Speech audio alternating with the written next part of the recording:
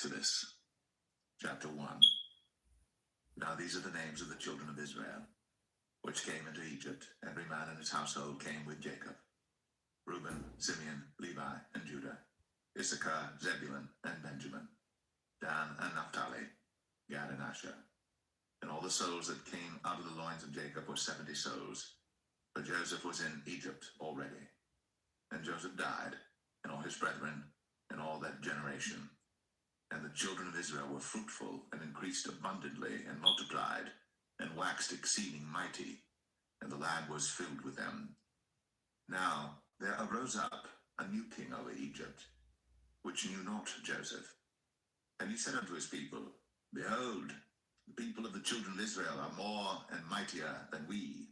Come on, let us deal wisely with them, lest they multiply.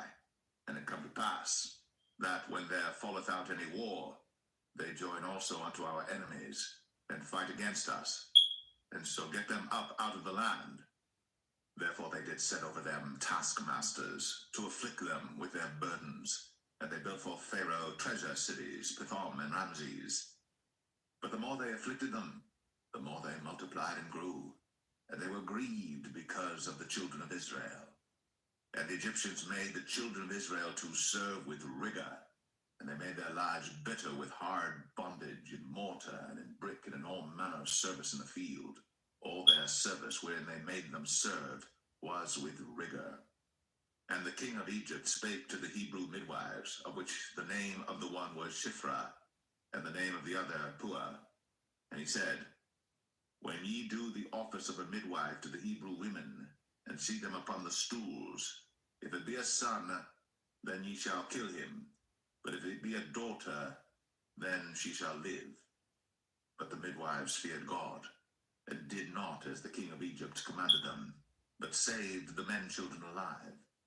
And the king of Egypt called for the midwives, and said unto them, Why have ye done this thing, and have saved the men children alive? And the midwives said unto Pharaoh, Because the Hebrew women are not as the Egyptian women, for they are lively, and are delivered ere the midwives come in unto them. Therefore God dealt well with the midwives, and the people multiplied, and waxed very mighty. And it came to pass, because the midwives feared God, that he made them houses.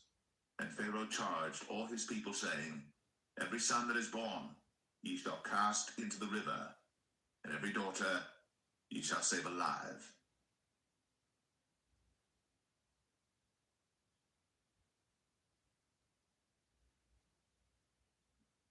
Exodus 2. And there went a man of the house of Levi, and took to wife a daughter of Levi. And the woman conceived, and bare a son. And when she saw him that he was a goodly child, she hid him 3 months. And when she could not longer hide him, she took for him an ark of bulrushes, and daubed it with slime, and with pitch, and put the child therein. And she laid it in the flags by the river's brink. And his sister stood afar off, to wit what would be done to him. And the daughter of Pharaoh came down to wash herself at the river.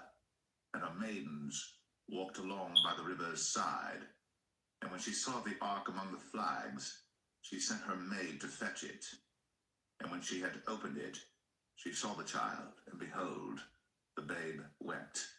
And she had compassion on him, and said, This is one of the Hebrews' children. Then said his sister to Pharaoh's daughter, Shall I go and call to thee a nurse of the Hebrew women, that she may nurse the child for thee? And Pharaoh's daughter said to her, Go. And the maid went, and called the child's mother. And Pharaoh's daughter said unto her, Take this child away, and nurse it for me, and I will give thee thy wages. And the woman took the child, and nursed it. And the child grew, and she brought him unto Pharaoh's daughter, and he became her son. And she called his name Moses. And she said, Because I drew him out of the water. And it came to pass in those days, when Moses was grown, that he went out unto his brethren, and looked on their burdens. And he spied an Egyptian smiting an Hebrew, one of his brethren. And he looked this way and that way. And when he saw that there was no man, he slew the Egyptian, and hid him in the sand. And when he went out the second day, behold, 2 men of the Hebrews strove together. And he said to him that did the wrong, Wherefore smitest thou thy fellow? And he said, Who made thee a prince and a judge over us? Intendest thou to kill me, as thou killedst the Egyptian? And Moses feared, and said, Surely this thing is known. Now when Pharaoh heard this thing, he sought to slay Moses. But Moses fled from the face of Pharaoh, and dwelt in the land of Midian, and he sat down by a well. Now the priest of Midian had 7 daughters, and they came and drew water, and filled the troughs to water their father's flock. And the shepherds came and drove them away. But Moses stood up and helped them, and watered their flock. And when they came to Reuel their father, he said, How is it that ye are come so soon today? And they said, An Egyptian delivered us out of the hand of the shepherds, and also drew water now for us, and watered the flock. And he said unto his daughters, And where is he? Why is it that ye have left the man? Call him, that he may eat bread. And Moses was content to dwell with the man. And he gave Moses Zipporah his daughter, and she bare him a son.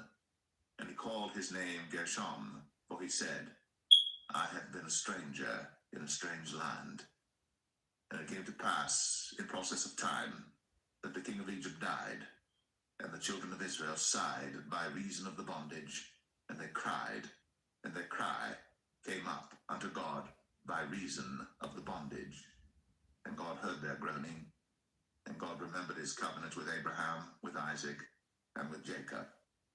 And God looked upon the children of Israel, and God had respect unto them.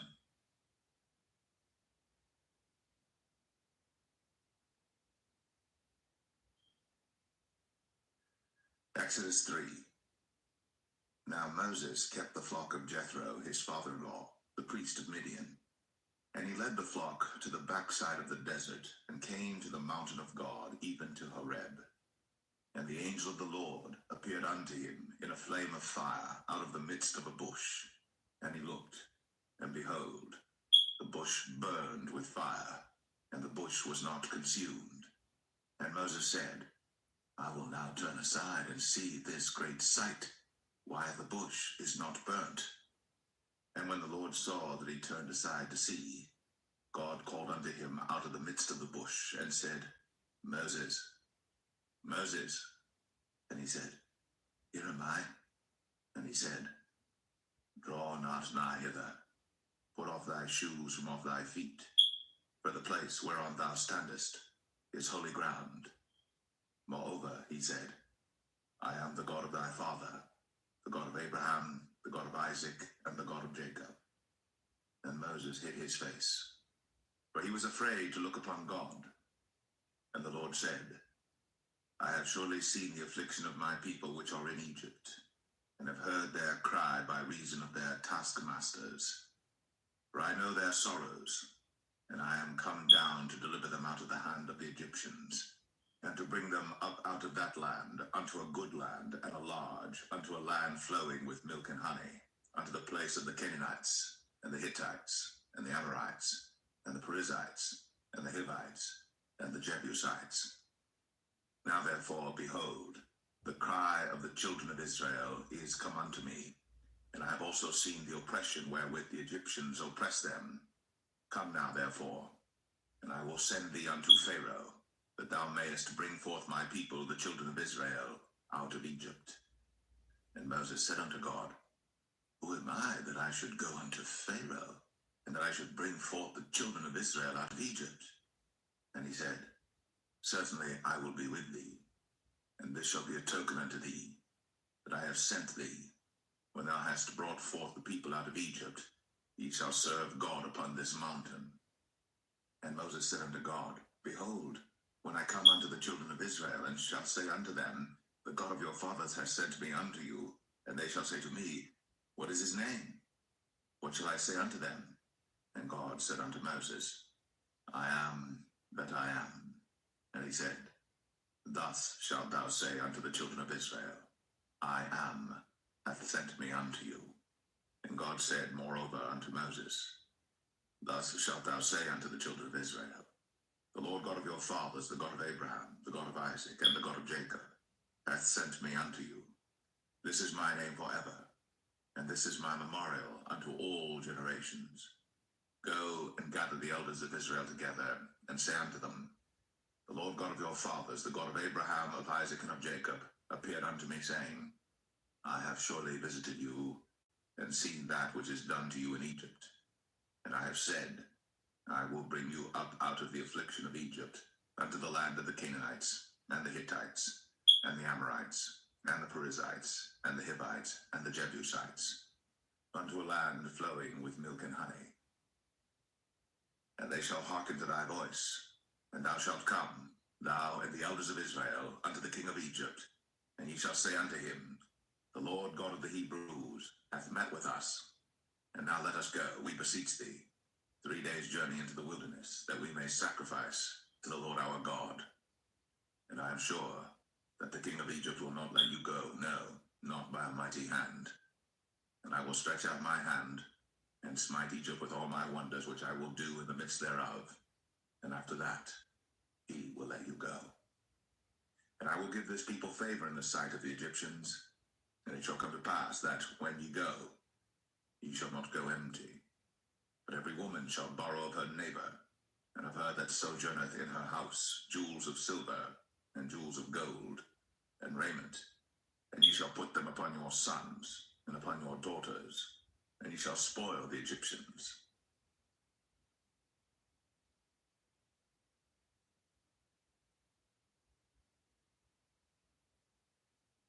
Exodus 4. And Moses answered and said, But behold, they will not believe me, nor hearken unto my voice, but they will say, The Lord hath not appeared unto thee. And the Lord said unto him, What is that in thine hand? And he said, A rod. And he said, Cast it on the ground. And he cast it on the ground, and it became a serpent. And Moses fled from before it. And the Lord said unto Moses, Put forth thine hand, and take it by the tail. And he put forth his hand, and caught it. And it became a rod in his hand, that they may believe that the Lord God of their fathers, the God of Abraham, the God of Isaac, and the God of Jacob, hath appeared unto thee. And the Lord said furthermore unto him, Put now thine hand into thy bosom. And he put his hand into his bosom. And when he took it out, behold, his hand was leprous as snow. And he said, Put thine hand into thy bosom again. And he put his hand into his bosom again, and plucked it out of his bosom. And behold, it was turned again as his other flesh. And it shall come to pass, if they will not believe thee, neither hearken to the voice of the first sign, that they will believe the voice of the latter sign. And it shall come to pass, if they will not believe also these 2 signs, neither hearken unto thy voice, that thou shalt take of the water of the river, and pour it upon the dry land, and the water which thou takest out of the river shall become blood upon the dry land. And Moses said unto the Lord, O my Lord, I am not eloquent, neither heretofore nor since thou hast spoken unto thy servant, but I am slow of speech and of a slow tongue. And the Lord said unto him, Who hath made man's mouth? Or who maketh the dumb, or deaf, or the seeing, or the blind? Am not I the Lord? Now therefore go, and I will be with thy mouth, and teach thee what thou shalt say. And he said, O my Lord, send, I pray thee, by the hand of him whom thou wilt send. And the anger of the Lord was kindled against Moses. And he said, Is not Aaron the Levite thy brother? I know that he can speak well, and also, behold, he cometh forth to meet thee. And when he seeth thee, he will be glad in his heart. And thou shalt speak unto him, and put words in his mouth. And I will be with thy mouth, and with his mouth, and will teach you what ye shall do. And he shall be thy spokesman unto the people, and he shall be, even he, shall be to thee instead of a mouth, and thou shalt be to him instead of God. And thou shalt take this rod in thine hand, wherewith thou shalt do signs. And Moses went, and returned to Jethro his father-in-law, and said unto him, Let me go, I pray thee, and return unto my brethren which are in Egypt, and see whether they be yet alive. And Jethro said to Moses, Go in peace. And the Lord said unto Moses in Midian, Go, return into Egypt, for all the men are dead which sought thy life. And Moses took his wife and his sons, and set them upon an ass, And he returned to the land of Egypt. And Moses took the rod of God in his hand. And the Lord said unto Moses, When thou goest to return into Egypt, see that thou do all those wonders before Pharaoh, which I have put in thine hand. But I will harden his heart, that he shall not let the people go. And thou shalt say unto Pharaoh, Thus saith the Lord, Israel is my son, even my firstborn. And I say unto thee, Let my son go, that he may serve me. And if thou refuse to let him go, behold, I will slay thy son, even thy firstborn. And it came to pass by the way in the inn, that the Lord met him, and sought to kill him. Then Zipporah took a sharp stone, and cut off the foreskin of her son, and cast it at his feet, and said, Surely a bloody husband art thou to me. So he let him go. Then she said, A bloody husband thou art, because of the circumcision. And the Lord said to Aaron, Go into the wilderness to meet Moses. And he went and met him in the mount of God, and kissed him. And Moses told Aaron all the words of the Lord who had sent him, and all the signs which he had commanded him. And Moses and Aaron went and gathered together all the elders of the children of Israel. And Aaron spake all the words which the Lord had spoken unto Moses, and did the signs in the sight of the people. And the people believed. And when they heard that the Lord had visited the children of Israel, and that he had looked upon their affliction, then they bowed their heads and worshipped.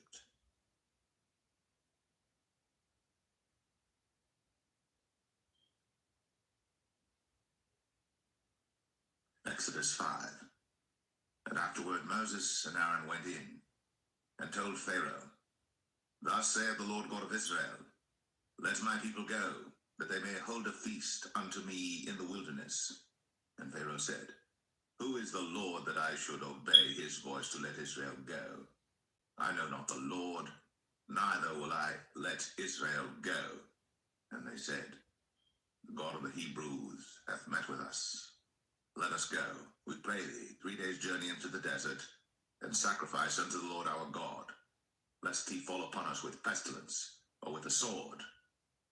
And the king of Egypt said unto them, Wherefore do ye, Moses and Aaron, let the people from their works get you unto your burdens. And Pharaoh said, Behold, the people of the land now are many, and ye make them rest from their burdens. And Pharaoh commanded the same day the taskmasters of the people and their officers, saying, Ye shall no more give the people straw to make brick, as heretofore. Let them go and gather straw for themselves. And the tail of the bricks which they did make heretofore, ye shall lay upon them. Ye shall not diminish aught thereof. For they be idle. Therefore they cry, saying, Let us go and sacrifice to our God. Let their more work be laid upon the men, that they may labor therein, and let them not regard vain words. And the taskmasters of the people went out, and their officers, and they spake to the people, saying, Thus saith Pharaoh, I will not give you straw. Go ye, get you straw where you can find it, yet not aught of your work shall be diminished. So the people were scattered abroad throughout all the land of Egypt to gather stubble instead of straw. And the taskmasters hasted them, saying, Fulfill your works, your daily tasks, as when there was straw. And the officers of the children of Israel, which Pharaoh's taskmasters had set over them, were beaten and demanded, Wherefore have ye not fulfilled your task in making brick both yesterday and today as heretofore? Then the officers of the children of Israel came and cried unto Pharaoh, saying, Wherefore dealest thou thus with thy servants? There is no straw given unto thy servants. And they say to us, Make brick. And behold, thy servants are beaten, but the fault is in thine own people. But he said, Ye are idle, ye are idle. Therefore ye say, Let us go and do sacrifice to the Lord. Go therefore now and work, for there shall no straw be given you, yet shall ye deliver the tale of bricks. And the officers of the children of Israel did see that they were in evil case, after it was said, Ye shall not minish aught from your bricks of your daily task. And they met Moses and Aaron, who stood in the way, as they came forth from Pharaoh. And they said unto them, The Lord look upon you and judge, because ye have made our savor to be abhorred in the eyes of Pharaoh, and in the eyes of his servants, to put a sword in their hand to slay us. And Moses returned unto the Lord and said, Lord, wherefore hast thou so evil entreated this people? Why is it that thou hast sent me? For since I came to Pharaoh to speak in thy name, he hath done evil to this people, neither hast thou delivered thy people at all.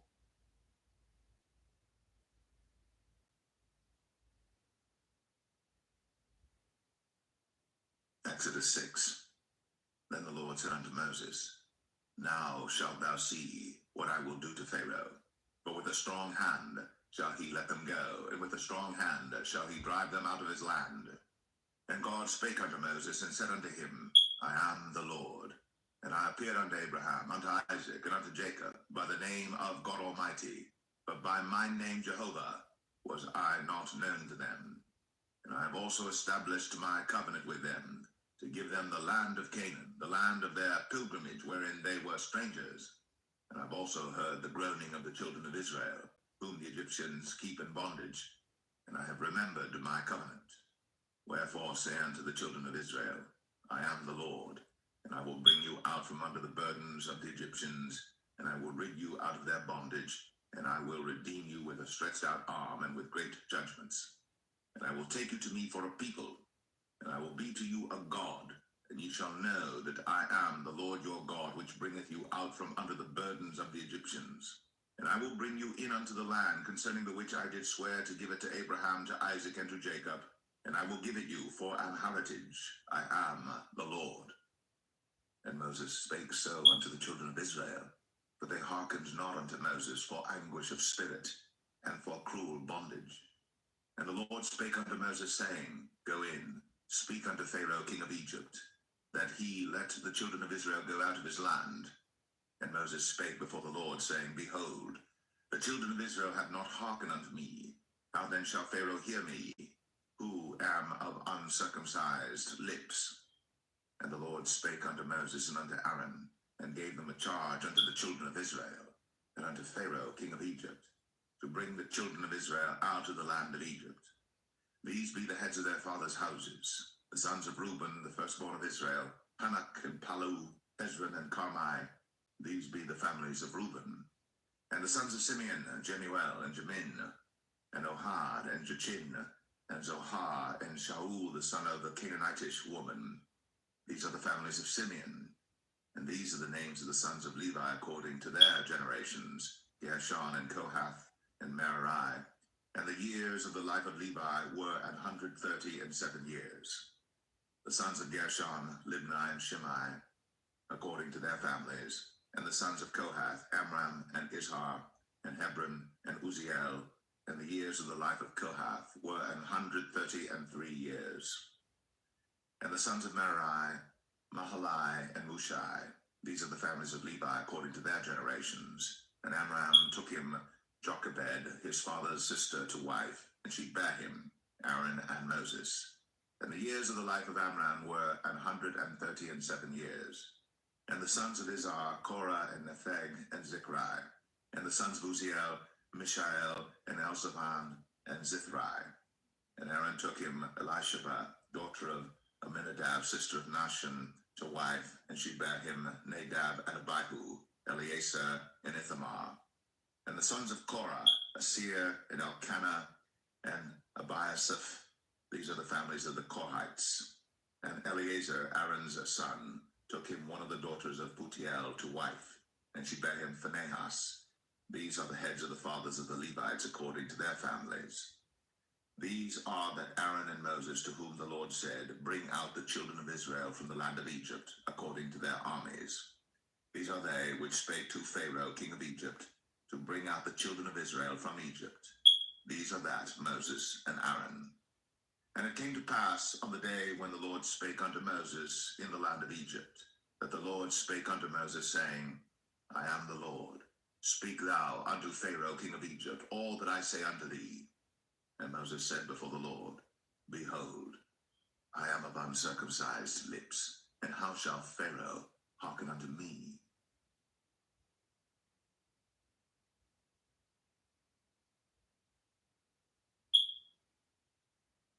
Exodus 7. And the Lord said unto Moses, See, I have made thee a god to Pharaoh, and Aaron thy brother shall be thy prophet. Thou shalt speak all that I command thee, and Aaron thy brother shall speak unto Pharaoh, that he send the children of Israel out of his land. And I will harden Pharaoh's heart, and multiply my signs and my wonders in the land of Egypt. But Pharaoh shall not hearken unto you, that I may lay my hand upon Egypt, and bring forth mine armies and my people, the children of Israel, out of the land of Egypt by great judgments. And the Egyptians shall know that I am the Lord, when I stretch forth mine hand upon Egypt, and bring out the children of Israel from among them. And Moses and Aaron did as the Lord commanded them, so did they. And Moses was 80 years old, and Aaron 83 years old, when they spake unto Pharaoh. And the Lord spake unto Moses and unto Aaron, saying, When Pharaoh shall speak unto you, saying, Show a miracle for you, then thou shalt say unto Aaron, Take thy rod, and cast it before Pharaoh, and it shall become a serpent. And Moses and Aaron went in unto Pharaoh, and they did so as the Lord had commanded. And Aaron cast down his rod before Pharaoh, and before his servants, and became a serpent. Then Pharaoh also called the wise men and the sorcerers. Now the magicians of Egypt, they also did in like manner with their enchantments. But they cast down every man his rod, and they became serpents. But Aaron's rod swallowed up their rods. And he hardened Pharaoh's heart, that he hearkened not unto them, as the Lord had said. And the Lord said unto Moses, Pharaoh's heart is hardened, he refuseth to let the people go. Get thee unto Pharaoh in the morning. Lo, he goeth out unto the water, and thou shalt stand by the river's brink against he come. And the rod which was turned to a serpent shalt thou take in thine hand. And thou shalt say unto him, The Lord God of the Hebrews hath sent me unto thee, saying, Let my people go, that they may serve me in the wilderness. And behold, hitherto thou wouldest not hear. Thus saith the Lord, In this thou shalt know that I am the Lord. Behold, I will smite with the rod that is in mine hand upon the waters which are in the river, and they shall be turned to blood. And the fish that is in the river shall die, and the river shall stink, and the Egyptians shall loathe to drink of the water of the river. And the Lord spake unto Moses, Say unto Aaron, Take thy rod, and stretch out thine hand upon the waters of Egypt, upon their streams, upon their rivers, and upon their ponds, and upon all their pools of water, that they may become blood, and that there may be blood throughout all the land of Egypt, both in vessels of wood and in vessels of stone. And Moses and Aaron did so, as the Lord commanded. And he lifted up the rod, and smote the waters that were in the river, in the sight of Pharaoh, and in the sight of his servants, and all the waters that were in the river were turned to blood. And the fish that was in the river died, and the river stank, and the Egyptians could not drink of the water of the river, and there was blood throughout all the land of Egypt. And the magicians of Egypt did so with their enchantments, and Pharaoh's heart was hardened, neither did he hearken unto them, as the Lord had said. And Pharaoh turned and went into his house, neither did he set his heart to this also. And all the Egyptians digged around about the river for water to drink, but they could not drink of the water of the river. And 7 days were fulfilled. After that, the Lord had smitten the river.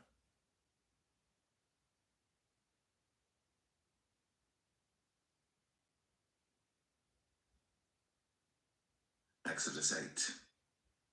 And the Lord spake unto Moses, Go unto Pharaoh, and say unto him, Thus saith the Lord, Let my people go, that they may serve me. And if thou refuse to let them go, behold, I will smite all thy borders with frogs, and the river shall bring forth frogs abundantly, which shall go up and come into thine house, and into thy bedchamber, and upon thy bed, and into the house of thy servants, and upon thy people, and into thine ovens, and into thy kneading troughs. And the frogs shall come up both on thee, and upon thy people, and upon all thy servants. And the Lord spake unto Moses, Say unto Aaron, Stretch forth thine hand with thy rod over the streams, over the rivers, and over the ponds, and cause frogs to come up upon the land of Egypt. And Aaron stretched out his hand over the waters of Egypt, and the frogs came up and covered the land of Egypt. And the magicians did so with their enchantments, and brought up frogs upon the land of Egypt. Then Pharaoh called for Moses and Aaron and said, Entreat the Lord, that he may take away the frogs from me and from my people, and I will let the people go, that they may do sacrifice unto the Lord. And Moses said unto Pharaoh, Glory over me. When shall I entreat for thee, and for thy servants, and for thy people, to destroy the frogs from thee, and thy houses, that they may remain in the river only? And he said, Tomorrow. And he said, Be it according to thy word, that thou mayest know that there is none like unto the Lord our God. And the frogs shall depart from thee, and from thy houses, and from thy servants, and from thy people. They shall remain in the river only. And Moses and Aaron went out from Pharaoh, and Moses cried unto the Lord because of the frogs, which he had brought against Pharaoh. And the Lord did according to the word of Moses. And the frogs died out of the houses, out of the villages, and out of the fields. And they gathered them together upon heaps, and the land stank. But when Pharaoh saw that there was respite, he hardened his heart, and hearkened not unto them, as the Lord had said. And the Lord said unto Moses, Say unto Aaron, Stretch out thy rod, and smite the dust of the land, that it may become lice throughout all the land of Egypt. And they did so. For Aaron stretched out his hand with his rod, and smote the dust of the earth, and it became lice in man and in beast. All the dust of the land became lice throughout all the land of Egypt. And the magicians did so with their enchantments to bring forth lice, but they could not, so there were lice upon man and upon beast. Then the magicians said unto Pharaoh, This is the finger of God. And Pharaoh's heart was hardened, and he hearkened not unto them, as the Lord had said. And the Lord said unto Moses, Rise up early in the morning, and stand before Pharaoh. Lo, he cometh forth to the water. And say unto him, Thus saith the Lord, Let my people go, that they may serve me. Else, if thou wilt not let my people go, behold, I will send swarms of flies upon thee, and upon thy servants, and upon thy people, and into thy houses, and the houses of the Egyptians shall be full of swarms of flies, and also the ground whereon they are. And I will sever in that day the land of Goshen, in which my people dwell, that no swarms of flies shall be there, to the end thou mayest know that I am the Lord in the midst of the earth. And I will put a division between my people and thy people. Tomorrow shall this sign be. And the Lord did so. And there came a grievous swarm of flies into the house of Pharaoh, and into his servants' houses, and into all the land of Egypt. The land was corrupted by reason of the swarm of flies. And Pharaoh called for Moses and for Aaron, and said, Go ye, sacrifice to your God in the land. And Moses said, It is not meet so to do, for we shall sacrifice the abomination of the Egyptians to the Lord our God. Lo, shall we sacrifice the abomination of the Egyptians before their eyes?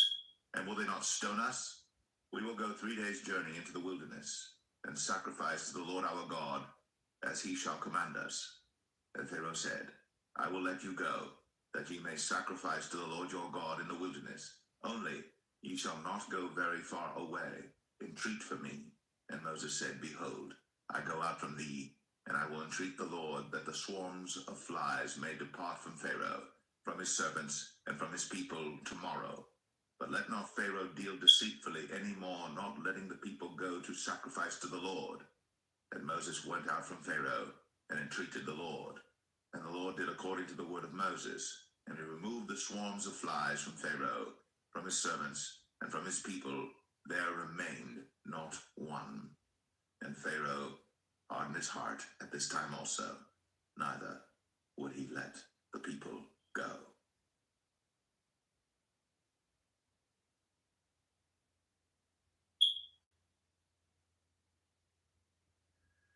Exodus 9.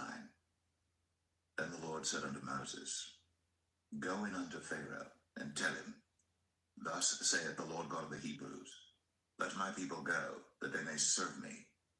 For if thou refuse to let them go, and wilt hold them still, behold, the hand of the Lord is upon thy cattle which is in the field, upon the horses, upon the asses, upon the camels, upon the oxen, and upon the sheep.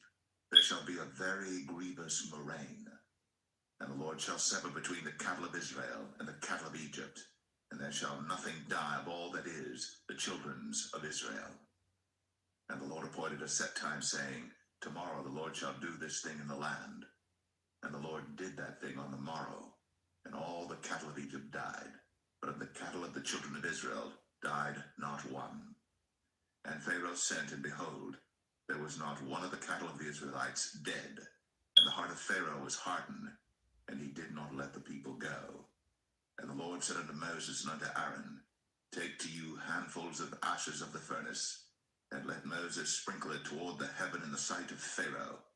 And it shall become small dust in all the land of Egypt, and shall be a boil breaking forth with blains upon man and upon beast throughout all the land of Egypt. Then they took ashes of the furnace, and stood before Pharaoh. Then Moses sprinkled it up toward heaven, and it became a boil, breaking forth with blains upon man and upon beast. And the magicians could not stand before Moses because of the boils, for the boil was upon the magicians and upon all the Egyptians. And the Lord hardened the heart of Pharaoh, and he hearkened not unto them, as the Lord had spoken unto Moses. And the Lord said unto Moses, Rise up early in the morning, and stand before Pharaoh, and say unto him, Thus saith the Lord God of the Hebrews, Let my people go, that they may serve me. For I will at this time send all my plagues upon thine heart, and upon thy servants, and upon thy people, that thou mayest know that there is none like me in all the earth. For now I will stretch out my hand, that I may smite thee and thy people with pestilence, and thou shalt be cut off from the earth. And in very deed for this cause have I raised thee up, for to show in thee my power, and that my name may be declared throughout all the earth. As yet exaltest thou thyself against my people, that thou wilt not let them go. Behold, tomorrow about this time I will cause it to rain a very grievous hail, such as hath not been in Egypt since the foundation thereof even until now. Send therefore now, and gather thy cattle, and all that thou hast in the field. For upon every man and beast which shall be found in the field, and shall not be brought home, the hail shall come down upon them, and they shall die. He that feared the word of the Lord among the servants of Pharaoh made his servants and his cattle flee into the houses. And he that regarded not the word of the Lord left his servants and his cattle in the field. And the Lord said unto Moses, Stretch forth thine hand toward heaven, that there may be hail in all the land of Egypt, upon man, and upon beast, and upon every herb of the field, throughout the land of Egypt. And Moses stretched forth his rod toward heaven, and the Lord sent thunder and hail, and the fire ran along upon the ground, and the Lord rained hail upon the land of Egypt. So there was hail and fire mingled with the hail, very grievous, such as there was none like it in all the land of Egypt since it became a nation. And the hail smote throughout all the land of Egypt all that was in the field, both man and beast. And the hail smote every herb of the field, and brake every tree of the field. Only in the land of Goshen, where the children of Israel were, was there no hail. And Pharaoh sent and called for Moses and Aaron, and said unto them, I have sinned at this time. The Lord is righteous, and I and my people are wicked. Entreat the Lord, for it is enough that there be no more mighty thunderings and hail, and I will let you go, and ye shall stay no longer. And Moses said unto him, As soon as I am gone out of the city, I will spread abroad my hands unto the Lord, and the thunder shall cease, neither shall there be any more hail, that thou mayest know how that the earth is the Lord's. But as for thee and thy servants, I know that ye will not yet fear the Lord God. And the flax and the barley was smitten, for the barley was in the ear, and the flax was bold. But the wheat and the rye were not smitten, for they were not grown up. And Moses went out of the city from Pharaoh, and spread abroad his hands unto the Lord. And the thunders and hail ceased, and the rain was not poured upon the earth. And when Pharaoh saw that the rain and the hail and the thunders were ceased, he sinned yet more, and hardened his heart, he and his servants. And the heart of Pharaoh was hardened, neither would he let the children of Israel go, as the Lord had spoken by Moses.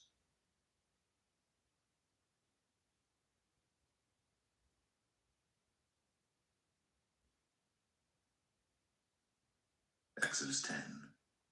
And the Lord said unto Moses, Go in unto Pharaoh, for I have hardened his heart, and the heart of his servants, that I might show these my signs before him, and that thou mayest tell in the ears of thy son, and of thy son's son, what things I have wrought in Egypt, and my signs which I have done among them, that ye may know how that I am the Lord.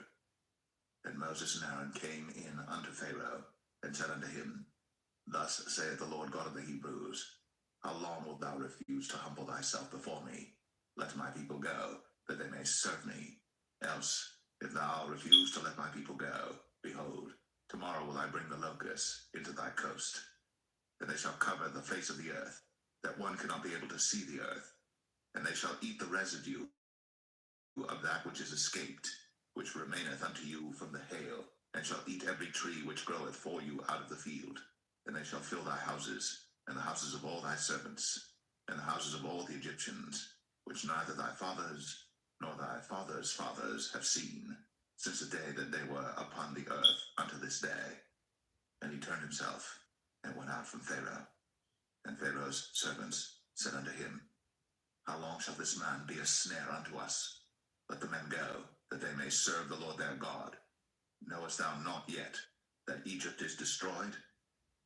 And Moses and Aaron were brought again unto Pharaoh, and he said unto them, Go, serve the Lord your God. But who are they that shall go? And Moses said, We will go with our young and with our old, with our sons and with our daughters, with our flocks and with our herds will we go, for we must hold a feast unto the Lord. And he said unto them, Let the Lord be so with you, as I will let you go, and your little ones. Look to it, for evil is before you. Not so. Go now, ye that are men, and serve the Lord, for that ye did desire. And they were driven out from Pharaoh's presence. And the Lord said unto Moses, Stretch out thine hand over the land of Egypt for the locusts, that they may come up upon the land of Egypt, and eat every herb of the land, even all that the hail hath left.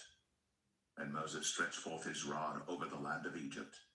And the Lord brought an east wind upon the land all that day, and all that night. And when it was morning, the east wind brought the locusts. And the locusts went up over all the land of Egypt, and rested in all the coasts of Egypt. Very grievous were they. Before them there were no such locusts as they, neither after them shall be such. For they covered the face of the whole earth, so that the land was darkened. And they did eat every herb of the land, and all the fruit of the trees which the hail had left. And there remained not any green thing in the trees, or in the herbs of the field, through all the land of Egypt. Then Pharaoh called for Moses and Aaron in haste, and he said, I have sinned against the Lord your God and against you. Now therefore forgive, I pray thee, my sin only this once, and entreat the Lord your God, that he may take away from me this death only. And he went out from Pharaoh, and entreated the Lord. And the Lord turned a mighty strong west wind, which took away the locusts, and cast them into the Red Sea. There remained not one locust in all the coasts of Egypt. But the Lord hardened Pharaoh's heart, so that he would not let the children of Israel go. And the Lord said unto Moses, Stretch out thine hand toward heaven, that there may be darkness over the land of Egypt, even darkness which may be felt.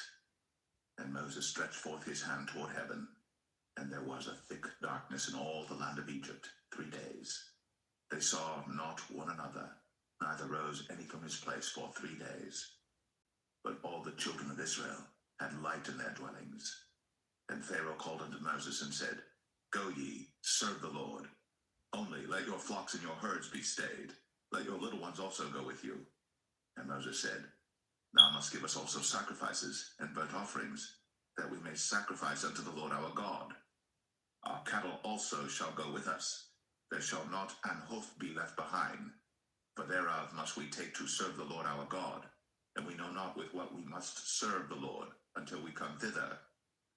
But the Lord hardened Pharaoh's heart, and he would not let them go. And Pharaoh said unto him, Get thee from me, take heed to thyself, see my face no more, for in that day thou seest my face, thou shalt die. And Moses said, Thou hast spoken well. I will see thy face again no more.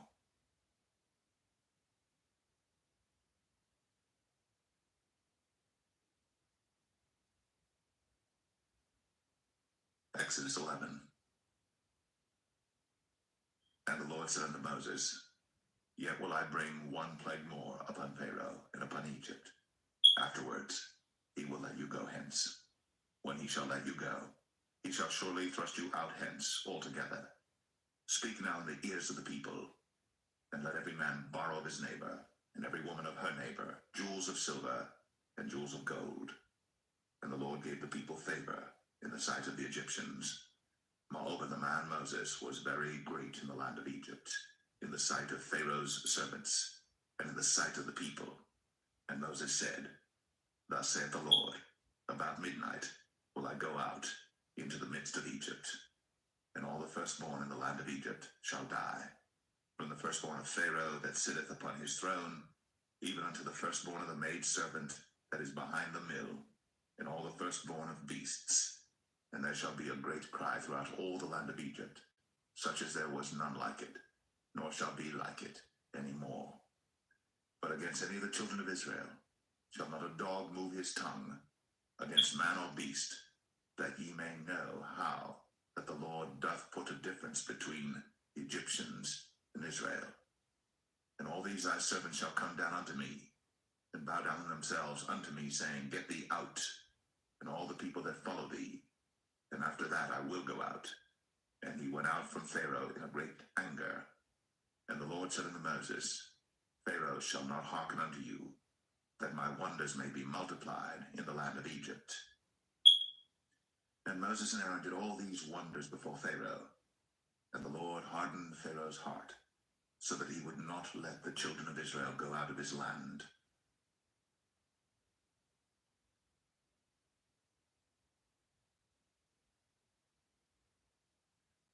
Exodus 12. And the Lord spake unto Moses and Aaron in the land of Egypt, saying, This month shall be unto you the beginning of months. It shall be the first month of the year to you. Speak ye unto all the congregation of Israel, saying, In the 10th day of this month they shall take to them every man a lamb, according to the house of their fathers, a lamb for an house. And if the household be too little for the lamb, let him and his neighbor next unto his house take it according to the number of the souls. Every man according to his eating shall make your count for the lamb. Your lamb shall be without blemish, a male of the first year. Ye shall take it out from the sheep or from the goats. And ye shall keep it up until the 14th day of the same month. And the whole assembly of the congregation of Israel shall kill it in the evening. And they shall take of the blood and strike it on the 2 side posts and on the upper door post of the houses wherein they shall eat it. And they shall eat the flesh in that night, roast with fire and unleavened bread, and with bitter herbs they shall eat it. Eat not of it raw, nor sodden it all with water, but roast with fire, his head with his legs, and with the purtenance thereof. And ye shall let nothing of it remain until the morning. And that which remaineth of it until the morning ye shall burn with fire. And thus shall ye eat it, with your loins girded, your shoes on your feet, and your staff in your hand. And ye shall eat it in haste. It is the Lord's Passover.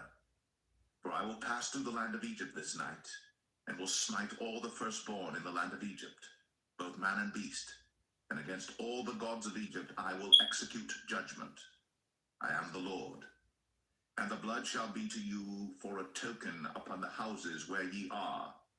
And when I see the blood, I will pass over you, and the plague shall not be upon you to destroy you, when I smite the land of Egypt. And this day shall be unto you for a memorial, and ye shall keep it a feast to the Lord throughout your generations. Ye shall keep it a feast by an ordinance forever. 7 days shall ye eat unleavened bread. Even the first day ye shall put away leaven out of your houses. For whosoever eateth leavened bread from the first day until the 7th day, that soul shall be cut off from Israel. And in the first day there shall be an holy convocation, and in the 7th day there shall be an holy convocation to you. No manner of work shall be done in them, save that which every man must eat, that only may be done of you. And ye shall observe the feast of unleavened bread. For in this selfsame day have I brought your armies out of the land of Egypt. Therefore shall ye observe this day in your generations by an ordinance forever. In the first month, on the 14th day of the month at even, ye shall eat unleavened bread, until the 21st day of the month at even. 7 days shall there be no leaven found in your houses. For whosoever eateth that which is leavened, even that soul shall be cut off from the congregation of Israel, whether he be a stranger or born in the land. Ye shall eat nothing leavened. In all your habitations shall ye eat unleavened bread. Then Moses called for all the elders of Israel, and said unto them, Draw out, and take you a lamb according to your families, and kill the Passover. And ye shall take a bunch of hyssop, and dip it in the blood that is in the basin, and strike the lintel and the 2 side posts with the blood that is in the basin, and none of you shall go out at the door of his house until the morning. For the Lord will pass through to smite the Egyptians. And when he seeth the blood upon the lintel, and on the 2 side posts, the Lord will pass over the door, and will not suffer the destroyer to come in unto your houses to smite you. And ye shall observe this thing for an ordinance to thee, and to thy sons forever. And it shall come to pass, when ye be come to the land which the Lord will give you, according as he hath promised, that ye shall keep this service. And it shall come to pass, when your children shall say unto you, What mean ye by this service? That ye shall say, It is the sacrifice of the Lord's Passover, who passed over the houses of the children of Israel in Egypt, when he smote the Egyptians, and delivered our houses. And the people bowed the head, and worshipped. And the children of Israel went away, and did, as the Lord had commanded Moses and Aaron, so did they. And it came to pass that at midnight the Lord smote all the firstborn in the land of Egypt, from the firstborn of Pharaoh that sat on his throne unto the firstborn of the captive that was in the dungeon, and all the firstborn of cattle. And Pharaoh rose up in the night, he and all his servants and all the Egyptians, and there was a great cry in Egypt, but there was not a house where there was not one dead. And he called for Moses and Aaron by night, and said, Rise up, and get you forth from among my people, both ye and the children of Israel, and go, serve the Lord, as ye have said. Also take your flocks and your herds, as ye have said, and be gone, and bless me also. And the Egyptians were urgent upon the people, that they might send them out of the land in haste. For they said, We be all dead men. And the people took their dough before it was leavened, their kneading troughs being bound up in their clothes upon their shoulders. And the children of Israel did according to the word of Moses. And they borrowed of the Egyptians jewels of silver, and jewels of gold and raiment. And the Lord gave the people favor in the sight of the Egyptians, so that they lent unto them such things as they required, and they spoiled the Egyptians. And the children of Israel journeyed from Ramses to Succoth, about 600,000 on foot, that were men, beside children. And a mixed multitude went up also with them, and flocks and herds, even very much cattle. And they baked unleavened cakes of the dough which they brought forth out of Egypt, for it was not leavened, because they were thrust out of Egypt, and could not tarry, neither had they prepared for themselves any victual. Now the sojourning of the children of Israel, who dwelt in Egypt, was 430 years. And it came to pass at the end of the 430 years, even the selfsame day it came to pass, that all the host of the Lord went out from the land of Egypt. It is a night to be much observed unto the Lord for bringing them out from the land of Egypt. This is that night of the Lord to be observed of all the children of Israel in their generations. And the Lord said unto Moses and Aaron, This is the ordinance of the Passover. There shall no stranger eat thereof. But every man's servant that is bought for money, when thou hast circumcised him, then shall he eat thereof. A foreigner and an hired servant shall not eat thereof. In one house shall it be eaten. Thou shalt not carry forth aught of the flesh abroad out of the house, neither shall ye break a bone thereof. All the congregation of Israel shall keep it. And when a stranger shall sojourn with thee, and will keep the Passover to the Lord, let all his males be circumcised, and then let him come near and keep it. And he shall be as one that is born in the land. For no uncircumcised person shall eat thereof. One law shall be to him that is homeborn, and unto the stranger that sojourneth among you. Thus did all the children of Israel. As the Lord commanded Moses and Aaron, so did they. And it came to pass the selfsame day that the Lord did bring the children of Israel out of the land of Egypt by their armies.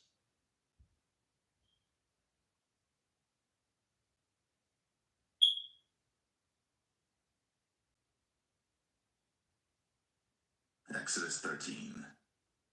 And the Lord spake unto Moses, saying, Sanctify unto me all the firstborn, whatsoever openeth the womb among the children of Israel, both of man and of beast, it is mine. And Moses said unto the people, Remember this day in which ye came out from Egypt, out of the house of bondage, for by strength of hand the Lord brought you out from this place. There shall no leavened bread be eaten. This day came ye out in the month Abib. And it shall be, when the Lord shall bring thee into the land of the Canaanites, and the Hittites, and the Amorites, and the Hivites, and the Jebusites, which he sware unto thy fathers to give thee, a land flowing with milk and honey, that thou shalt keep this service in this month. 7 days thou shalt eat unleavened bread, and in the 7th day shall be a feast to the Lord. Unleavened bread shall be eaten 7 days, and there shall no leavened bread be seen with thee, neither shall there be leaven seen with thee in all thy quarters. And thou shalt show thy son in that day, saying, This is done because of that which the Lord did unto me, when I came forth out of Egypt. And it shall be for a sign unto thee upon thine hand, and for a memorial between thine eyes, that the Lord's law may be in thy mouth. For with a strong hand hath the Lord brought thee out of Egypt. Thou shalt therefore keep this ordinance in his season from year to year. And it shall be, when the Lord shall bring thee into the land of the Canaanites, as he sware unto thee and to thy fathers, and shall give it thee, that thou shalt set apart unto the Lord all that openeth the matrix, and every firstling that cometh of a beast which thou hast, the males shall be the Lord's. And every firstling of an ass thou shalt redeem with a lamb, and if thou wilt not redeem it, then thou shalt break his neck. And all the firstborn of man among thy children shalt thou redeem. And it shall be, when thy son asketh thee in time to come, saying, What is this? That thou shalt say unto him, By strength of hand the Lord brought us out from Egypt, from the house of bondage. And it came to pass, when Pharaoh would hardly let us go, that the Lord slew all the firstborn in the land of Egypt, both the firstborn of man and the firstborn of beast. Therefore I sacrifice to the Lord all that openeth the matrix, being males, but all the firstborn of my children I redeem. It shall be for a token upon thine hand, and for frontlets between thine eyes, for by strength of hand the Lord brought us forth out of Egypt. And it came to pass, when Pharaoh had let the people go, that God led them not through the way of the land of the Philistines, although that was near, for God said, Lest peradventure the people repent when they see war, and they return to Egypt. But God led the people about through the way of the wilderness of the Red Sea. And the children of Israel went up harnessed out of the land of Egypt. And Moses took the bones of Joseph with him, for he had straitly sworn the children of Israel, saying, God will surely visit you, and ye shall carry up my bones away hence with you. And they took their journey from Succoth, and encamped in Etham, in the edge of the wilderness. And the Lord went before them by day in a pillar of a cloud, to lead them the way, and by night in a pillar of fire, to give them light, to go by day and night. He took not away the pillar of the cloud by day, nor the pillar of fire by night, from before the people.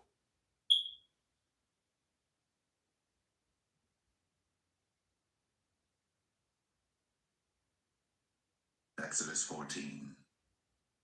And the Lord spake unto Moses, saying, Speak unto the children of Israel, that they turn and encamp before Pi Hahiroth, between Migdal and the sea, over against Baal-zephon, before it shall ye encamp by the sea. For Pharaoh will say of the children of Israel, they are entangled in the land. The wilderness hath shut them in, and I will harden Pharaoh's heart, that he shall follow after them. And I will be honored upon Pharaoh, and upon all his host, that the Egyptians may know that I am the Lord. And they did so. And it was told the king of Egypt that the people fled, and the heart of Pharaoh and of his servants was turned against the people, and they said, why have we done this, that we have let Israel go from serving us? And he made ready his chariot, and took his people with him. And he took 600 chosen chariots, and all the chariots of Egypt, and captains over every one of them. And the Lord hardened the heart of Pharaoh, king of Egypt, and he pursued after the children of Israel. And the children of Israel went out with an high hand. But the Egyptians pursued after them all the horses and chariots of Pharaoh, and his horsemen and his army, and overtook them encamping by the sea, beside Pi-hahiroth, before Baal-zephon. And when Pharaoh drew nigh, the children of Israel lifted up their eyes, and behold, the Egyptians marched after them, and they were sore afraid. And the children of Israel cried out unto the Lord, and they said unto Moses, because there were no graves in Egypt, hast thou taken us away to die in the wilderness? Wherefore hast thou dealt thus with us, to carry us forth out of Egypt? Is not this the word that we did tell thee in Egypt, saying, let us alone, that we may serve the Egyptians? For it had been better for us to serve the Egyptians, than that we should die in the wilderness. And Moses said unto the people, fear ye not, stand still, and see the salvation of the Lord, which he will show to you today. For the Egyptians whom ye have seen today, ye shall see them again no more forever. The Lord shall fight for you, and ye shall hold your peace. And the Lord said unto Moses, wherefore criest thou unto me? Speak unto the children of Israel, that they go forward. But lift thou up thy rod, and stretch out thine hand over the sea, and divide it. And the children of Israel shall go on dry ground through the midst of the sea. And I, behold, I will harden the hearts of the Egyptians, and they shall follow them. And I will get me honor upon Pharaoh, and upon all his host, upon his chariots, and upon his horsemen. And the Egyptians shall know that I am the Lord, when I have gotten me honor upon Pharaoh, upon his chariots, and upon his horsemen. And the angel of God, which went before the camp of Israel, removed, and went behind them. And the pillar of the cloud went from before their face, and stood behind them. And it came between the camp of the Egyptians and the camp of Israel. And it was a cloud and darkness to them, but it gave light by night to these, so that the one came not near the other all the night. And Moses stretched out his hand over the sea, and the Lord caused the sea to go back by a strong east wind all that night, and made the sea dry land, and the waters were divided. And the children of Israel went into the midst of the sea upon the dry ground, and the waters were a wall unto them on their right hand and on their left. And the Egyptians pursued, and went in after them to the midst of the sea, even all Pharaoh's horses, his chariots, and his horsemen.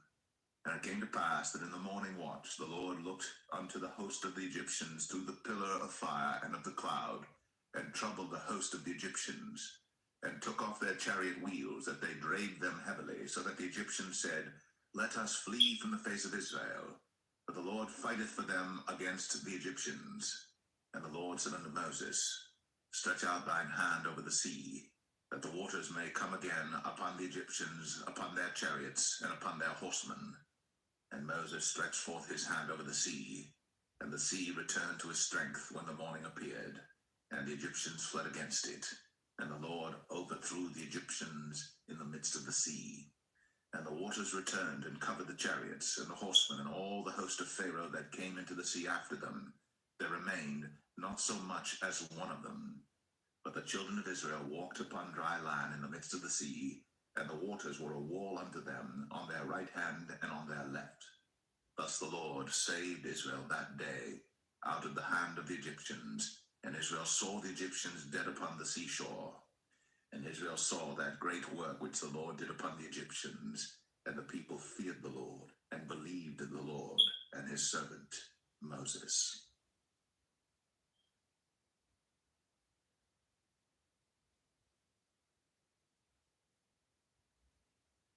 Exodus 15. Then sang Moses and the children of Israel this song unto the Lord, and spake, saying, I will sing unto the Lord, for he hath triumphed gloriously. The horse and his rider hath he thrown into the sea. The Lord is my strength and song, and he is become my salvation. He is my God, and I will prepare him an habitation, my father's God, and I will exalt him. The Lord is a man of war, the Lord is his name. Pharaoh's chariots and his host hath he cast into the sea. His chosen captains also are drowned in the Red Sea. The depths have covered them, they sank into the bottom as a stone. Thy right hand, O Lord, is become glorious in power. Thy right hand, O Lord, hath dashed in pieces the enemy.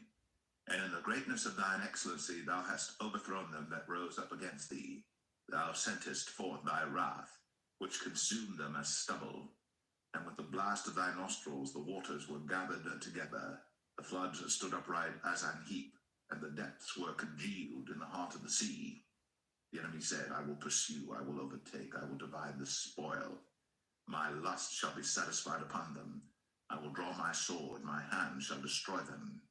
Thou didst blow with thy wind, the sea covered them. They sank as lead in the mighty waters.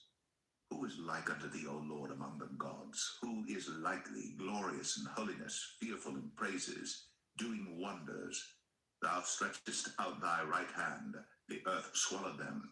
Thou in thy mercy hast led forth the people which thou hast redeemed. Thou hast guided them in thy strength unto thy holy habitation. The people shall hear and be afraid. Sorrow shall take hold on the inhabitants of Palestina. Then the dukes of Edom shall be amazed. The mighty men of Moab, trembling, shall take hold upon them. All the inhabitants of Canaan shall melt away.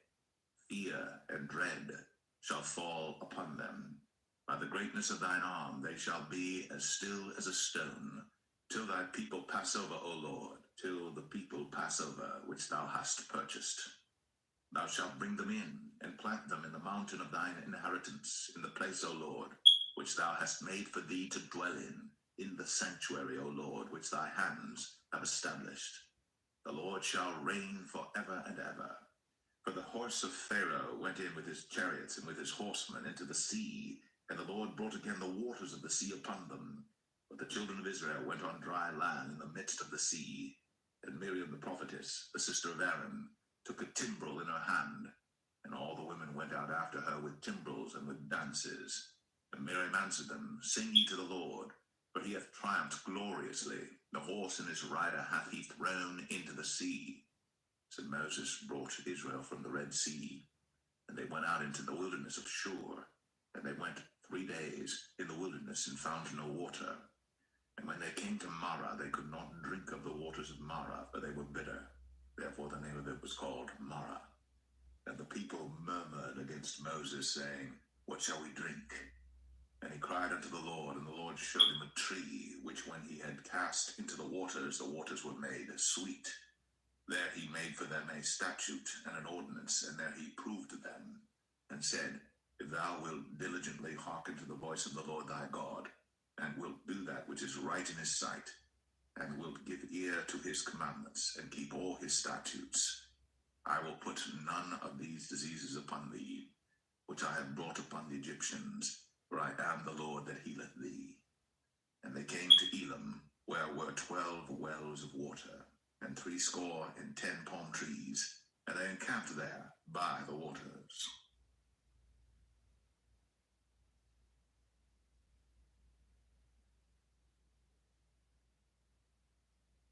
Exodus 16.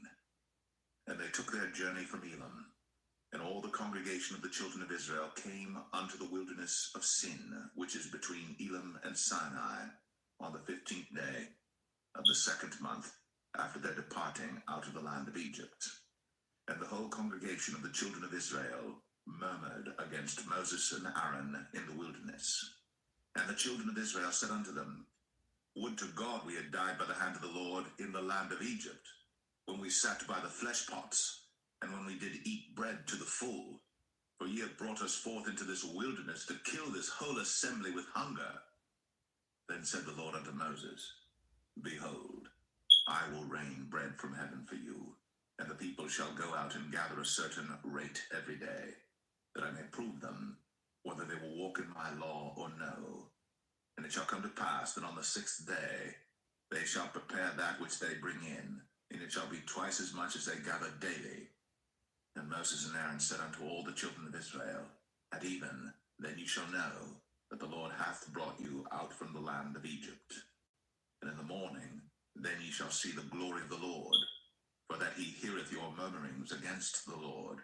And what are we that ye murmur against us? And Moses said, This shall be when the Lord shall give you in the evening flesh to eat, and in the morning bread to the full, for that the Lord heareth your murmurings, which ye murmur against him. And what are we? Your murmurings are not against us, but against the Lord. And Moses spake unto Aaron, Say unto all the congregation of the children of Israel, Come near before the Lord, for he hath heard your murmurings. And it came to pass, as Aaron spake unto the whole congregation of the children of Israel, that they looked toward the wilderness, and behold, the glory of the Lord appeared in the cloud. And the Lord spake unto Moses, saying, I have heard the murmurings of the children of Israel. Speak unto them, saying, At even ye shall eat flesh, and in the morning ye shall be filled with bread, and ye shall know that I am the Lord your God. And it came to pass that at even the quails came up and covered the camp, and in the morning the dew lay round about the host. And when the dew that lay was gone up, behold, upon the face of the wilderness there lay a small round thing, as small as the hoarfrost on the ground. And when the children of Israel saw it, they said one to another, It is manna, for they wist not what it was. And Moses said unto them, This is the bread which the Lord hath given you to eat. This is the thing which the Lord hath commanded. Gather of it every man according to his eating, an omer for every man according to the number of your persons. Take ye every man for them which are in his tents. And the children of Israel did so, and gathered some more, some less. And when they did meet it with an omer, he that gathered much had nothing over, and he that gathered little had no lack. They gathered every man according to his eating. And Moses said, Let no man leave of it till the morning. Notwithstanding they hearkened not unto Moses, but some of them left of it until the morning, and it bred worms, and stank. And Moses was wroth with them. And they gathered it every morning, every man according to his eating. And when the sun waxed hot, it melted. And it came to pass that on the 6th day they gathered twice as much bread, 2 omers for one man. And all the rulers of the congregation came and told Moses. And he said unto them, This is that which the Lord hath said. Tomorrow is the rest of the holy Sabbath unto the Lord. Bake that which ye shall bake today, and seethe that ye will seethe, and that which remaineth over lay up for you to be kept until the morning. And they laid it up till the morning, as Moses bade, and it did not stink, neither was there any worm therein. And Moses said, Eat that today, for today is a Sabbath unto the Lord. Today ye shall not find it in the field. 6 days ye shall gather it, but on the 7th day, which is the Sabbath, in it there shall be none. And it came to pass that there went out some of the people on the 7th day for to gather, and they found none. And the Lord said unto Moses, How long refuse ye to keep my commandments and my laws? See, for that the Lord hath given you the Sabbath, therefore he giveth you on the 6th day the bread of 2 days. Abide ye every man in his place. Let no man go out of his place on the 7th day. So the people rested on the 7th day. And the house of Israel called the name thereof manna. And it was like coriander seed, white, and the taste of it was like wafers made with honey. And Moses said, This is the thing which the Lord commandeth. Fill an omer of it to be kept for your generations, that they may see the bread wherewith I have fed you in the wilderness, when I brought you forth from the land of Egypt. And Moses said unto Aaron, Take a pot, and put an omer full of manna therein, and lay it up before the Lord, to be kept for your generations. As the Lord commanded Moses, so Aaron laid it up before the testimony to be kept. And the children of Israel did eat manna 40 years, until they came to a land inhabited. They did eat manna until they came unto the borders of the land of Canaan. Now an omer is the 10th part of an ephah.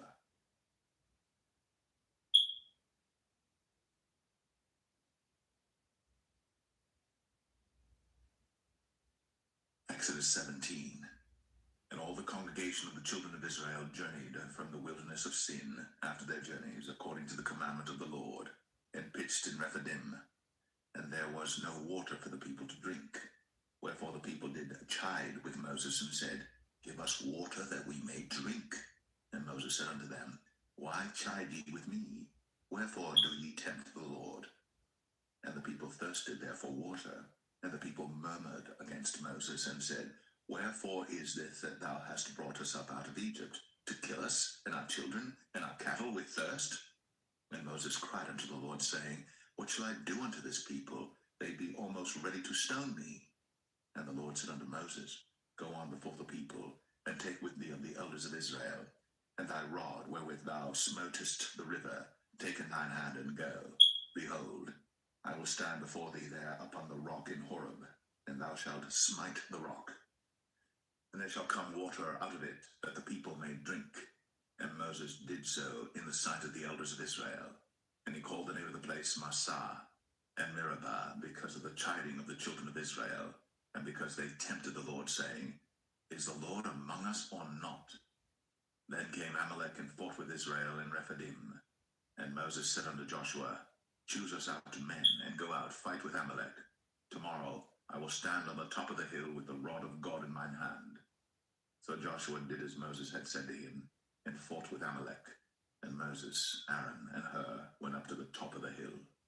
And it came to pass, when Moses held up his hand, that Israel prevailed. And when he let down his hand, Amalek prevailed.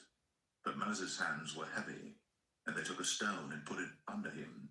And he sat thereon, and Aaron and Hur stayed up his hands, the one on the one side, and the other on the other side. And his hands were steady until the going down of the sun. And Joshua discomfited Amalek and his people with the edge of the sword. And the Lord said unto Moses, Write this for a memorial in a book, and rehearse it in the ears of Joshua. For I will utterly put out the remembrance of Amalek from under heaven. And Moses built an altar, and called the name of it Jehovah Nissi. For he said, Because the Lord has sworn that the Lord will have war with Amalek from generation to generation.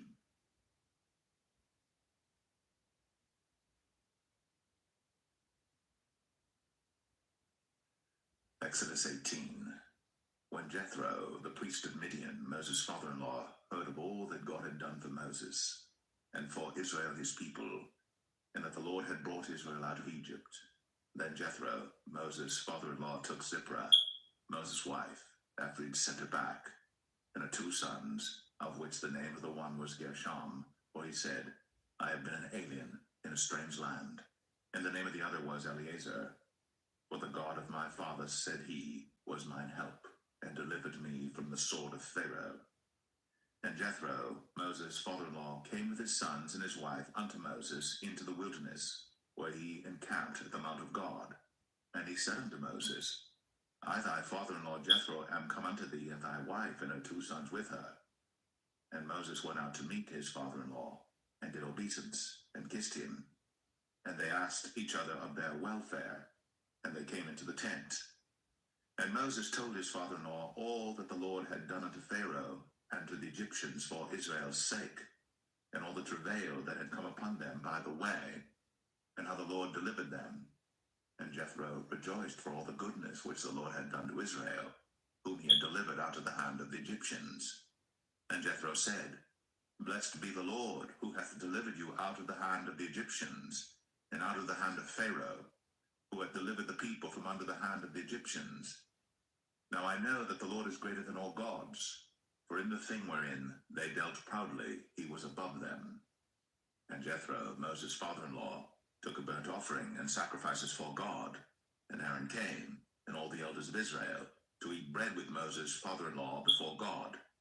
And it came to pass on the morrow that Moses sat to judge the people, and the people stood by Moses from the morning unto the evening.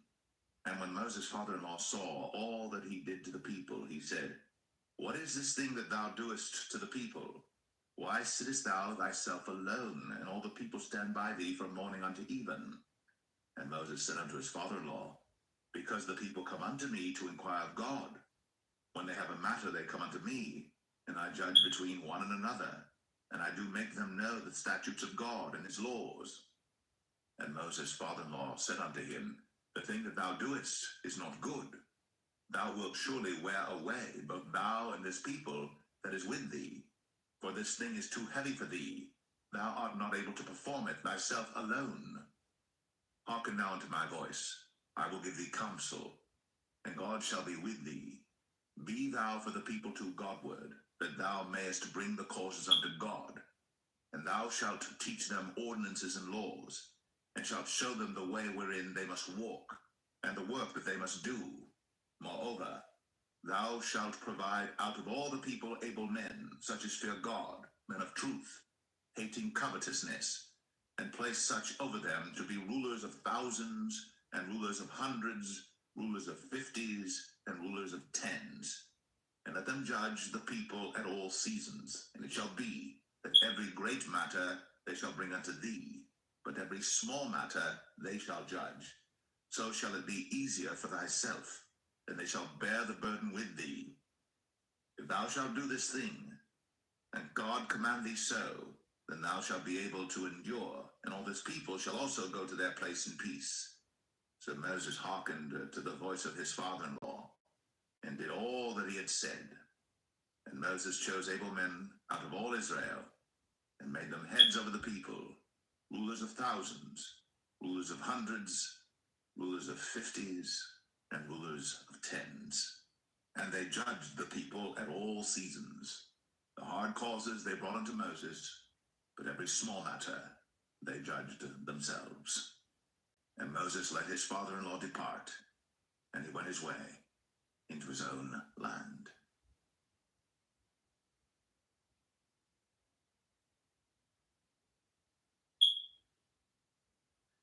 Exodus 19.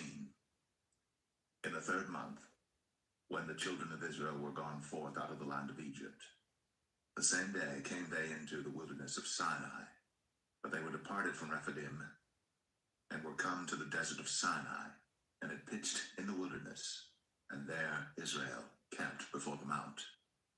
And Moses went up unto God, and the Lord called unto him out of the mountain, saying, Thus shalt thou say to the house of Jacob, and tell the children of Israel, Ye have seen what I did unto the Egyptians, and how I bare you on eagle's wings, and brought you unto myself. Now therefore, if ye will obey my voice indeed, and keep my covenant, then ye shall be a peculiar treasure unto me above all people. For all the earth is mine, and ye shall be unto me a kingdom of priests, and an holy nation. These are the words which thou shalt speak unto the children of Israel. And Moses came and called for the elders of the people, and laid before their faces all these words which the Lord commanded him. And all the people answered together and said, All that the Lord hath spoken, we will do. And Moses returned the words of the people unto the Lord. And the Lord said unto Moses, Lo, I come unto thee in a thick cloud, that the people may hear when I speak with thee, and believe thee forever. And Moses told the words of the people unto the Lord. And the Lord said unto Moses, Go unto the people, and sanctify them today and tomorrow, and let them wash their clothes, and be ready against the 3rd day. For the 3rd day the Lord will come down in the sight of all the people upon Mount Sinai. And thou shalt set bounds unto the people round about, saying, Take heed to yourselves, that ye go not up into the mount, or touch the border of it. Whosoever toucheth the mount shall be surely put to death. There shall not an hand touch it, but he shall surely be stoned, or shot through, whether it be beast or man, it shall not live. When the trumpet soundeth long, they shall come up to the mount. And Moses went down from the mount unto the people, and sanctified the people, and they washed their clothes. And he said unto the people, Be ready against the 3rd day, come not at your wives. And it came to pass on the 3rd day in the morning, that there were thunders and lightnings, and a thick cloud upon the mount. And the voice voice of the trumpet exceeding loud, so that all the people that was in the camp trembled. And Moses brought forth the people out of the camp to meet with God. And they stood at the nether part of the mount. And Mount Sinai was altogether on a smoke, because the Lord descended upon it in fire, and the smoke thereof ascended as the smoke of a furnace, and the whole mount quaked greatly. And when the voice of the trumpet sounded long, and waxed louder and louder, Moses spake, and God answered him by a voice. And the Lord came down upon Mount Sinai, on the top of the mount, and the Lord called Moses up to the top of the mount, and Moses went up. And the Lord said unto Moses, Go down, charge the people, lest they break through unto the Lord to gaze, and many of them perish. And let the priests also, which come near to the Lord, sanctify themselves, lest the Lord break forth upon them. And Moses said unto the Lord, The people cannot come up to Mount Sinai, for thou chargest us, saying, Set bounds about the mount, and sanctify it. And the Lord said unto him, Away, get thee down, and thou shalt come up, thou and Aaron with thee. But let not the priests and the people break through to come up unto the Lord, lest he break forth upon them. So Moses went down unto the people, and spake unto them.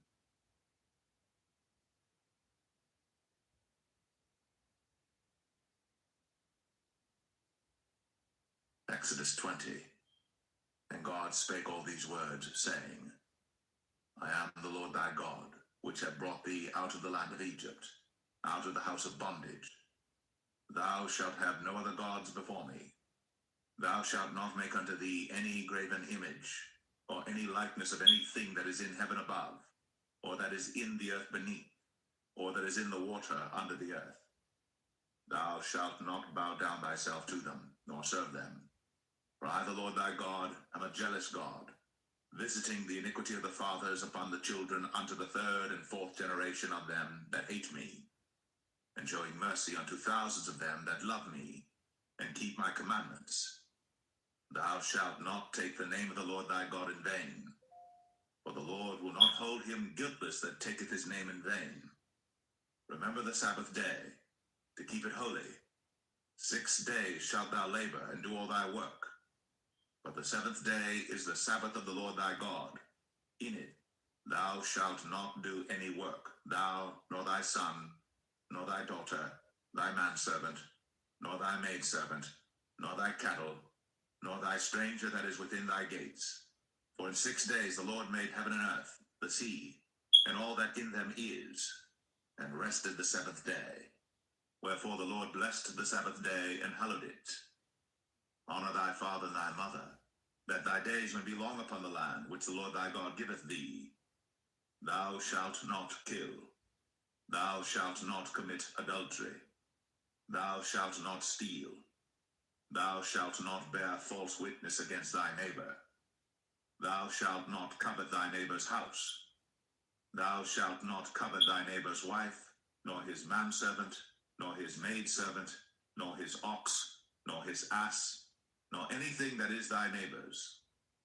And all the people saw the thunderings, and the lightnings, and the noise of the trumpet, and the mountain smoking.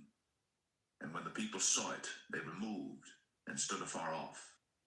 And they said unto Moses, Speak thou with us, and we will hear. But let not God speak with us, lest we die. And Moses said unto the people, Fear not, for God is come to prove you, and that his fear may be before your faces, that ye sin not. And the people stood afar off. And Moses drew near unto the thick darkness where God was. And the Lord said unto Moses, Thus thou shalt say unto the children of Israel, Ye have seen that I have talked with you from heaven. Ye shall not make with me gods of silver, neither shall ye make unto you gods of gold. An altar of earth thou shalt make unto me, and shalt sacrifice thereon thy burnt offerings, and thy peace offerings, thy sheep and thine oxen. In all places where I record my name, I will come unto thee, and I will bless thee. And thou wilt make me an altar of stone. Thou shalt not build it of hewn stone, for if thou lift up thy tool upon it, thou hast polluted it. Neither shalt thou go up by steps unto mine altar, that thy nakedness be not discovered thereon.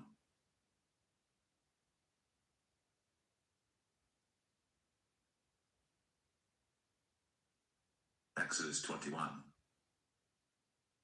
Now these are the judgments which thou shalt set before them.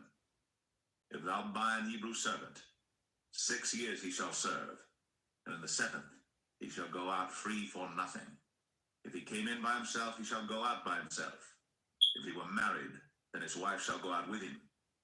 If his master have given him a wife, and she have borne him sons or daughters, the wife and her children shall be her master's, and he shall go out by himself.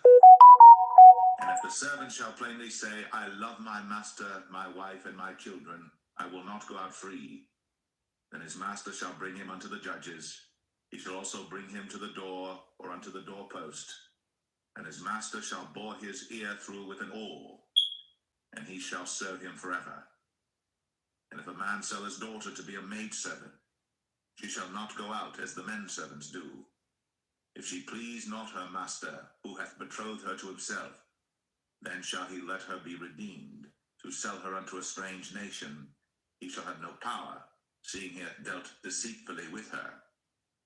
And if he have betrothed her unto his son, he shall deal with her after the manner of daughters.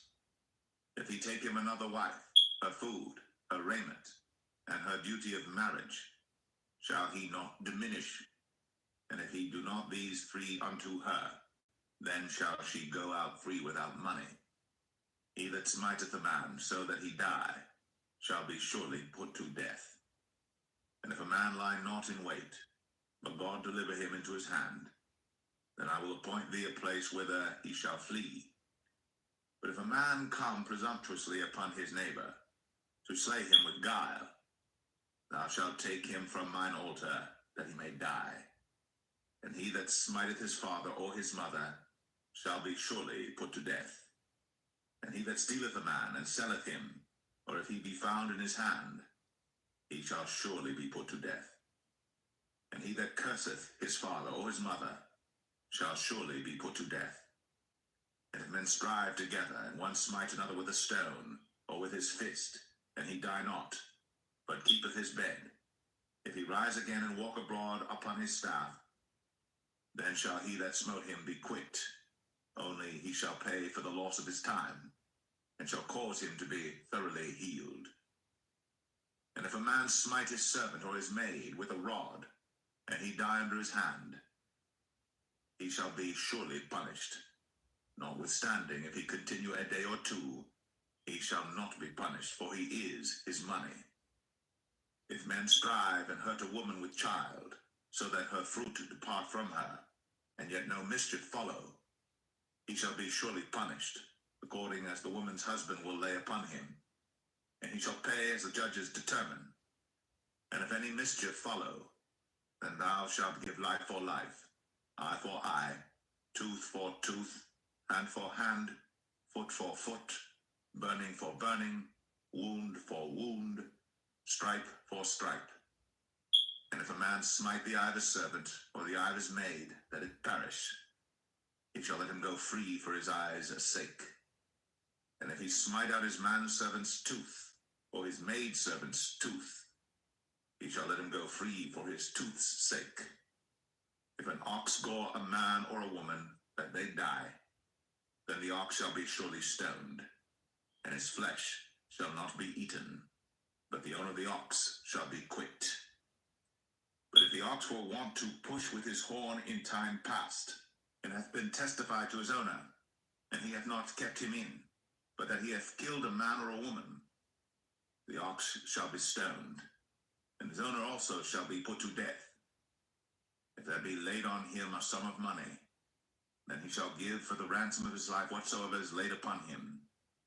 Whether he have gored a son, or have gored a daughter, according to this judgment shall it be done unto him. If the ox shall push a manservant or a maidservant, he shall give unto their master 30 shekels of silver, and the ox shall be stoned.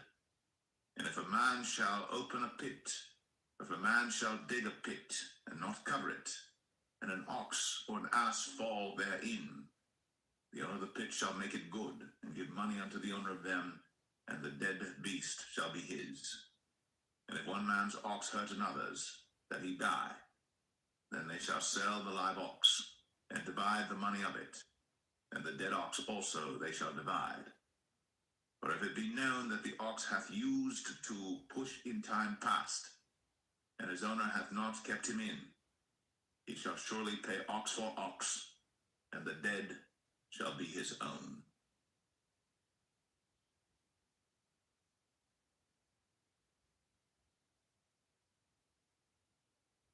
Exodus 22. If a man shall steal an ox or a sheep and kill it or sell it, he shall restore 5 oxen for an ox and 4 sheep for a sheep. If a thief be found breaking up and be smitten that he die, there shall no blood be shed for him.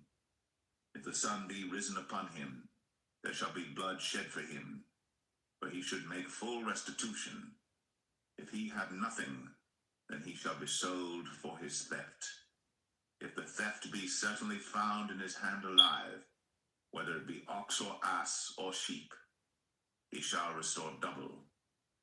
If a man shall cause a field or vineyard to be eaten, and shall put in his beast, and shall feed in another man's field, of the best of his own field and of the best of his own vineyard, shall he make restitution. If fire break out and catch in thorns, so that stacks of corn or the standing corn of the field be consumed therewith, he that kindled the fire shall surely make restitution. If a man shall deliver unto his neighbor money or stuff to keep, and it be stolen out of the man's house, if the thief be found, let him pay double. If the thief be not found, then the master of the house shall be brought unto the judges to see whether he have put his hand unto his neighbor's goods.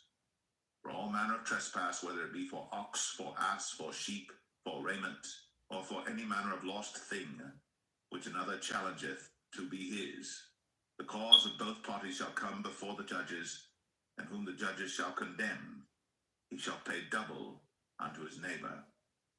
If a man deliver unto his neighbor an ass, or an ox, or a sheep, or any beast to keep, and it die, or be hurt, or driven away, no man seeing it, then shall an oath of the Lord be between them both, that he hath not put his hand unto his neighbor's goods, and the owner of it shall accept thereof, and he shall not make it good. And if it be stolen from him, he shall make restitution unto the owner thereof. If it be torn in pieces, then let him bring it for witness, and he shall not make good that which was torn. And if a man borrow aught of his neighbor, and it be hurt or die, the owner thereof being not with it, he shall surely make it good. But if the owner thereof be with it, he shall not make it good. If it be an hired thing, it came for his hire. And if a man entice a maid that is not betrothed, and lie with her, he shall surely endow her to be his wife. If her father utterly refuse to give her unto him, he shall pay money according to the dowry of virgins. Thou shalt not suffer a witch to live. Whosoever lieth with a beast shall surely be put to death. He that sacrificeth unto any god, save unto the Lord only, he shall be utterly destroyed. Thou shalt neither vex a stranger nor oppress him, for ye were strangers in the land of Egypt. Ye shall not afflict any widow or fatherless child. If thou afflict them in any wise, and they cry all unto me, I will surely hear their cry, and my wrath shall wax hot, and I will kill you with the sword, and your wives shall be widows, and your children fatherless. If thou lend money to any of my people that is poor by thee, thou shalt not be to him as an usurer, neither shalt thou lay upon him usury. If thou at all take thy neighbor's raiment to pledge, thou shalt deliver it unto him by that the sun goeth down. For that is his covering only, it is his raiment for his skin, wherein shall he sleep. And it shall come to pass, when he crieth unto me, that I will hear, for I am gracious. Thou shalt not revile the gods, nor curse the ruler of thy people. Thou shalt not delay to offer the first of thy ripe fruits, and of thy liquors, The firstborn of thy sons shalt thou give unto me. Likewise shalt thou do with thine oxen and with thy sheep. 7 days it shall be with his dam. On the 8th day thou shalt give it to me. And ye shall be holy men unto me. Neither shall ye eat any flesh that is torn of beasts in the field. Ye shall cast it to the dogs.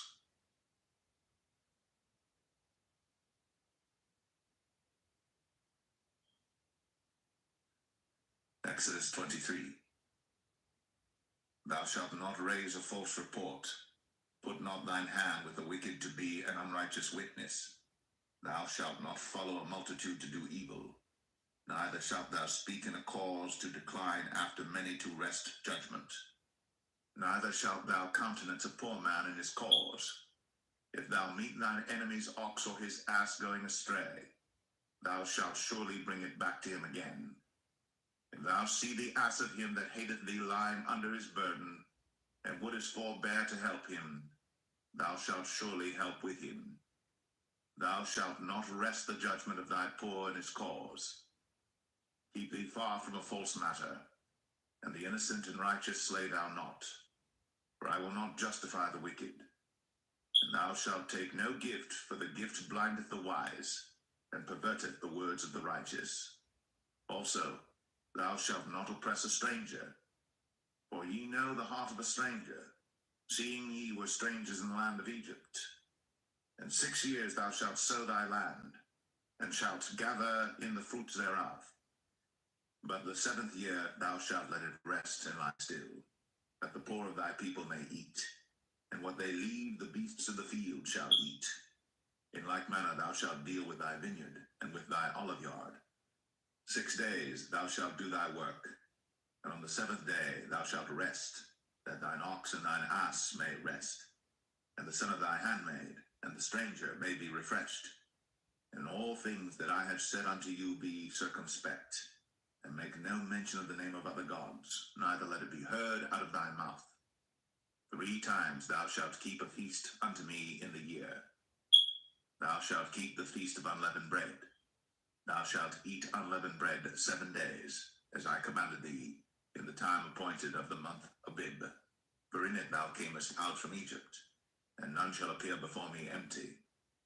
And the feast of harvest, the firstfruits of thy labors, which thou hast sown in the field, and the feast of ingathering, which is in the end of the year, when thou hast gathered in thy labors out of the field.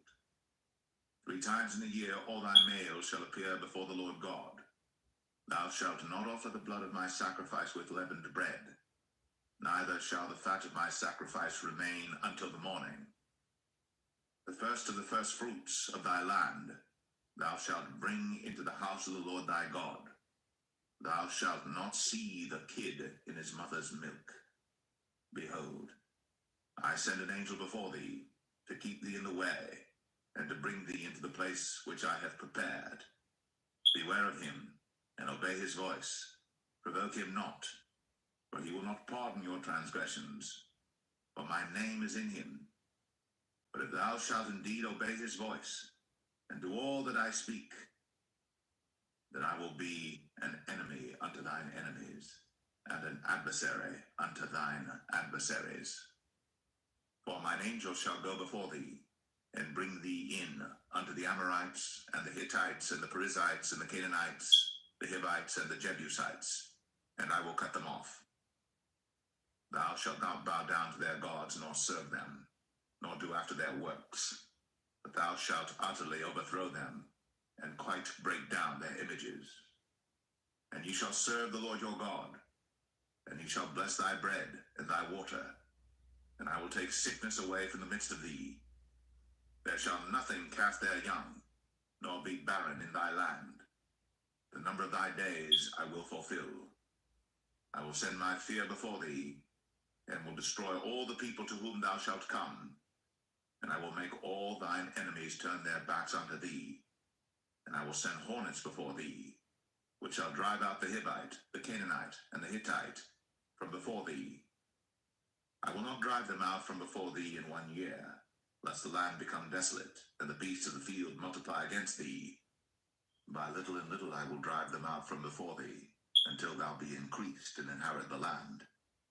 And I will set thy bounds from the Red Sea even unto the sea of the Philistines, and from the desert unto the river.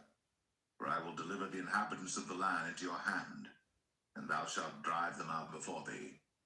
Thou shalt make no covenant with them, nor with their gods. They shall not dwell in thy land, lest they make thee sin against me. For if thou serve their gods, it will surely be a snare unto thee.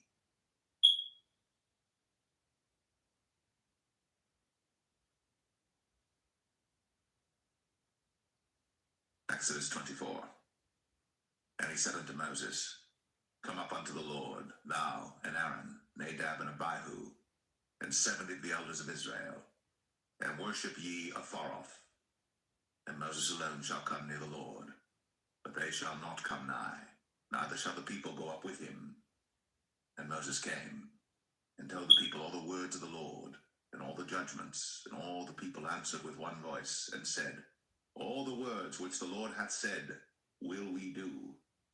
And Moses read all the words of the Lord, and rose up early in the morning, and builded an altar under the hill, and 12 pillars according to the 12 tribes of Israel. And he sent young men of the children of Israel, which offered burnt offerings, and sacrificed peace offerings of oxen unto the Lord. And Moses took half of the blood, and put it in basins, and half of the blood he sprinkled on the altar. And he took the book of the covenant, and read in the audience of the people, and they said, All that the Lord hath said will we do, and be obedient. And Moses took the blood, and sprinkled it on the people, and said, Behold, the blood of the covenant which the Lord hath made with you concerning all these words. Then went up Moses and Aaron, Nadab and Abihu, and 70 of the elders of Israel. And they saw the God of Israel. And there was under his feet, as it were, a paved work of a sapphire stone, and as it were the body of heaven in his clearness. And upon the nobles of the children of Israel he laid not his hand. Also they saw God, and did eat and drink. And the Lord said unto Moses, Come up to me into the mount, and be there. And I will give thee tables of stone, and a law and commandments which I have written, that thou mayest teach them. And Moses rose up, and his minister Joshua. And Moses went up into the mount of God. And he said unto the elders, Tarry ye here for us, until we come again unto you. And behold, Aaron and Hur are with you. If any man have any matters to do, let him come unto them. And Moses went up into the mount, and a cloud covered the mount. And the glory of the Lord abode upon Mount Sinai, and the cloud covered it 6 days. And the 7th day he called unto Moses out of the midst of the cloud. And the sight of the glory of the Lord was like devouring fire on the top of the mount in the eyes of the children of Israel. And Moses went into the midst of the cloud, and gat him up into the mount. And Moses was in the mount 40 days and 40 nights.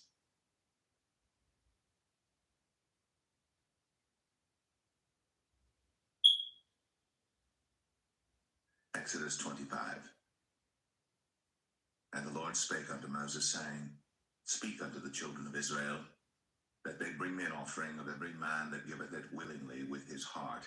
Ye shall take my offering, and this is the offering which ye shall take of them: gold and silver and brass, and blue and purple and scarlet, and fine linen, and goat's hair, and ram's skins dyed red, and badgers' skins, and shittim wood, oil for the light, spices for anointing oil, and for sweet incense, onyx stones, and stones to be set in the ephod, and in the breastplate. And let them make me a sanctuary, that I may dwell among them, according to all that I show thee, after the pattern of the tabernacle, and the pattern of all the instruments thereof, even so shall ye make it. And they shall make an ark of shittim wood. 2 cubits and a half shall be the length thereof, and a cubit and a half the breadth thereof, and a cubit and a half the height thereof. And thou shalt overlay it with pure gold, within and without shalt thou overlay it. And shalt make upon it a crown of gold round about. And thou shalt cast 4 rings of gold for it, and put them in the 4 corners thereof. and 2 rings shall be in the one side of it, and 2 rings in the other side of it. And thou shalt make staves of shittim wood, and overlay them with gold. And thou shalt put the staves into the rings by the sides of the ark, that the ark may be borne with them. The staves shall be in the rings of the ark, they shall not be taken from it. And thou shalt put into the ark the testimony which I shall give thee. And thou shalt make a mercy seat of pure gold. 2 cubits and a half shall be the length thereof, and 1 cubit and a half the breadth thereof. And thou shalt make 2 cherubims of gold.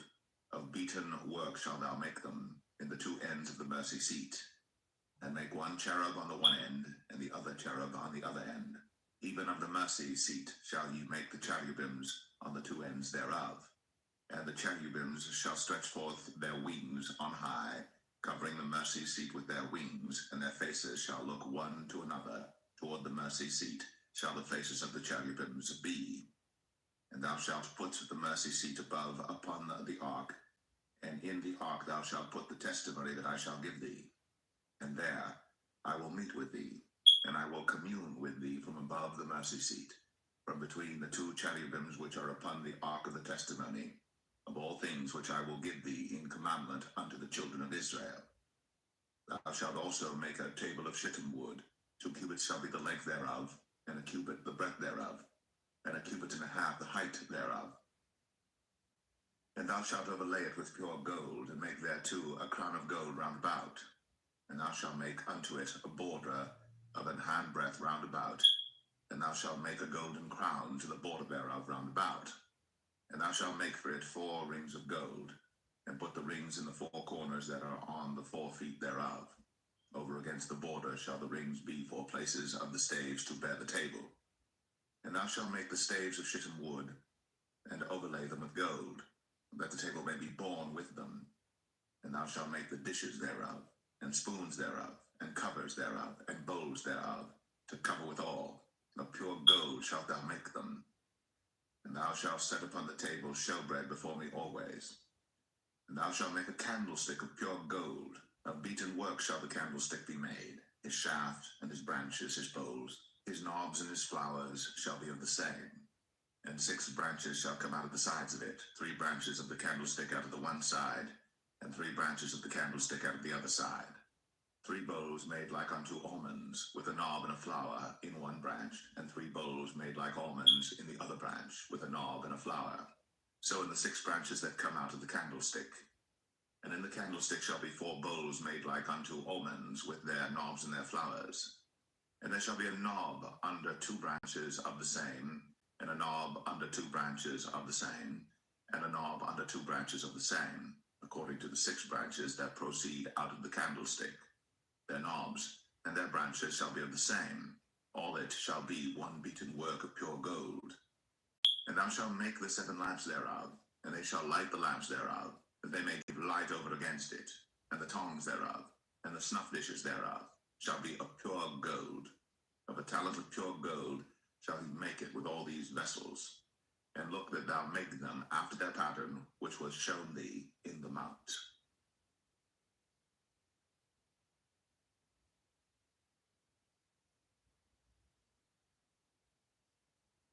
Exodus 26. Moreover, thou shalt make the tabernacle with 10 curtains of fine twined linen, and blue, and purple, and scarlet. With cherubims of cunning work shalt thou make them. The length of 1 curtain shall be 28 cubits, and the breadth of 1 curtain 4 cubits, and every one of the curtains shall have 1 measure. The 5 curtains shall be one to another, and other 5 curtains shall be coupled one to another. And thou shalt make loops of blue upon the edge of the 1 curtain, from the selvage in the coupling, and likewise shalt thou make in the uttermost edge of another curtain, in the coupling of the 2nd. 50 loops shalt thou make in the 1 curtain, and 50 loops shalt thou make in the edge of the curtain that is in the coupling of the 2nd, that the loops may take hold one of another.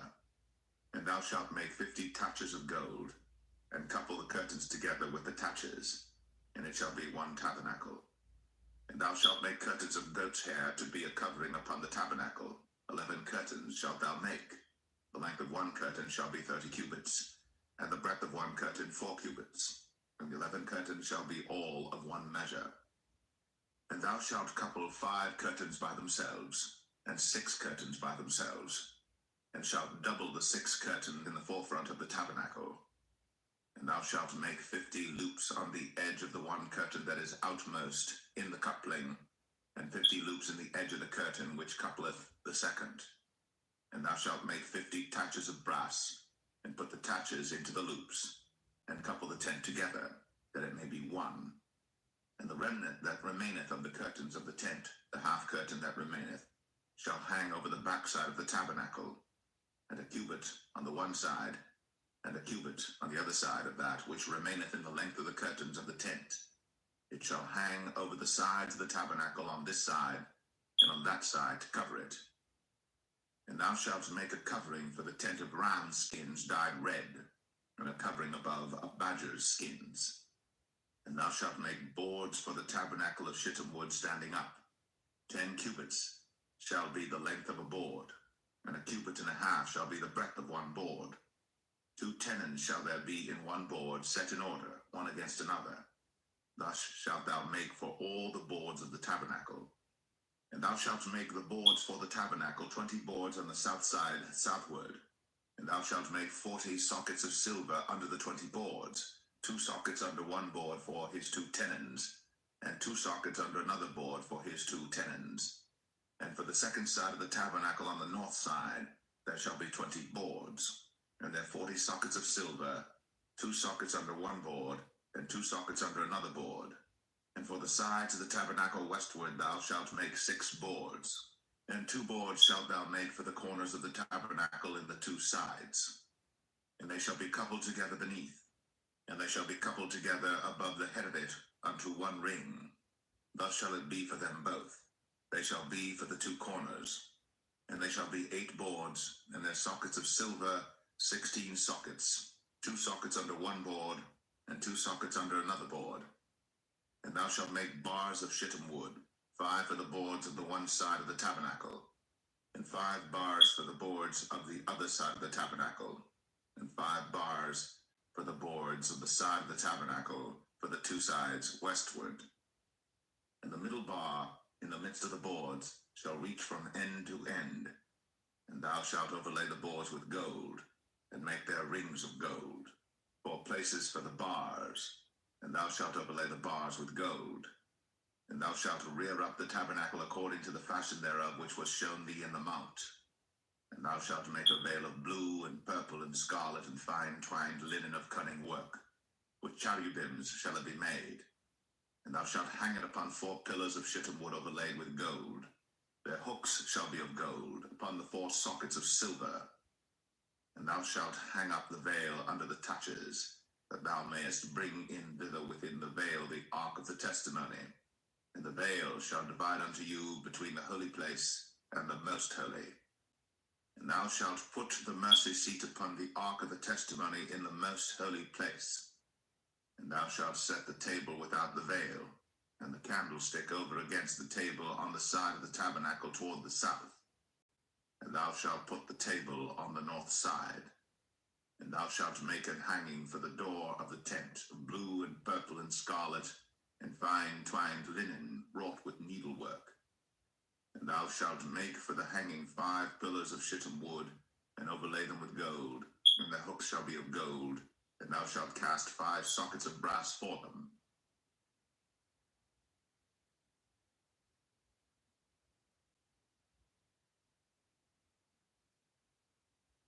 Exodus 27. And thou shalt make an altar of shittim wood, 5 cubits long and 5 cubits broad. The altar shall be 4 square, and the height thereof shall be 3 cubits. And thou shalt make the horns of it upon the 4 corners thereof. His horns shall be the same, and thou shalt overlay it with brass. And thou shalt make his pans to receive his ashes, and his shovels, and his basins, and his flesh hooks, and his fire pans. All the vessels thereof thou shalt make of brass. And thou shalt make for it a grate of network of brass, and upon the net shalt thou make 4 brazen rings in the 4 corners thereof. And thou shalt put it under the compass of the altar beneath, that the net may be even to the midst of the altar. And thou shalt make staves for the altar, staves of shittim wood, and overlay them with brass. And And the staves shall be put into the rings, and the staves shall be upon the two sides of the altar to bear it. Hollow with boards shalt thou make it, as it was shown thee in the mount, so shall they make it. And thou shalt make the court of the tabernacle for the south side. Southward there shall be hangings for the court of fine twined linen, of 100 cubits long for one side. And the 20 pillars thereof, and their 20 sockets shall be of brass.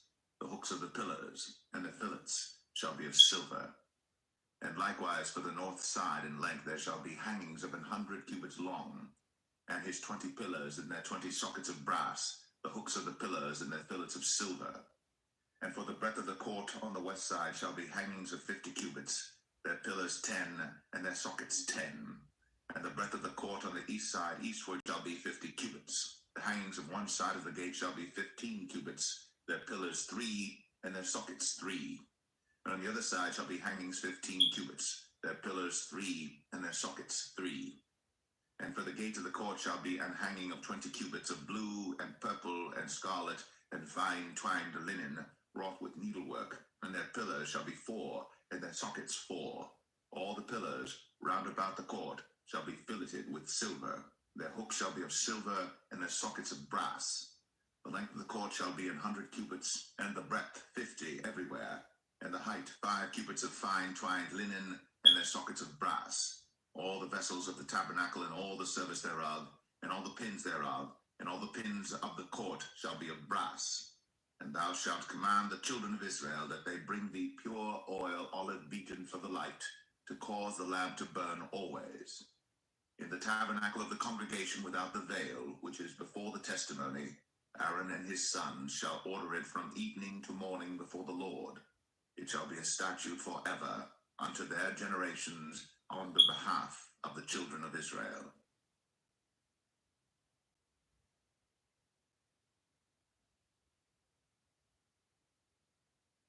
Exodus 28. And take thou unto thee Aaron thy brother, and his sons with him, from among the children of Israel, that he may minister unto me in the priest's office, even Aaron, Nadab, and Abihu, Eleazar, and Ithamar, Aaron's sons. And thou shalt make holy garments for Aaron thy brother, for glory and for beauty. And thou shalt speak unto all that are wise-hearted, whom I have filled with the spirit of wisdom, that they may make Aaron's garments to consecrate him, that he may minister unto me in the priest's office. And these are the garments which they shall make: a breastplate, and an ephod, and a robe, and a broidered coat, a mitre, and a girdle.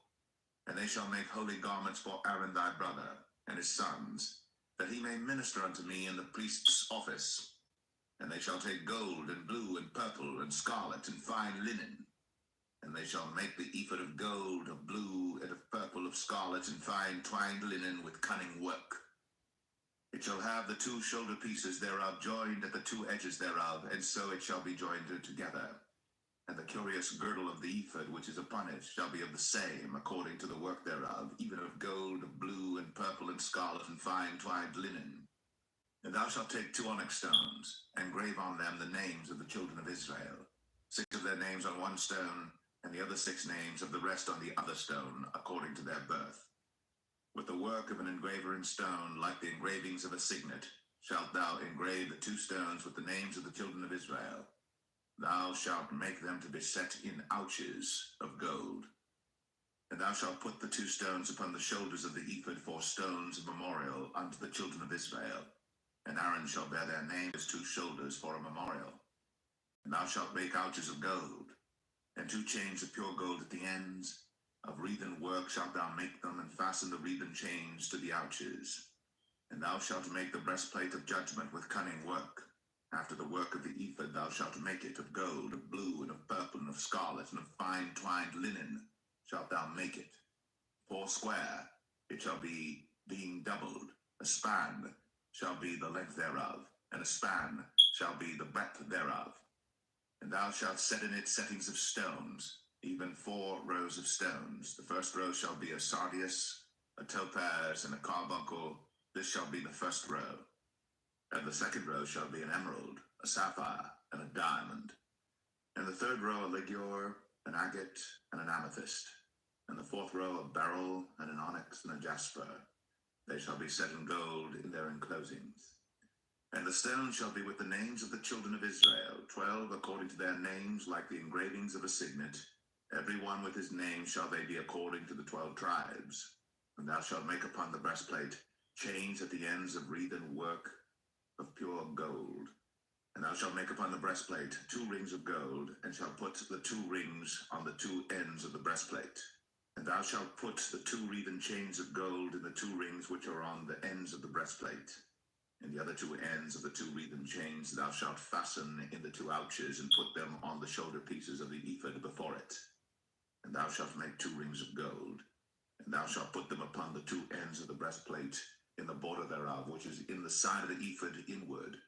And 2 other rings of gold thou shalt make, and shalt put them on the 2 sides of the ephod underneath, toward the forepart thereof, over against the other coupling thereof, above the curious girdle of the ephod.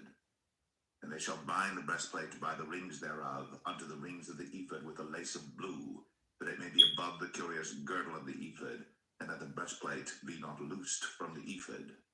And Aaron shall bear the names of the children of Israel in the breastplate of judgment upon his heart, when he goeth in unto the holy place for a memorial before the Lord continually.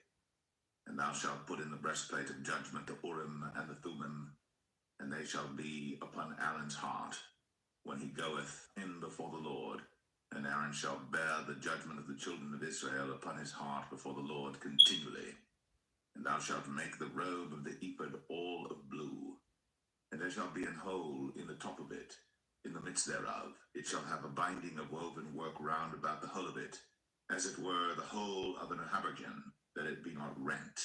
And beneath upon the hem of it thou shalt make pomegranates of blue, and of purple, and of scarlet round about the hem thereof, and bells of gold between them round about. A golden bell and a pomegranate, a golden bell and a pomegranate, upon the hem of the robe round about. And it shall be upon Aaron to minister, and his sound shall be heard when he goeth in unto the holy place before the Lord, and when he cometh out, that he die not. And thou shalt make a plate of pure gold, and grave upon it, like the engravings of a signet, holiness to the Lord. And thou shalt put it on a blue lace, that it may be upon the mitre, upon the forefront of the mitre it shall be. And it shall be upon Aaron's forehead, that Aaron may bear the iniquity of the holy things, which the children of Israel shall hallow in all their holy gifts. And it shall be always upon his forehead, that they may be accepted before the Lord. And thou shalt embroider the coat of fine linen, and thou shalt make the mitre of fine linen, and thou shalt make the girdle of needlework. And for Aaron's sons thou shalt make coats, and thou shalt make for them girdles, and bonnets shalt thou make for them for glory and for beauty. And thou shalt put them upon Aaron thy brother, and his sons with him, and shalt anoint them, and consecrate them, and sanctify them, that they may minister unto me in the priest's office. And thou shalt make them linen breeches to cover their nakedness, from the loins even unto the thighs they shall reach. And they shall be upon Aaron and upon his sons when they come in unto the tabernacle of the congregation, or when they come near unto the altar to minister in the holy place, that they bear not iniquity and die. It shall be a statute forever unto him and his seed after him.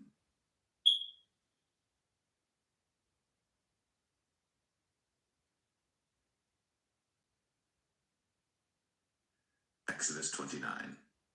And this is the thing that thou shalt do unto them to hallow them, to minister unto me in the priest's office. Take 1 young bullock and 2 rams without blemish, and unleavened bread and cakes unleavened, tempered with oil, and wafers unleavened, anointed with oil, of wheaten flour shalt thou make them. And thou shalt put them into 1 basket, and bring them in the basket, with the bullock and the 2 rams. And Aaron and his sons thou shalt bring unto the door of the tabernacle of the congregation, and shalt wash them with water. And thou shalt take the garments, and put upon Aaron the coat, and the robe of the ephod, and the breastplate, and gird him with the curious girdle of the ephod. And thou shalt put the mitre upon his head, and put the holy crown upon the mitre. Then shalt thou take the anointing oil, and pour it upon his head, and anoint him. And thou shalt bring his sons, and put coats upon them. And thou shalt gird them with girdles, Aaron and his sons, and put the bonnets on them, and the priest's office shall be theirs for a perpetual statute. And thou shalt consecrate Aaron and his sons. And thou shalt cause a bullock to be brought before the tabernacle of the congregation, and Aaron and his sons shall put their hands upon the head of the bullock. And thou shalt kill the bullock before the Lord, by the door of the tabernacle of the congregation. And thou shalt take of the blood of the bullock, and put it upon the horns of the altar with thy finger, and pour all the blood beside the bottom of the altar. And thou shalt take all the fat that covereth the inwards, and the caul that is above the liver, and the 2 kidneys, and the fat that is upon them, and burn them upon the altar. But the flesh of the bullock, and his skin, and his dung, shalt thou burn with fire without the camp. It is a sin offering. Thou shalt also take 1 ram, and Aaron and his son shall put their hands upon the head of the ram, and thou shalt slay the ram, and thou shalt take his blood and sprinkle it round about upon the altar. And thou shalt cut the ram in pieces, and wash the inwards of him and his legs, and put them unto his pieces and unto his head. And thou shalt burn the whole ram upon the altar. It is a burnt offering unto the Lord. It is a sweet savour, an offering made by fire unto the Lord. And thou shalt take the other ram, and Aaron and his sons shall put their hands upon the head of the ram. Then shalt thou kill the ram, and take of his blood, and put it upon the tip of the right ear of Aaron, and upon the tip of the right ear of his sons, and upon the thumb of their right hand, and upon the great toe of their right foot, and sprinkle the blood upon the altar round about. And thou shalt take of the blood that is upon the altar, and of the anointing oil, and sprinkle it upon Aaron, and upon his garments, and upon his sons, and upon the garments of his sons with him. And he shall be hallowed, and his garments, and his sons' garments with him. Also, thou shalt take of the ram the fat and the rump, and the fat that covereth the inwards, and the caul above the liver, and the 2 kidneys, and the fat that is upon them, and the right shoulder, for it is a ram of consecration. And 1 loaf of bread, and 1 cake of oiled bread, and 1 wafer out of the basket of the unleavened bread that is before the Lord. And thou shalt put all in the hands of Aaron, and in the hands of his sons, and shalt wave them for a wave offering before the Lord. And thou shalt receive them of their hands, and burn them upon the altar for a burnt offering, for a sweet savour before the Lord. It is an offering made by fire unto the Lord. And thou shalt take the breast of the ram of Aaron's consecration, and wave it for a wave offering before the Lord. And it shall be thy part. And thou shalt sanctify the breast of the wave offering, and the shoulder of the heave offering, which is waved, and which is heaved up, of the ram of the consecration, even of that which is for Aaron, and of that which is for his sons. And it shall be Aaron's and his sons by a statute forever from the children of Israel. For it is an heave offering, and it shall be an heave offering from the children of Israel of the sacrifice of their peace offerings, even their heave offering unto the Lord. And the holy garments of Aaron shall be his sons after him, to be anointed therein, and to be consecrated in them. And that son that is priest in his stead shall put them on 7 days, when he cometh into the tabernacle of the congregation to minister in the holy place. And thou shalt take the ram of the consecration, and seethe his flesh in the holy place. And Aaron and his sons shall eat the flesh of the ram, and the bread that is in the basket by the door of the tabernacle of the congregation. And they shall eat those things wherewith the atonement was made, to consecrate and to sanctify them. But a stranger shall not eat thereof, because they are holy. And if aught of the flesh of the consecrations, or of the bread, remain unto the morning, then thou shalt burn the remainder with fire.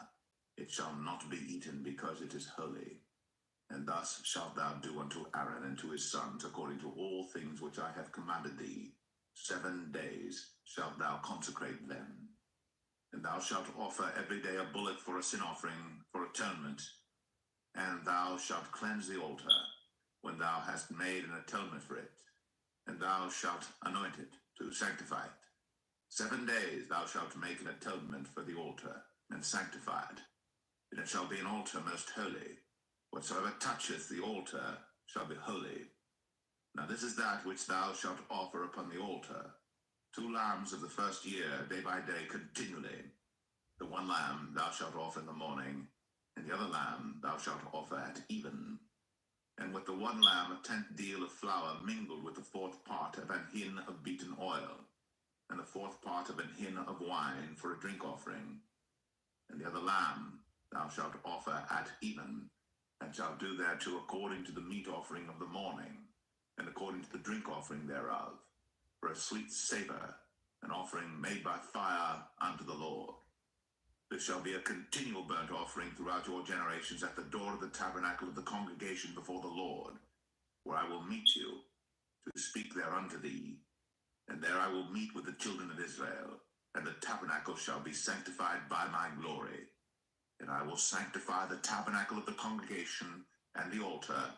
I will sanctify also both Aaron and his sons to minister to me in the priest's office.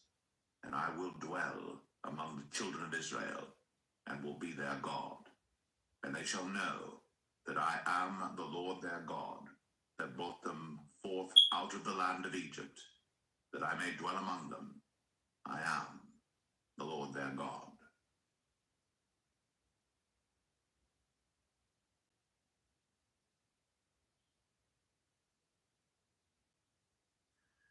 Exodus 30. And thou shalt make an altar to burn incense upon. Of shittim wood shalt thou make it. A cubit shall be the length thereof, and a cubit the breadth thereof. 4 square shall it be. And 2 cubits shall be the height thereof. The horns thereof shall be of the same. And thou shalt overlay it with pure gold, the top thereof and the sides thereof round about, and the horns thereof. And thou shalt make unto it a crown of gold round about. And 2 golden rings shalt thou make to it under the crown of it. By the 2 corners thereof, upon the 2 sides of it, shalt thou make it. And they shall be for places for the staves to bear it withal. And thou shalt make the staves of shittim wood, and overlay them with gold. And thou shalt put it before the veil that is by the ark of the testimony, before the mercy seat that is over the testimony, where I will meet with thee. And Aaron shall burn thereon sweet incense every morning. When he dresseth the lamps, he shall burn incense upon it. And when Aaron lighteth the lamps at even, he shall burn incense upon it, a perpetual incense before the Lord throughout your generations.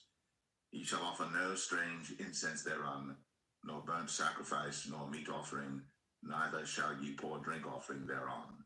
And Aaron shall make an atonement upon the horns of it once in a year with the blood of the sin offering of atonements.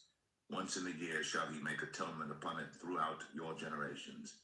It is most holy unto the Lord. And the Lord spake unto Moses, saying, When thou takest the sum of the children of Israel after their number, then shall they give every man ransom for his soul unto the Lord, when thou numberest them, that there be no plague among them, when thou numberest them. This they shall give every one that passeth among them that are numbered, half a shekel after the shekel of the sanctuary. A shekel is 20 gerahs, and half shekel shall be the offering of the Lord. Every one that passeth among them that are numbered, from 20 years old and above, shall give an offering unto the Lord. The rich shall not give more, and the poor shall not give less than half a shekel, when they give an offering unto the Lord, to make an atonement for your souls. And thou shalt take the atonement money of the children of Israel, and shalt appoint it for the service of the tabernacle of the congregation, that it may be a memorial unto the children of Israel before the Lord, to make an atonement for your souls. And the Lord spake unto Moses, saying, Thou shalt also make a laver of brass, and his foot also of brass, to wash withal. And thou shalt put it between the tabernacle of the congregation and the altar, and thou shalt put water therein. For Aaron and his sons shall wash their hands and their feet thereat. When they go into the tabernacle of the congregation, they shall wash with water, that they die not, or when they come near to the altar to minister, to burn offering made by fire unto the Lord. So they shall wash their hands and their feet, that they die not. And it shall be a statute forever to them, even to him and to his seed throughout their generations. Moreover the Lord spake unto Moses, saying, Take thou also unto thee principal spices, of pure myrrh 500 shekels, and of sweet cinnamon half so much, even 250 shekels, and of sweet calamus 250 shekels, and of cassia 500 shekels after the shekel of the sanctuary, and of oil olive and hin. And thou shalt make it an oil of holy ointment, an ointment compound after the art of the apothecary. It shall be an holy anointing oil. And thou shalt anoint the tabernacle of the congregation therewith, and the ark of the testimony, and the table and all his vessels, and the candlestick and his vessels, and the altar of incense, and the altar of burnt offering with all his vessels, and the laver and his foot. And thou shalt sanctify them, that they may be most holy. Whatsoever touches them shall be holy. And thou shalt anoint Aaron and his sons, and consecrate them, that they may minister unto me in the priest's office. And thou shalt speak unto the children of Israel, saying, This shall be an holy anointing oil unto me throughout your generations. Upon man's flesh shall it not be poured, neither shall ye make any other like it, after the composition of it. It is holy, and it shall be holy unto you. Whosoever compoundeth any like it, or whosoever putteth any of it upon a stranger, shall even be cut off from his people. And the Lord said unto Moses, Take unto thee sweet spices, stacte, and onycha, and galbanum, these sweet spices with pure frankincense. Of each shall there be a like weight. And thou shalt make it a perfume, a confection after the art of the apothecary, tempered together pure and holy. And thou shalt beat some of it very small, and put of it before the testimony in the tabernacle of the congregation, where I will meet with thee. It shall be unto you most holy. And as for the perfume which thou shalt make, ye shall not make to yourselves according to the composition thereof. It shall be unto thee holy for the Lord. Whosoever shall make like unto that, to smell thereto, shall even be cut off from his people.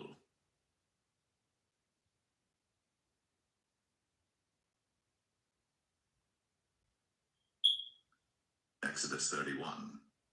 And the Lord spake unto Moses, saying, See, I have called by name Bezalel, the son of Uri, the son of Hur, of the tribe of Judah, and I have filled him with the Spirit of God, in wisdom, and in understanding, and in knowledge, and in all manner of workmanship, to devise cunning works, to work in gold, and in silver, and in brass, and in cutting of stones, to set them, and in carving of timber, to work in all manner of workmanship. And I, behold, I have given with him Aholiab, the son of Ahisamach, of the tribe of Dan. And in the hearts of all that are wise-hearted I have put wisdom, that they may make all that I have commanded thee: the tabernacle of the congregation, and the ark of the testimony, and the mercy seat that is thereupon, and all the furniture of the tabernacle, and the table, and his furniture, and the pure candlestick with all his furniture, and the altar of incense, and the altar of burnt offering with all his furniture, and the laver and his foot, and the cloths of service, and the holy garments for Aaron the priest, and the garments of his sons to minister in the priest's office, and the anointing oil, and sweet incense for the holy place, according to all that I have commanded thee shall they do. And the Lord spake unto Moses, saying, Speak thou also unto the children of Israel, saying, Verily, my Sabbaths ye shall keep, for it is a sign between me and you throughout your generations, that ye may know that I am the Lord that doth sanctify you. Ye shall keep the Sabbath therefore, for it is holy unto you. Every one that defileth it shall surely be put to death. For whosoever doeth any work therein, that soul shall be cut off from among his people.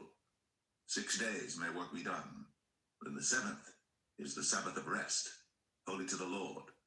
Whosoever doeth any work in the Sabbath day, he shall surely be put to death. Wherefore the children of Israel shall keep the Sabbath, to observe the Sabbath throughout their generations, for a perpetual covenant. It is a sign between me and the children of Israel forever.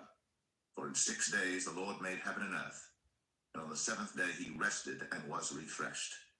And he gave unto Moses, when he had made an end of communing with him upon Mount Sinai, 2 tables of testimony, tables of stone, written with the finger of God.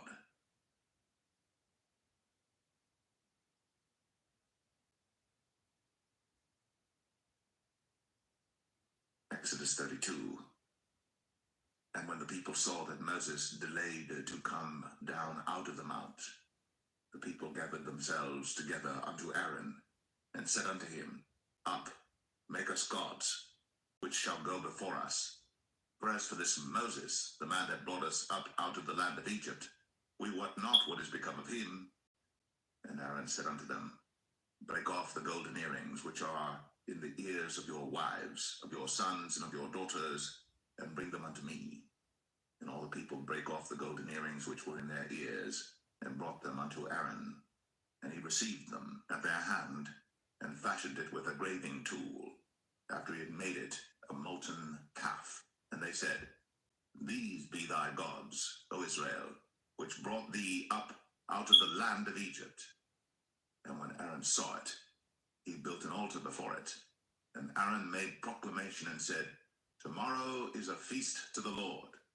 Then they rose up early on the morrow, and offered burnt offerings, and brought peace offerings. And the people sat down to eat and to drink, and rose up to play. And the Lord said unto Moses, Go, get thee down, for thy people, which thou broughtest out of the land of Egypt, have corrupted themselves. They have turned aside quickly out of the way which I commanded them. They have made them a molten calf, and have worshipped it, and have sacrificed thereunto, and said, These be thy gods, O Israel, which have brought thee up out of the land of Egypt. And the Lord said unto Moses, I have seen this people, and behold, it is a stiff-necked people. Now therefore let me alone, that my wrath may wax hot against them, and that I may consume them, and I will make of thee a great nation. And Moses besought the Lord his God, and said, Lord, why doth thy wrath wax hot against thy people, which thou hast brought forth out of the land of Egypt with great power, and with a mighty hand? Wherefore should the Egyptians speak and say, For mischief did he bring them out, to slay them in the mountains, and to consume them from the face of the earth? Turn from thy fierce wrath, and repent of this evil against thy people. Remember Abraham, Isaac, and Israel, thy servants, to whom thou swearest by thine own self, and saidst unto them, I will multiply your seed as the stars of heaven, and all this land that I have spoken of will I give unto your seed, and they shall inherit it forever. And the Lord repented of the evil which he thought to do unto his people. And Moses turned and went down from the mount, and the two tables of the testimony were in his hand. The tables were written on both their sides. On the one side and on the other were they written. And the tables were the work of God, and the writing was the writing of God, graven upon the tables. And when Joshua heard the noise of the people as they shouted, he said unto Moses, There is a noise of war in the camp. And he said, It is not the voice of them that shout for mastery, neither is it the voice of them that cry for being overcome, but the noise of them that sing do I hear. And it came to pass, as soon as he came nigh unto the camp, that he saw the calf and the dancing. And Moses' anger waxed hot, and he cast the tables out of his hands, and brake them beneath the mount. And he took the calf which they had made, and burnt it in the fire, and ground it to powder, and strawed it upon the water, and made the children of Israel drink of it. And Moses said unto Aaron, What did this people unto thee, that thou hast brought so great a sin upon them?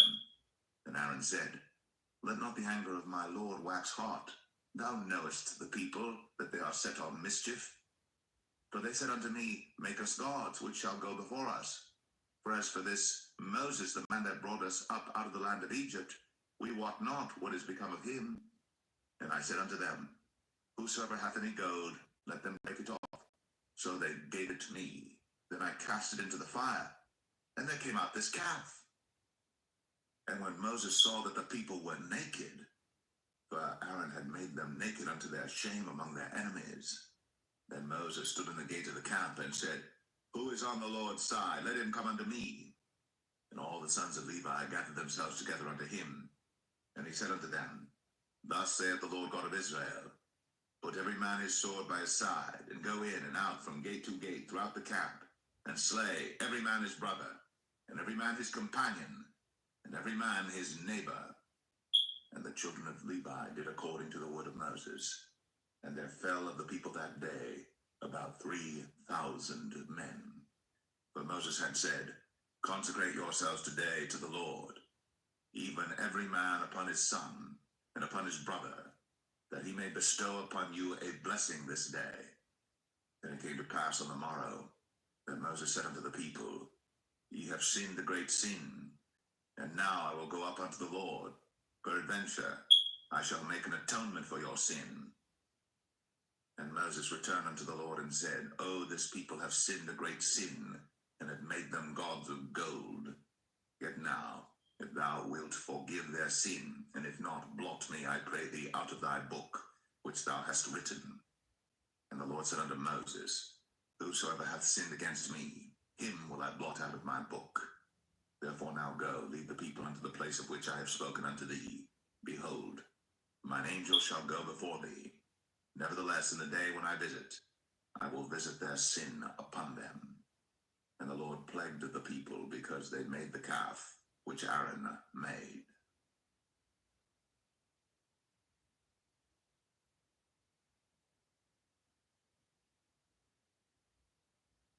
Exodus 33.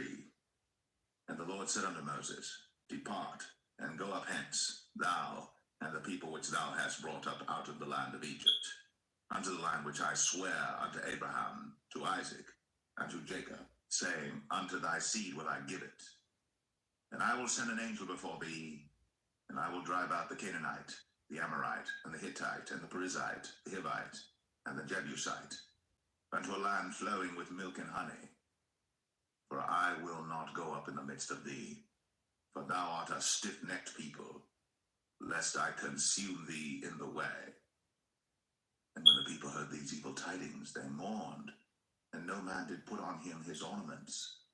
For the Lord had said unto Moses, Say unto the children of Israel, Ye are a stiff-necked people. I will come up into the midst of thee in a moment, and consume thee. Therefore now put off thy ornaments from thee, that I may know what to do unto thee. And the children of Israel stripped themselves of their ornaments by the mount Horeb. And Moses took the tabernacle, and pitched it without the camp, afar off from the camp, and called it the tabernacle of the congregation. And it came to pass that every one which sought the Lord went out unto the tabernacle of the congregation, which was without the camp. And it came to pass when Moses went out unto the tabernacle, that all the people rose up, and stood every man at his tent door, and looked after Moses, until he was gone into the tabernacle. And it came to pass, as Moses entered into the tabernacle, the cloudy pillar descended, and stood at the door of the tabernacle, and the Lord talked with Moses. And all the people saw the cloudy pillar stand at the tabernacle door. And all the people rose up and worshipped, every man in his tent door. And the Lord spake unto Moses face to face, as a man speaketh unto his friend. And he turned again into the camp. But his servant Joshua the son of Nun, a young man, departed not out of the tabernacle.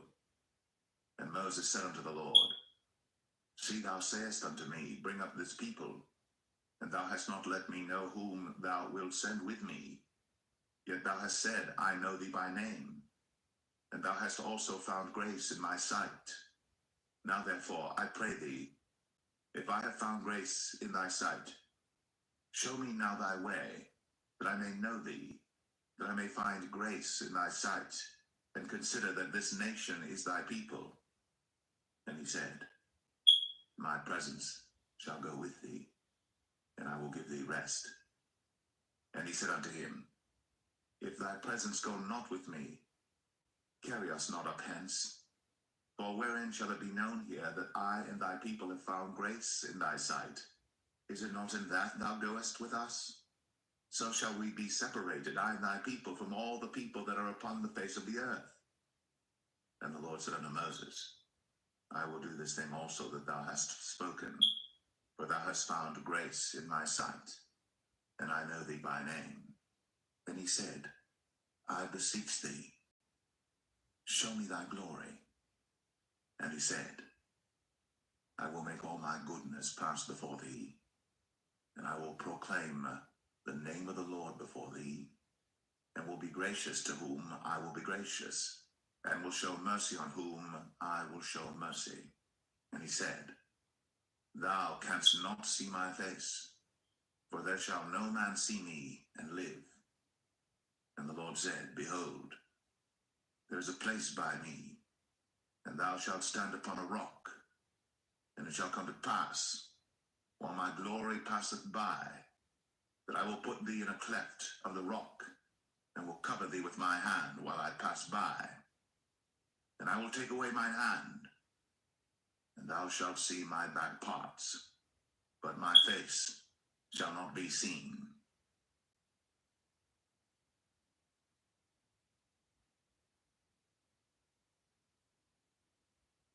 Exodus 34. And the Lord said unto Moses, Hew thee 2 tables of stone like unto the first.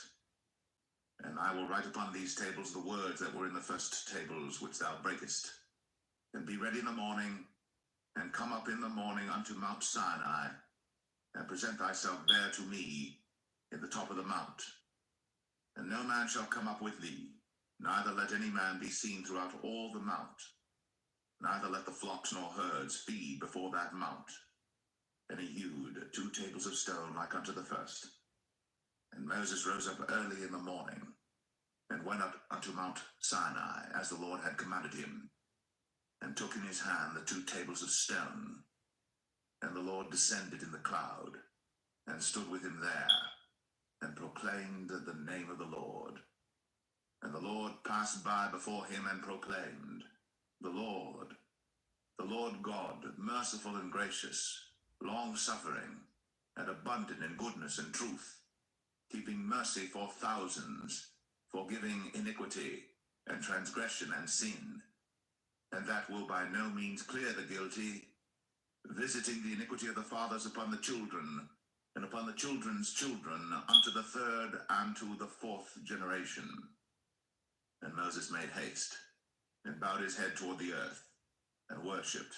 And he said, If now I have found grace in thy sight, O Lord, let my Lord, I pray thee, go among us. For it is a stiff-necked people, and pardon our iniquity and our sin, and take us for thine inheritance.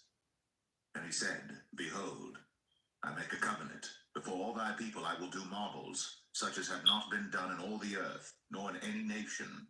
And all the people among which thou art shall see the work of the Lord. For it is a terrible thing that I will do with thee.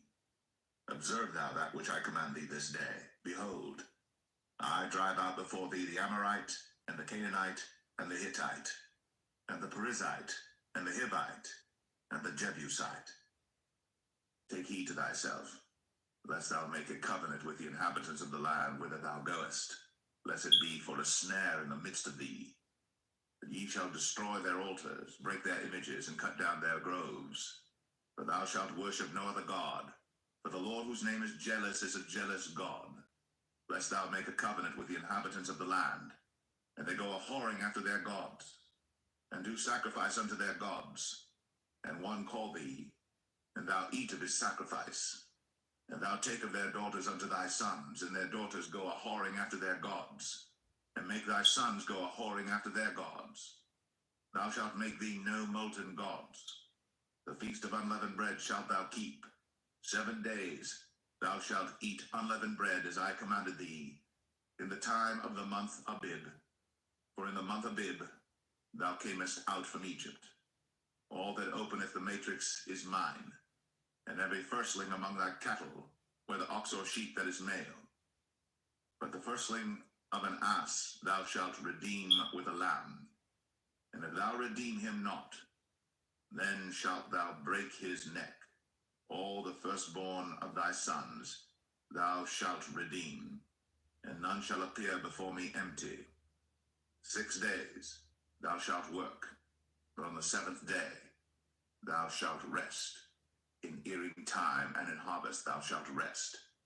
And thou shalt observe the feast of weeks, of the firstfruits of wheat harvest, and the feast of ingathering at the year's end. Thrice in the year shall all your men children appear before the Lord God, the God of Israel. For I will cast out the nations before thee, and enlarge thy borders. Neither shall any man desire thy land, when thou shalt go up to appear before the Lord thy God thrice in the year. Thou shalt not offer the blood of my sacrifice with leaven, neither shall the sacrifice of the feast of the Passover be left unto the morning. The first of the firstfruits of thy land thou shalt bring unto the house of the Lord thy God. Thou shalt not see the kid in his mother's milk. And the Lord said unto Moses, Write thou these words. For after the tenor of these words I have made a covenant with thee and with Israel. And he was there with the Lord 40 days and 40 nights. He did neither eat bread nor drink water. And he wrote upon the tables the words of the covenant, the 10 commandments. And it came to pass when Moses came down from Mount Sinai, with the 2 tables of testimony in Moses' hand, when he came down from the mount, that Moses wist not that the skin of his face shone, while he talked with him. And when Aaron and all the children of Israel saw Moses, behold, the skin of his face shone, and they were afraid to come nigh him. And Moses called unto them, and Aaron and all the rulers of the congregation returned unto him. And Moses talked with them, and afterward all the children of Israel came nigh, and he gave them in commandment all that the Lord had spoken with him in Mount Sinai. Until Moses had done speaking with them, he put a veil on his face. But when Moses went in before the Lord to speak with him, he took the veil off until he came out. And he came out and spake unto the children of Israel that which he was commanded. And the children of Israel saw the face of Moses, that the skin of Moses' face shone. And Moses put the veil upon his face again, until he went in to speak with him.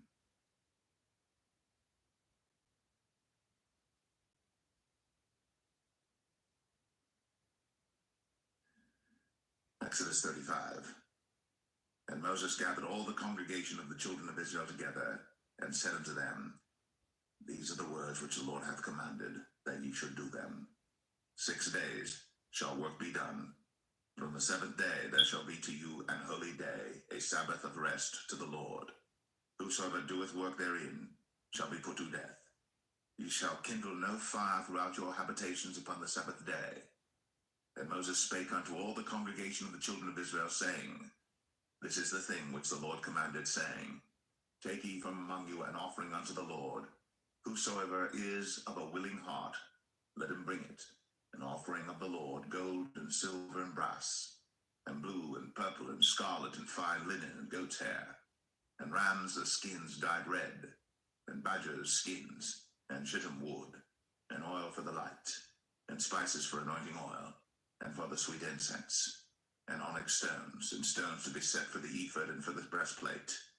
And every wise-hearted among you shall come, and make all that the Lord hath commanded, the tabernacle, his tent, and his covering, his taches, and his boards, his bars, his pillars, and his sockets, the ark and the staves thereof, with the mercy seat and the veil of the covering, the table and his staves, and all his vessels, and the showbread, the candlestick also for the light, and his furniture, and his lamps, with the oil for the light, and the incense altar, and his staves, and the anointing oil, and the sweet incense, and the hanging for the door at the entering in of the tabernacle, the altar of burnt offering, with his brazen grate, his staves, and all his vessels, the laver and his foot, the hangings of the court, his pillars, and their sockets, and the hanging for the door of the court, the pins of the tabernacle, and the pins of the court, and their cords, the cloths of service, to do service in the holy place, the holy garments for Aaron the priest, and the garments of his sons to minister in the priest's office.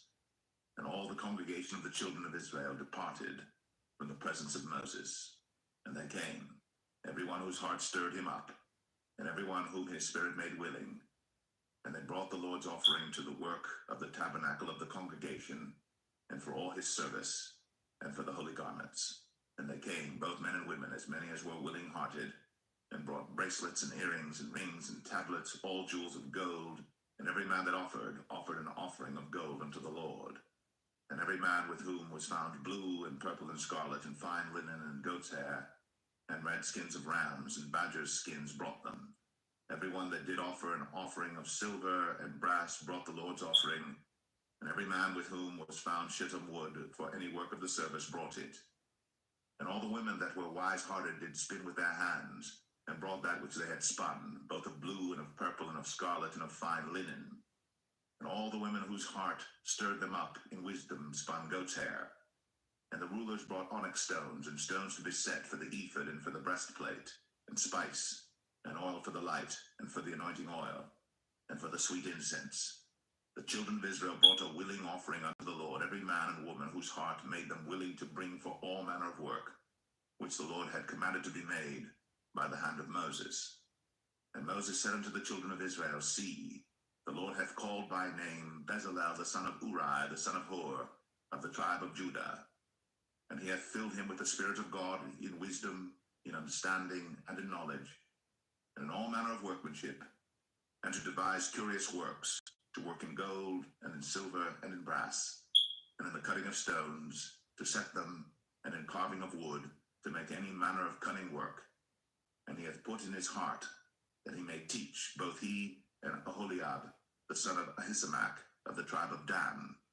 Them hath he filled with wisdom of heart, to work all manner of work, of the engraver, and of the cunning workman, and of the embroiderer, in blue, and in purple, and scarlet, and in fine linen, and of the weaver, even of them that do any work, and of those that devise cunning work.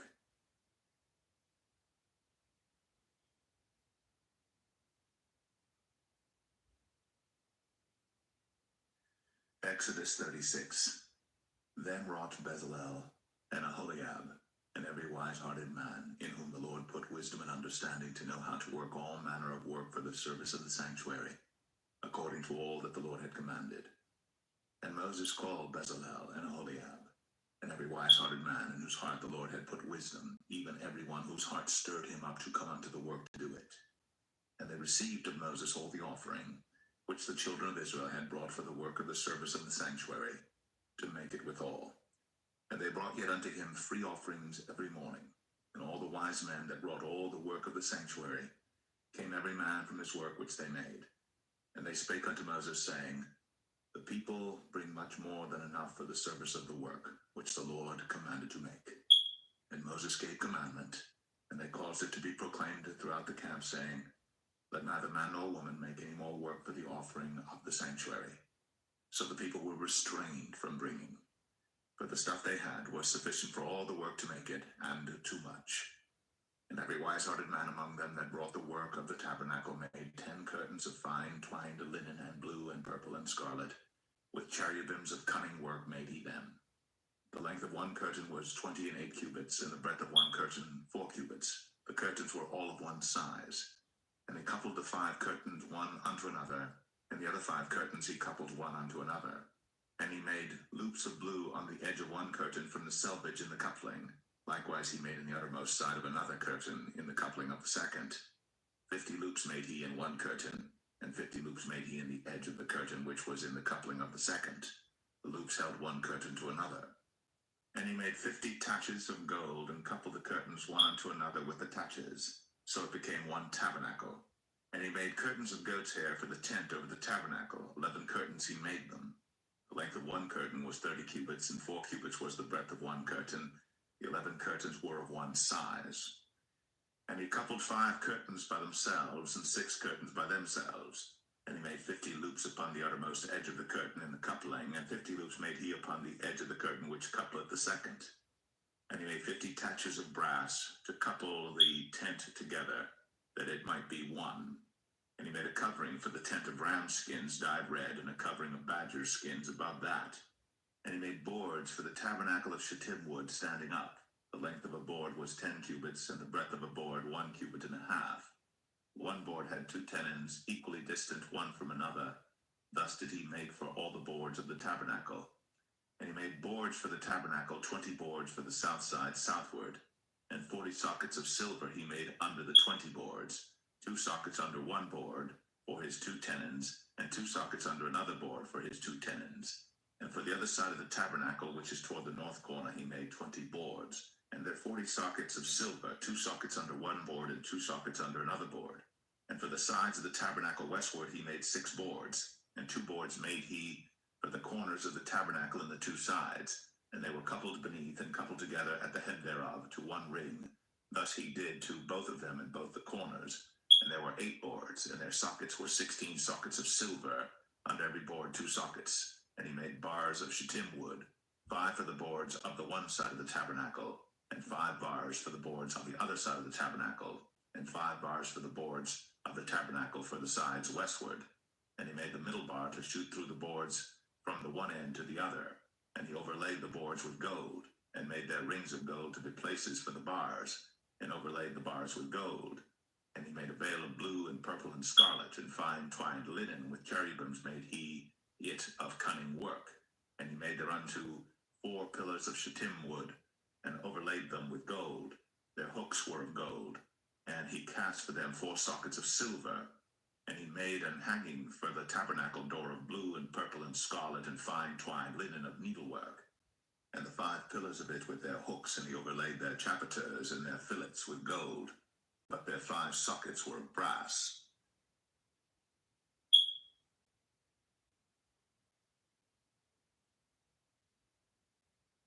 Exodus 37. And Bezalel made the ark of shittim wood. 2 cubits and a half was the length of it, and 1 cubit and a half the breadth of it, and 1 cubit and a half the height of it. And he overlaid it with pure gold within and without, and made a crown of gold to it round about. And he cast for it 4 rings of gold, to be set by the 4 corners of it, even 2 rings upon the one side of it, and 2 rings upon the other side of it. And he made staves of shittim wood, and overlaid them with gold. And he put the staves into the rings by the sides of the ark to bear the ark. And he made the mercy seat of pure gold. 2 cubits and a half was the length thereof, and 1 cubit and a half the breadth thereof. And he made 2 cherubims of gold, beaten out of one piece made he them, on the 2 ends of the mercy seat. 1 cherub on the end, on this side, and another cherub on the other end, on that side. Out of the mercy seat made he the cherubims on the 2 ends thereof. And the cherubims spread out their wings on high, and covered with their wings over the mercy seat with their faces one to another. Even to the mercy seatward were the faces of the cherubims. And he made the table of shittim wood. 2 cubits was the length thereof, and 1 cubit the breadth thereof, and 1 cubit and a half the height thereof. And he overlaid it with pure gold, and made thereunto a crown of gold round about. Also he made thereunto a border of an handbreadth round about, and made a crown of gold for the border thereof round about. And he cast for it 4 rings of gold, and put the rings upon the 4 corners that were in the 4 feet thereof. Over against the border were the rings, the places for the staves to bear the table. And he made the staves of shittim wood, and overlaid them with gold to bear the table. And he made the vessels which were upon the table, his dishes, and his spoons, and his bowls, and his covers, to cover withal of pure gold. And he made the candlestick of pure gold. Of beaten work made he the candlestick. His shaft and his branch, his bowls, his knobs, and his flowers were of the same. And 6 branches going out of the sides thereof, 3 branches of the candlestick out of the one side thereof, and 3 branches of the candlestick out of the other side thereof. 3 bowls made after the fashion of almonds in one branch, a knob and a flower, and 3 bowls made like almonds in another branch, a knob and a flower. So throughout the 6 branches going out of the candlestick.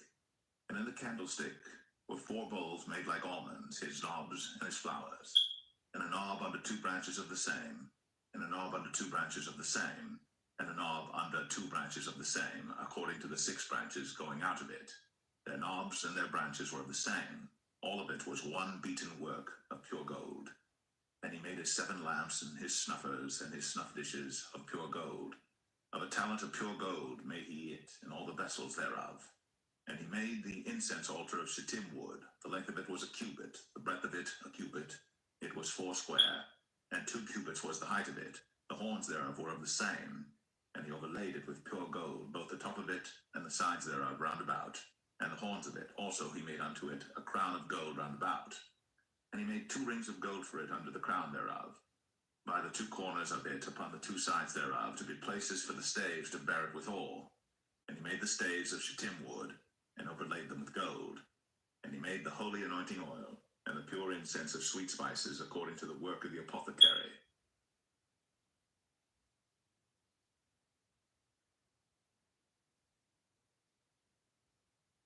Exodus 38. And he made the altar of burnt offering of shittim wood. 5 cubits was the length thereof, and 5 cubits the breadth thereof. It was 4 square, and 3 cubits the height thereof. And he made the horns thereof on the 4 corners of it. The horns thereof were of the same, and he overlaid it with brass. And he made all the vessels of the altar, the pots and the shovels and the basins and the flesh hooks, and the fire pans. All the vessels thereof made he of brass. And he made for the altar a brazen grate of network under the compass thereof, beneath unto the midst of it.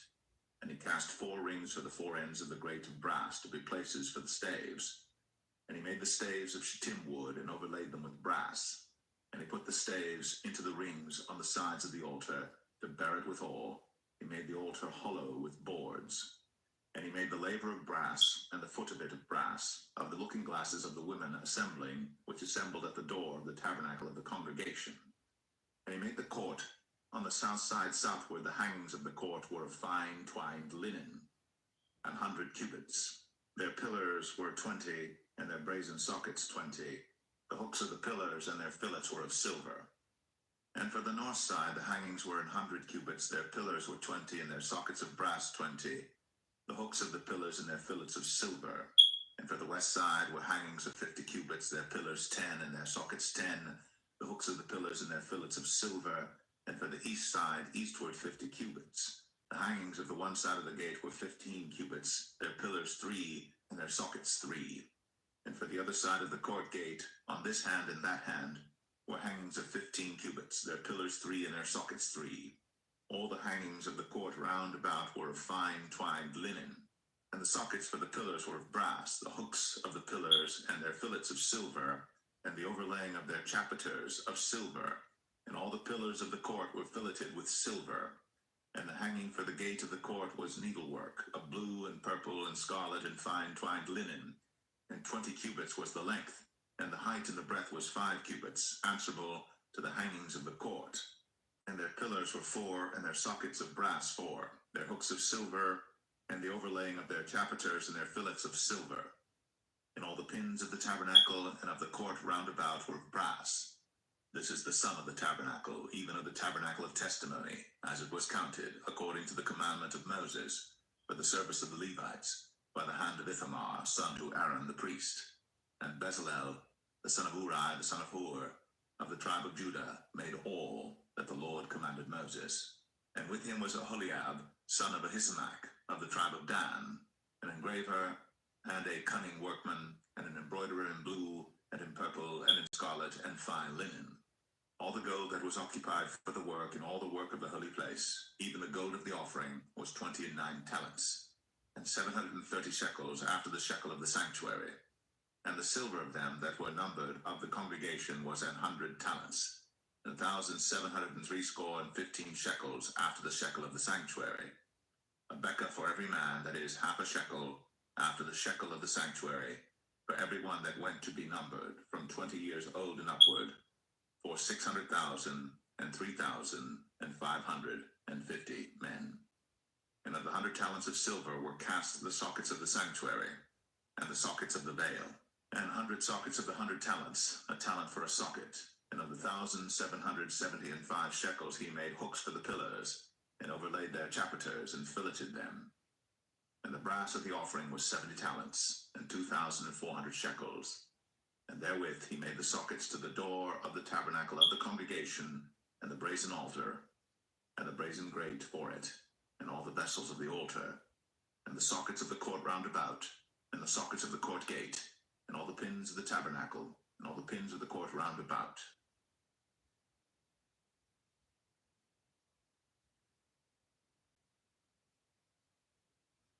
Exodus 39. And of the blue and purple and scarlet they made cloths of service, to do service in the holy place, and made the holy garments for Aaron, as the Lord commanded Moses. And he made the ephod of gold, blue and purple and scarlet and fine twined linen. And they did beat the gold into thin plates, and cut it into wires, to work it in the blue and in the purple and in the scarlet, and in the fine linen with cunning work. They made shoulder pieces for it, to couple it together. By the 2 edges was it coupled together. And the curious girdle of his ephod that was upon it was of the same, according to the work thereof, of gold, blue and purple and scarlet, and fine twined linen, as the Lord commanded Moses. And they wrought onyx stones enclosed in ouches of gold, graven as signets are graven, with the names of the children of Israel. And he put them on the shoulders of the ephod, that they should be stones for a memorial to the children of Israel, as the Lord commanded Moses. And he made the breastplate of cunning work, like the work of the ephod, of gold, blue, and purple, and scarlet, and fine twined linen. It was 4 square. They made the breastplate double. A span was the length thereof, and the span the breadth thereof, being doubled. And they set in it 4 rows of stones. The first row was a sardius, a topaz, and a carbuncle. This was the first row. And the second row an emerald, a sapphire, and a diamond. And the third row a ligure, an agate, and an amethyst. And the fourth row a beryl, an onyx, and a jasper. They were enclosed in ouches of gold in their enclosings. And the stones were according to the names of the children of Israel, 12 according to their names, like the engravings of a signet, every one with his name, according to the 12 tribes. And they made upon the breastplate chains at the ends of wreathen work of pure gold. And they made 2 ouches of gold and 2 gold rings, and put the 2 rings in the 2 ends of the breastplate. And they put the 2 wreathen chains of gold in the 2 rings on the ends of the breastplate. And the 2 ends of the 2 wreathen chains they fastened in the 2 ouches, and put them on the shoulder pieces of the ephod before it. And they made 2 rings of gold, and put them on the 2 ends of the breastplate upon the border of it, which was on the side of the ephod inward. And they made 2 other golden rings, and put them on the 2 sides of the ephod underneath, toward the forepart of it, over against the other coupling thereof, above the curious girdle of the ephod. And they did bind the breastplate by his rings unto the rings of the ephod with a lace of blue, that it might be above the curious girdle of the ephod, and that the breastplate might not be loosed from the ephod, as the Lord commanded Moses. And he made the robe of the ephod of woven work, all of blue. And there was an hole in the midst of the robe, as the hole of an habergeon, with a band round about the hole, that it should not rend. And they made upon the hems of the robe pomegranates of blue and purple and scarlet, and twined a linen. And they made bells of pure gold, and put the bells between the pomegranates upon the hem of the robe, round about between the pomegranates. A bell and a pomegranate, a bell and a pomegranate, round about the hem of the robe to minister in, as the Lord commanded Moses. And they made coats of fine linen of woven work for Aaron and for his sons, and a mitre of fine linen, and goodly bonnets of fine linen, and linen breeches of fine twined linen, and a girdle of fine twined linen, and blue and purple and scarlet of needlework, as the Lord commanded Moses. And they made the plate of the holy crown of pure gold, and wrote upon it a writing like to the engravings of a signet, holiness to the Lord. And they tied unto it a lace of blue to fasten it on high upon the mitre, as the Lord commanded Moses. Thus was all the work of the tabernacle of the tent of the congregation finished. And the children of Israel did according to all that the Lord commanded Moses. So did they. And they brought the tabernacle unto Moses, the tent, and all his furniture, his taches, his boards, his bars, and his pillars, and his sockets, and the covering of ram skins dyed red, and the covering of badger skins, and the veil of the covering, the ark of the testimony, and the staves thereof, and the mercy seat, the table and all the vessels thereof, and the showbread, the pure candlestick, with the lamps thereof, even with the lamps to be set in order, and all the vessels thereof, and the oil for light, and the golden altar, and the anointing oil, and the sweet incense, and the hanging for the tabernacle door, the brazen altar, and his grate of brass, his staves and all his vessels, the laver and his foot, the hangings of the court, his pillars and his sockets, and the hanging for the court gate, his cords, and his pins, and all the vessels of the service of the tabernacle for the tent of the congregation, the cloths of service to do service in the holy place, and the holy garments for Aaron the priest, and his sons' garments to minister in the priest's office, according to all that the Lord commanded Moses. So the children of Israel made all the work. And Moses did look upon all the work, and behold, they had done it, as the Lord had commanded. Even so had they done it. And Moses blessed them.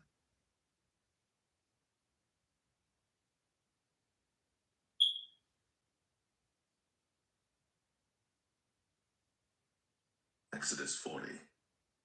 And the Lord spake unto Moses, saying, On the first day of the first month shalt thou set up the tabernacle of the tent of the congregation, and thou shalt put therein the ark of the testimony, and cover the ark with a veil.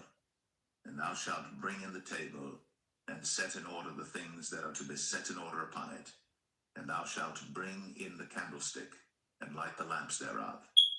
And thou shalt set the altar of gold for the incense before the ark of the testimony, and put the hanging of the door to the tabernacle. And thou shalt set the altar of the burnt offering before the door of the tabernacle of the tent of the congregation. And thou shalt set the laver between the tent of the congregation and the altar, and shalt put water therein. And thou shalt set up the court round about, and hang up the hanging at the court gate. And thou shalt take the anointing oil, and anoint the tabernacle, and all that is therein, and shalt hallow it, and all the vessels thereof, and it shall be holy. And thou shalt anoint the altar of the burnt offering, and all his vessels, and sanctify the altar, and it shall be an altar most holy. And thou shalt anoint the laver and his foot, and sanctify it.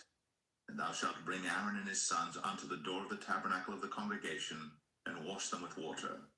And thou shalt put upon Aaron the holy garments, and anoint him, and sanctify him, that he may minister unto me in the priest's office. And thou shalt bring his sons, and clothe them with coats.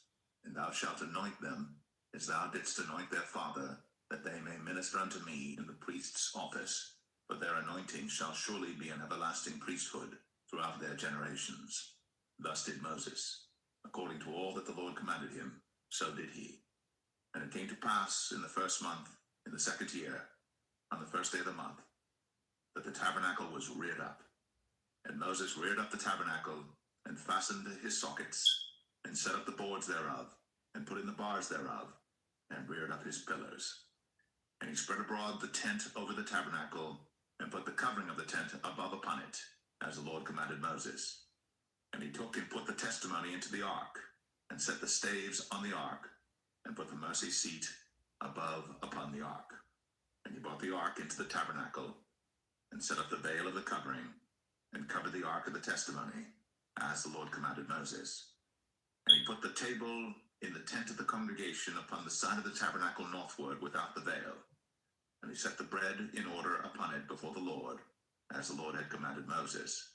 And he put the candlestick in the tent of the congregation over against the table on the side of the tabernacle southward. And he lighted the lamps before the Lord, as the Lord commanded Moses. And he put the golden altar in the tent of the congregation before the veil. And he burnt sweet incense thereon, as the Lord commanded Moses. And he set up the hanging at the door of the tabernacle. And he put the altar of burnt offering by the door of the tabernacle of the tent of the congregation, and offered upon it the burnt offering and the meat offering, as the Lord commanded Moses.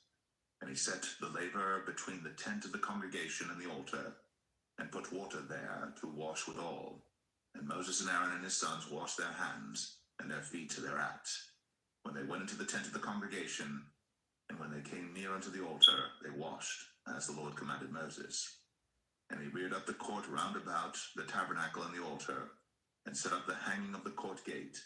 So Moses finished the work. Then a cloud covered the tent of the congregation, and the glory of the Lord filled the tabernacle. And Moses was not able to enter into the tent of the congregation, because the cloud abode thereon, and the glory of the Lord filled the tabernacle. And when the cloud was taken up from over the tabernacle, the children of Israel went onward in all their journeys. But if the cloud were not taken up, then they journeyed not till the day that it was taken up. For the cloud of the Lord was upon the tabernacle by day, and fire was on it by night, in the sight of all the house of Israel, throughout all their journeys.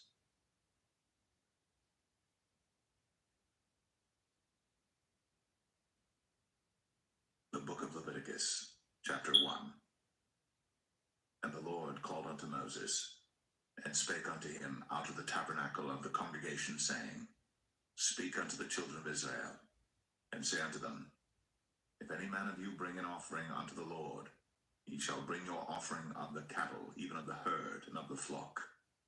If his offering be a burnt sacrifice of the herd, let him offer a male without blemish.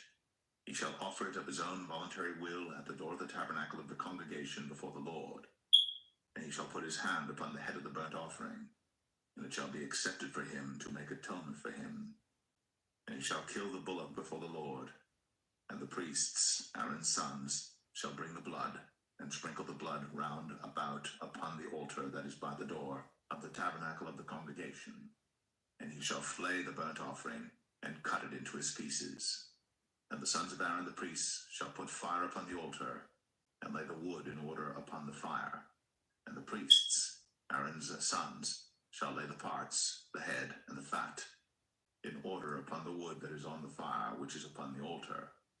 But his inwards and his legs shall he wash in water, and the priest shall burn all on the altar to be a burnt sacrifice, an offering made by fire, of a sweet savor unto the Lord. And if his offering be of the flocks, namely of the sheep or of the goats, for a burnt sacrifice, he shall bring it a male without blemish, and he shall kill it on the side of the altar northward before the Lord, and the priests, Aaron's sons, shall sprinkle his blood round about upon the altar, and he shall cut it into his pieces, with his head and his fat, and the priest shall lay them in order on the wood that is on the fire, which is upon the altar. But he shall wash the inwards and the legs with water, and the priest shall bring it all, and burn it upon the altar. It is a burnt sacrifice, an offering made by fire, of a sweet savor unto the Lord. And if the burnt sacrifice for his offering to the Lord be of fowls, then he shall bring his offering of turtle doves or of young pigeons. And the priest shall bring it unto the altar, and wring off his head, and burn it on the altar. And the blood thereof shall be wrung out at the side of the altar. And he shall pluck away his crop with his feathers, and cast it beside the altar on the east part, by the place of the ashes. And he shall cleave it with the wings thereof, but shall not divide it asunder. And the priest shall burn it upon the altar, upon the wood that is upon the fire. It is a burnt sacrifice, an offering made by fire, of a sweet savor unto the Lord.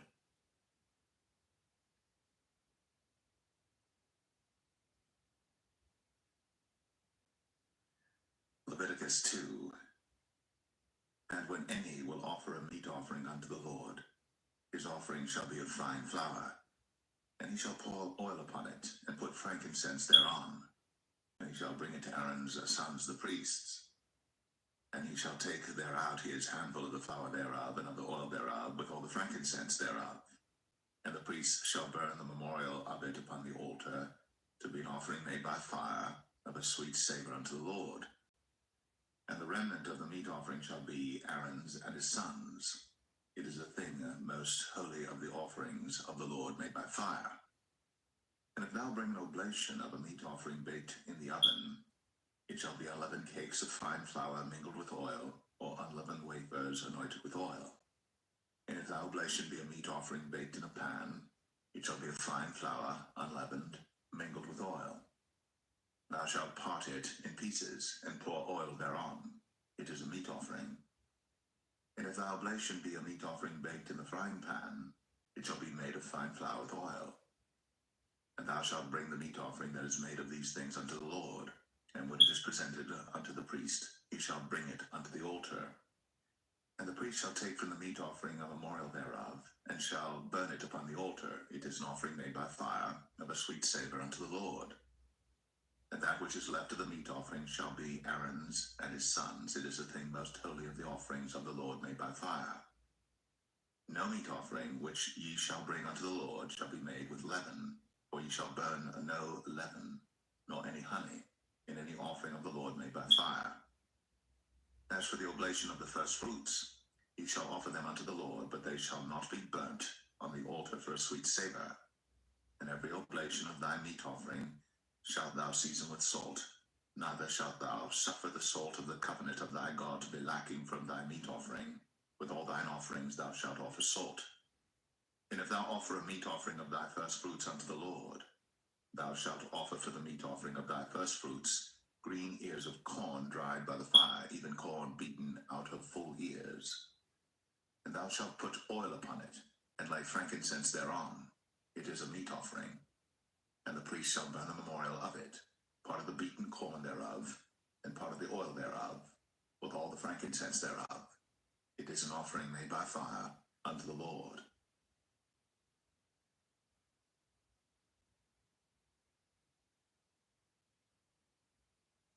Leviticus 3. And if his oblation be a sacrifice of peace offering, if he offer it of the herd, whether it be a male or female, he shall offer it without blemish before the Lord. And he shall lay his hand upon the head of his offering, and kill it at the door of the tabernacle of the congregation. And Aaron's sons, the priests, shall sprinkle the blood upon the altar round about. And he shall offer of the sacrifice of the peace offering an offering made by fire unto the Lord, the fat that covereth the inwards, and all the fat that is upon the inwards, and the two kidneys, and the fat that is on them, which is by the flanks, and the caul above the liver, with the kidneys, it shall he take away. And Aaron's sons shall burn it on the altar upon the burnt sacrifice which is upon the wood that is on the fire. It is an offering made by fire, of a sweet savor unto the Lord. And if his offering for a sacrifice of peace offering unto the Lord be of the flock, male or female, he shall offer it without blemish. If he offer a lamb for his offering, then shall he offer it before the Lord. And he shall lay his hand upon the head of his offering, and kill it before the tabernacle of the congregation. And Aaron's sons shall sprinkle the blood thereof round about upon the altar. And he shall offer of the sacrifice of the peace offering an offering made by fire unto the Lord, the fat thereof, and the whole rump. It shall he take off hard by the backbone, and the fat that covereth the inwards, and all the fat that is upon the inwards, and the two kidneys, and the fat that is upon them, which is by the flanks, and the caul above the liver, with the kidneys, it shall he take away. And the priest shall burn it upon the altar. It is the food of the offering made by fire unto the Lord. And if his offering be a goat, then he shall offer it before the Lord. And he shall lay his hand upon the head of it, and kill it before the tabernacle of the congregation. And the sons of Aaron shall sprinkle the blood thereof upon the altar round about. And he shall offer thereof his offering, even an offering made by fire unto the Lord, the fat that covereth the inwards, and all the fat that is upon the inwards, and the two kidneys, and the fat that is upon them, which is by the flanks, and the caul above the liver, with the kidneys, it shall he take away. And the priest shall burn them upon the altar. It is the food of the offering made by fire for a sweet savor. All the fat is the Lord's. It shall be a perpetual statute for your generations throughout all your dwellings, that ye eat neither fat nor blood.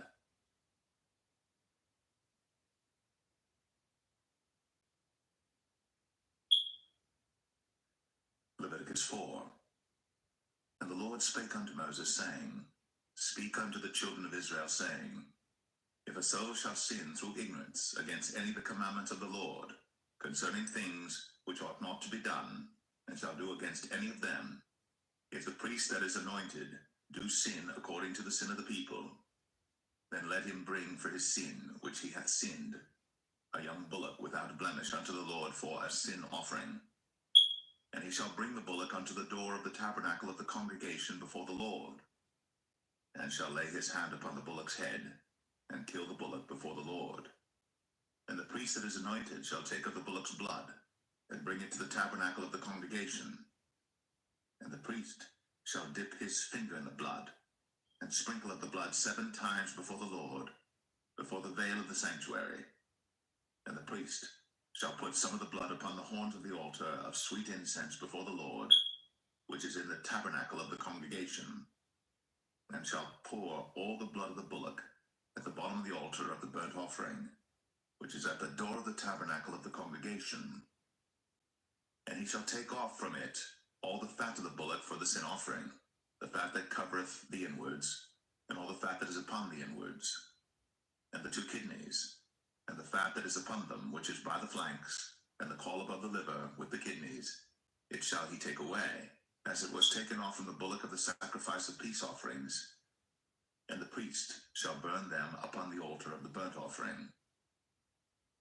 And the skin of the bullock, and all his flesh, with his head, and with his legs, and his inwards, and his dung, even the whole bullock shall he carry forth without the camp unto a clean place, where the ashes are poured out, and burn him on the wood with fire.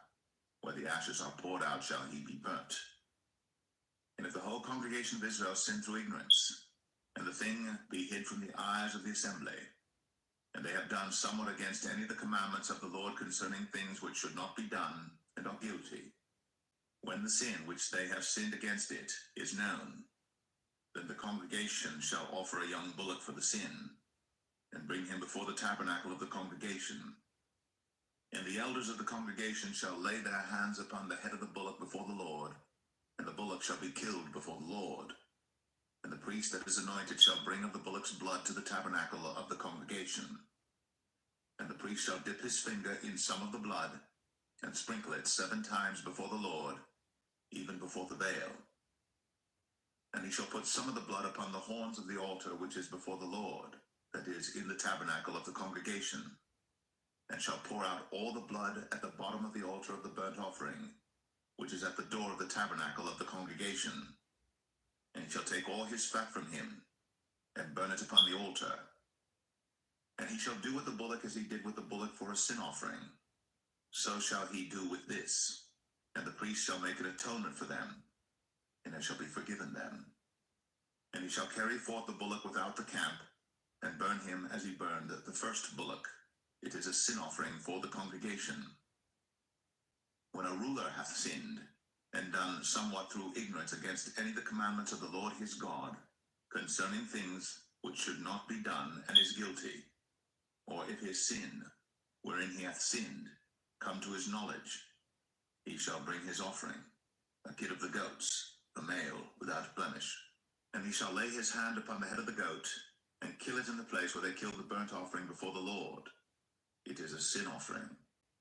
And the priest shall take of the blood of the sin offering with his finger, and put it upon the horns of the altar of burnt offering, and shall pour out his blood at the bottom of the altar of burnt offering. And he shall burn all his fat upon the altar, as the fat of the sacrifice of peace offerings. And the priest shall make an atonement for him as concerning his sin, and shall be forgiven him.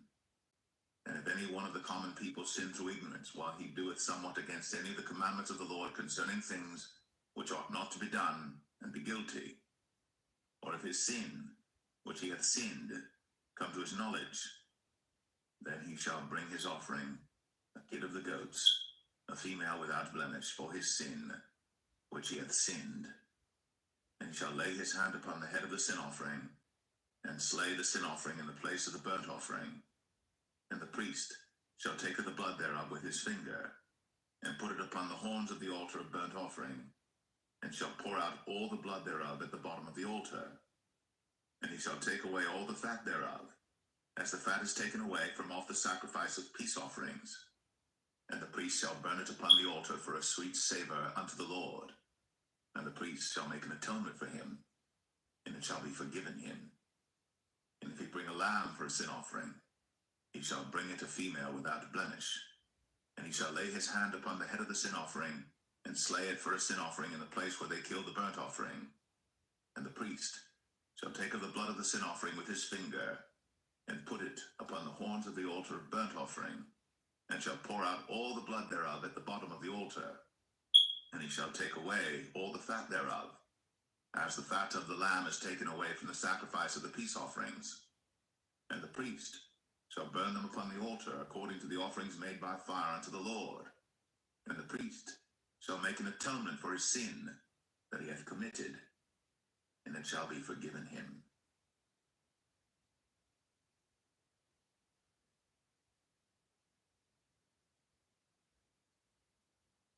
Leviticus 5. And if a soul sin, and hear the voice of swearing, and is a witness, whether he hath seen or known of it, if he do not utter it, then he shall bear his iniquity. Or if a soul touch any unclean thing, whether it be a carcass of an unclean beast, or a carcass of unclean cattle, or the carcass of unclean creeping things, and if it be hidden from him, he also shall be unclean and guilty. Or if he touch the uncleanness of man, whatsoever uncleanness it be that a man shall be defiled withal, and it be hid from him, when he knoweth of it, then he shall be guilty. Or if a soul swear, pronouncing with his lips to do evil, or to do good, whatsoever it be that a man shall pronounce with an oath, and it be hid from him, when he knoweth of it, then he shall be guilty in one of these. And it shall be, when he shall be guilty in one of these things, that he shall confess that he hath sinned in that thing. And he shall bring his trespass offering unto the Lord for his sin which he hath sinned, a female from the flock, a lamb or a kid of the goats, for a sin offering. And the priest shall make an atonement for him concerning his sin. And if he be not able to bring a lamb, then he shall bring for his trespass which he hath committed 2 turtle doves, or 2 young pigeons unto the Lord, one for a sin offering, and the other for a burnt offering. And he shall bring them unto the priest, who shall offer that which is for the sin offering first, and wring off his head from his neck, but shall not divide it asunder. And he shall sprinkle of the blood of the sin offering upon the side of the altar, and the rest of the blood shall be wrung out at the bottom of the altar. It is a sin offering. And he shall offer the second for a burnt offering according to the manner, and the priest shall make an atonement for him for his sin which he hath sinned, and it shall be forgiven him. But if he be not able to bring 2 turtle doves or 2 young pigeons, then he that sinned shall bring for his offering the 10th part of an ephah of fine flour for a sin offering. He shall put no oil upon it, neither shall he put any frankincense thereon, for it is a sin offering. Then shall he bring it to the priest, and the priest shall take his handful of it, even a memorial thereof, and burn it on the altar, according to the offerings made by fire unto the Lord. It is a sin offering. And the priest shall make an atonement for him as touching his sin that he hath sinned in one of these, and it shall be forgiven him. And the remnant shall be the priest's, as a meat offering. And the Lord spake unto Moses, saying, If a soul commit a trespass, and sin through ignorance in the holy things of the Lord, then he shall bring for his trespass unto the Lord a ram without blemish out of the flocks, with thy estimation by shekels of silver, after the shekel of the sanctuary, for a trespass offering. And he shall make amends for the harm that he hath done in the holy thing, and shall add the 5th part thereto, and give it unto the priest. And the priest shall make an atonement for him with the ram of the trespass offering, and it shall be forgiven him. And if a soul sin, and commit any of these things which are forbidden to be done by the commandments of the Lord, though he wist it not, yet is he guilty, and shall bear his iniquity. And he shall bring a ram without blemish out of the flock, with thy estimation, for a trespass offering unto the priest. And the priest shall make an atonement for him concerning his ignorance, wherein he erred and wist it not, and it shall be forgiven him. It is a trespass offering. He hath certainly trespassed against the Lord.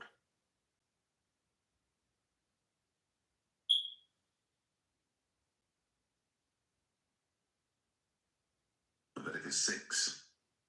And the Lord spake unto Moses, saying, If a soul sin, and commit a trespass against the Lord, and lie unto his neighbor in that which was delivered him to keep, or in fellowship, or in a thing taken away by violence, or hath deceived his neighbor, or hath found that which was lost, and lieth concerning it, and sweareth falsely, in any of all these that a man doeth, sinning therein, then it shall be, because he hath sinned, and is guilty, that he shall restore that which he took violently away, or the thing which he hath deceitfully gotten, or that which was delivered him to keep, or the lost thing which he found, or all that about which he hath sworn falsely.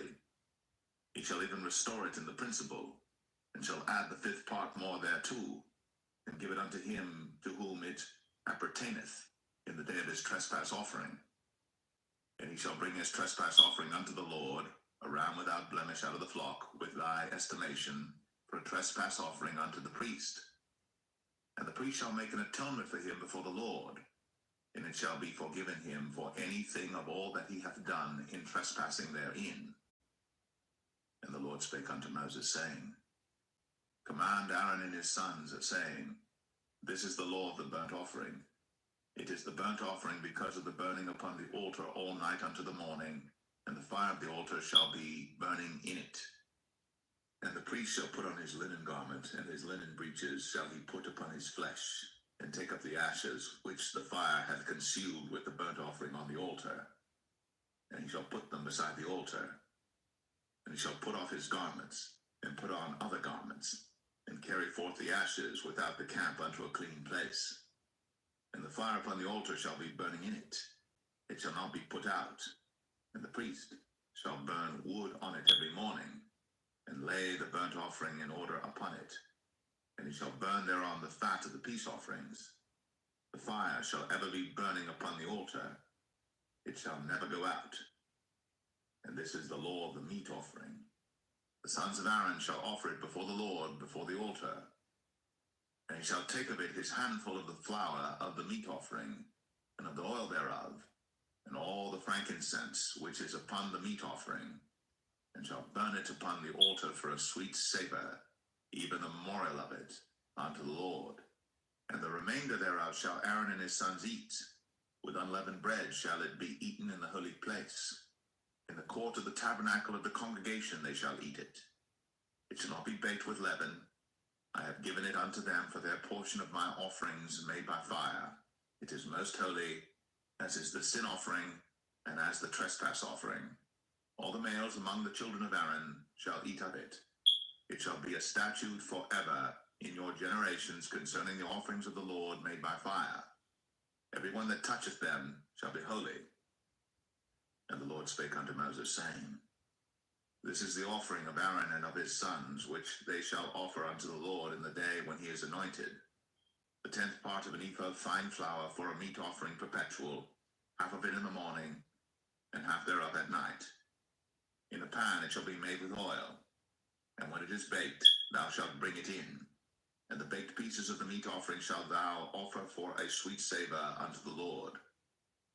And the priest of his sons that is anointed in his stead shall offer it.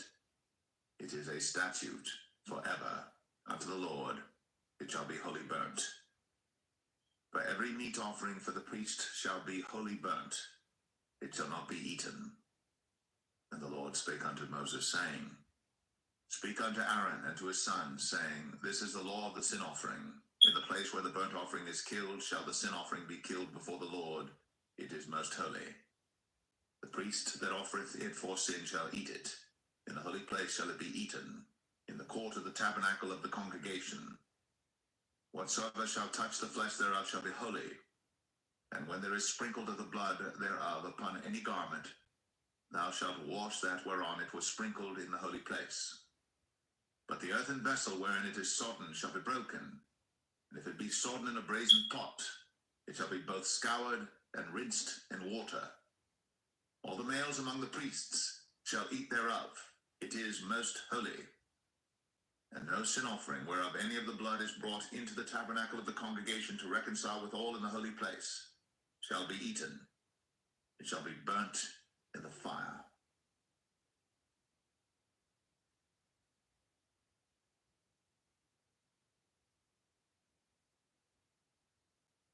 Leviticus 7. Likewise, this is the law of the trespass offering. It is most holy. In the place where they kill the burnt offering shall they kill the trespass offering, and the blood thereof shall he sprinkle round about upon the altar. And he shall offer of it all the fat thereof, the rump, and the fat that covereth the inwards, and the 2 kidneys, and the fat that is on them, which is by the flanks, and the caul that is above the liver, with the kidneys, it shall he take away. And the priest shall burn them upon the altar for an offering made by fire unto the Lord. It is a trespass offering. Every male among the priests shall eat thereof. It shall be eaten in the holy place. It is most holy. As the sin offering is, so is the trespass offering. There is one law for them. The priest that maketh atonement therewith shall have it. And the priest that offereth any man's burnt offering, even the priest, shall have to himself the skin of the burnt offering which he hath offered, and all the meat offering that is baked in the oven, and all that is dressed in the frying pan, and in the pan, shall be the priest's that offereth it. And every meat offering mingled with oil and dry shall all the sons of Aaron have, one as much as another. And this is the law of the sacrifice of peace offerings which he shall offer unto the Lord. If he offer it for a thanksgiving, then he shall offer with the sacrifice of thanksgiving unleavened cakes mingled with oil, and unleavened wafers anointed with oil, and cakes mingled with oil of fine flour fried. Besides the cakes, he shall offer for his offering leavened bread with the sacrifice of thanksgiving of his peace offerings, and of it he shall offer one out of the whole oblation for an heave offering unto the Lord, and it shall be the priest's that sprinkleth the blood of the peace offerings. And the flesh of the sacrifice of his peace offerings for thanksgiving shall be eaten the same day that it is offered. He shall not leave any of it until the morning. But if the sacrifice of his offering be a vow or a voluntary offering, it shall be eaten the same day that he offereth his sacrifice, and on the morrow also the remainder of it shall be eaten. But the remainder of the flesh of the sacrifice on the third day shall be burnt with fire. And if any of the flesh of the sacrifice of his peace offerings be eaten at all on the third day, it shall not be accepted, neither shall it be imputed unto him that offereth it. It shall be an abomination, and the soul that eateth of it shall bear his iniquity. And the flesh that toucheth any unclean thing shall not be eaten, it shall be burnt with fire. And as for the flesh, all that be clean shall eat thereof. But the soul that eateth of the flesh of the sacrifice of peace offerings that pertain unto the Lord, having his uncleanness upon him, even that soul shall be cut off from his people. Moreover, the soul that shall touch any unclean thing, as the uncleanness of man, or any unclean beast, or any abominable unclean thing, and eat of the flesh of the sacrifice of peace offerings, which pertain unto the Lord, even that soul shall be cut off from his people. And the Lord spake unto Moses, saying, Speak unto the children of Israel, saying, Ye shall eat no manner of fat, of ox, or of sheep, or of goat, and the fat of the beast that dieth of itself, and the fat of that which is torn with beasts, may be used in any other use. But ye shall in no wise eat of it. For whosoever eateth the fat of the beast, of which men offer an offering made by fire unto the Lord, even the soul that eateth it shall be cut off from his people. Moreover, ye shall eat no manner of blood, whether it be of fowl or of beast, in any of your dwellings. Whatsoever soul it be that eateth any manner of blood, even that soul shall be cut off from his people. And the Lord spake unto Moses, saying, Speak unto the children of Israel, saying, He that offereth the sacrifice of his peace offerings unto the Lord shall bring his oblation unto the Lord the sacrifice of his peace offerings. His own hands shall bring the offerings of the Lord made by fire, the fat with the breast. It shall he bring, that the breast may be waved for a wave offering before the Lord. And the priest shall burn the fat upon the altar, but the breast shall be Aaron's and his sons'. And the right shoulder shall ye give unto the priest for an heave offering of the sacrifices of your peace offerings. He among the sons of Aaron that offereth the blood of the peace offerings, and the fat, shall have the right shoulder for his part. For the wave breast and the heave shoulder have I taken of the children of Israel from off the sacrifices of their peace offerings, and have given them unto Aaron the priest, and unto his sons by a statute forever from among the children of Israel. This is the portion of the anointing of Aaron, and of the anointing of his sons, out of the offerings of the Lord made by fire, in the day when he presented them to minister unto the Lord in the priest's office, which the Lord commanded to be given them of the children of Israel, in the day that he anointed them, by a statute forever throughout their generations. This is the law of the burnt offering, of the meat offering, and of the sin offering, and of the trespass offering, and of the consecrations, and of the sacrifice of the peace offerings, which the Lord commanded Moses in Mount Sinai, in the day that he commanded the children of Israel to offer their oblations unto the Lord in the wilderness of Sinai.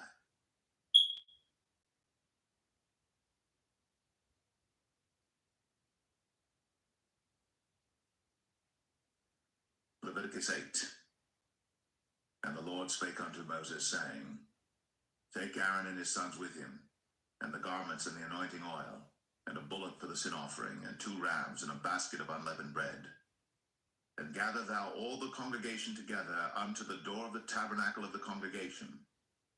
And Moses did as the Lord commanded him. And the assembly was gathered together unto the door of the tabernacle of the congregation. And Moses said unto the congregation, This is the thing which the Lord commanded to be done. And Moses brought Aaron and his sons, and washed them with water. And he put upon him the coat, and girded him with the girdle, and clothed him with the robe, and put the ephod upon him.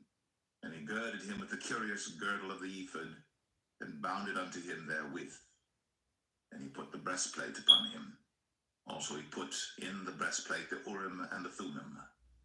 And he put the mitre upon his head.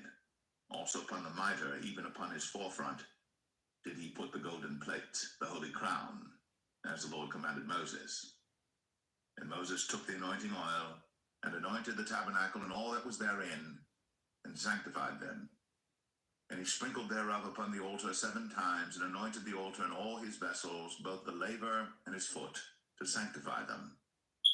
And he poured of the anointing oil upon Aaron's head, and anointed him to sanctify him. And Moses brought Aaron's sons, and put coats upon them, and girded them with girdles, and put bonnets upon them, as the Lord commanded Moses. And he brought the bullock for the sin offering, and Aaron and his sons laid their hands upon the head of the bullock for the sin offering, and he slew it. And Moses took the blood, and put it upon the horns of the altar round about with his finger, and purified the altar, and poured the blood at the bottom of the altar, and sanctified it, to make reconciliation upon it. And he took all the fat that was upon the inwards, and the caul above the liver, and the 2 kidneys, and their fat, and Moses burned it upon the altar. But the bullock and his hide, his flesh and his dung, he burnt with fire without the camp, as the Lord commanded Moses. And he brought the ram for the burnt offering, and Aaron and his sons laid their hands upon the head of the ram, and he killed it. And Moses sprinkled the blood upon the altar round about, and he cut the ram into pieces. And Moses burnt the head, and the pieces, and the fat, and he washed the inwards and the legs in water. And Moses burnt the whole ram upon the altar. It was a burnt sacrifice for a sweet savor, and an offering made by fire unto the Lord, as the Lord commanded Moses. And he brought the other ram, the ram of consecration. And Aaron and his sons laid their hands upon the head of the ram, and he slew it. And Moses took of the blood of it, and put it upon the tip of Aaron's right ear, and upon the thumb of his right hand, and upon the great toe of his right foot. And he brought Aaron's sons, and Moses put of the blood upon the tip of their right ear, and upon the thumbs of their right hands, and upon the great toes of their right feet. And Moses sprinkled the blood upon the altar round about. And he took the fat, and the rump, and all the fat that was upon the inwards, and the caul above the liver, and the 2 kidneys and their fat, and the right shoulder.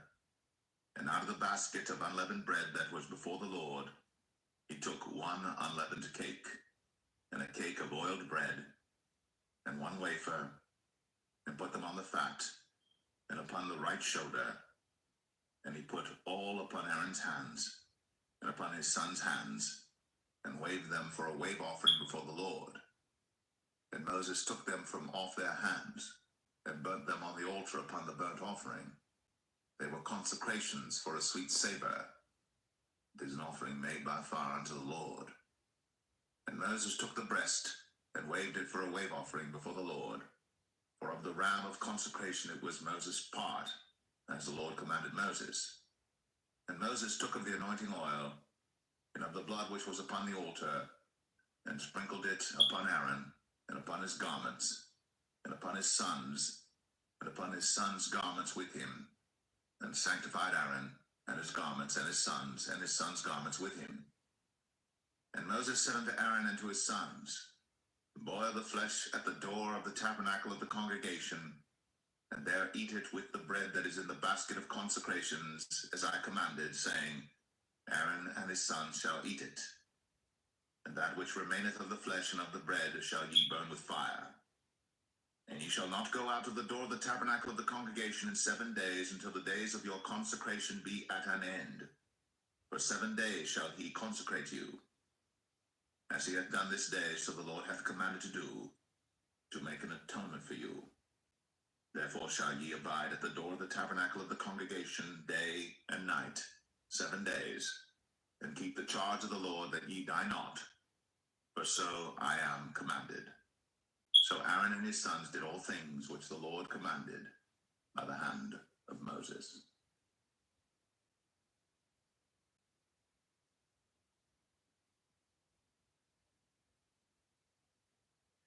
Leviticus 9. And it came to pass on the 8th day that Moses called Aaron and his sons and the elders of Israel. And he said unto Aaron, Take thee a young calf for a sin offering, and a ram for a burnt offering without blemish, and offer them before the Lord. And unto the children of Israel thou shalt speak, saying, Take ye a kid of the goats for a sin offering, and a calf and a lamb, both of the first year, without blemish, for a burnt offering. Also a bullock and a ram for peace offerings to sacrifice before the Lord, and a meat offering mingled with oil. For today the Lord will appear unto you. And they brought that which Moses commanded before the tabernacle of the congregation, and all the congregation drew near, and stood before the Lord. And Moses said, This is the thing which the Lord commanded that ye should do, and the glory of the Lord shall appear unto you. And Moses said unto Aaron, Go unto the altar, and offer thy sin offering, and thy burnt offering, and make an atonement for thyself, and for the people. And offer the offering of the people, and make an atonement for them as the Lord commanded. Aaron therefore went unto the altar, and slew the calf of the sin offering, which was for himself. And the sons of Aaron brought the blood unto him, and he dipped his finger in the blood, and put it upon the horns of the altar, and poured out the blood at the bottom of the altar. But the fat and the kidneys and the caul above the liver of the sin offering he burnt upon the altar, as the Lord commanded Moses. And the flesh and the hide he burnt with fire without the camp, and he slew the burnt offering. And Aaron's sons presented unto him the blood, which he sprinkled round about upon the altar. And they presented the burnt offering unto him, with the pieces thereof, and the head, and he burnt them upon the altar. And he did wash the inwards and the legs, and burnt them upon the burnt offering on the altar.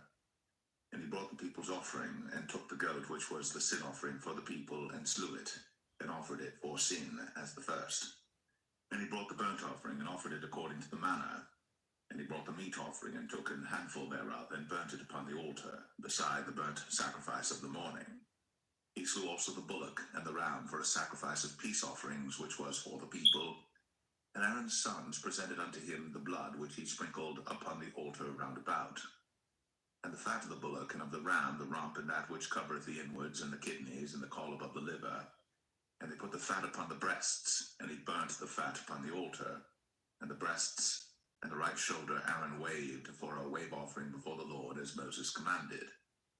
And Aaron lifted up his hand toward the people, and blessed them, and came down from offering of the sin offering, and the burnt offering, and peace offerings. And Moses and Aaron went into the tabernacle of the congregation, and came out, and blessed the people. And the glory of the Lord appeared unto all the people. And there came a fire out from before the Lord, and consumed upon the altar the burnt offering and the fat, which when all the people saw, they shouted, and fell on their faces.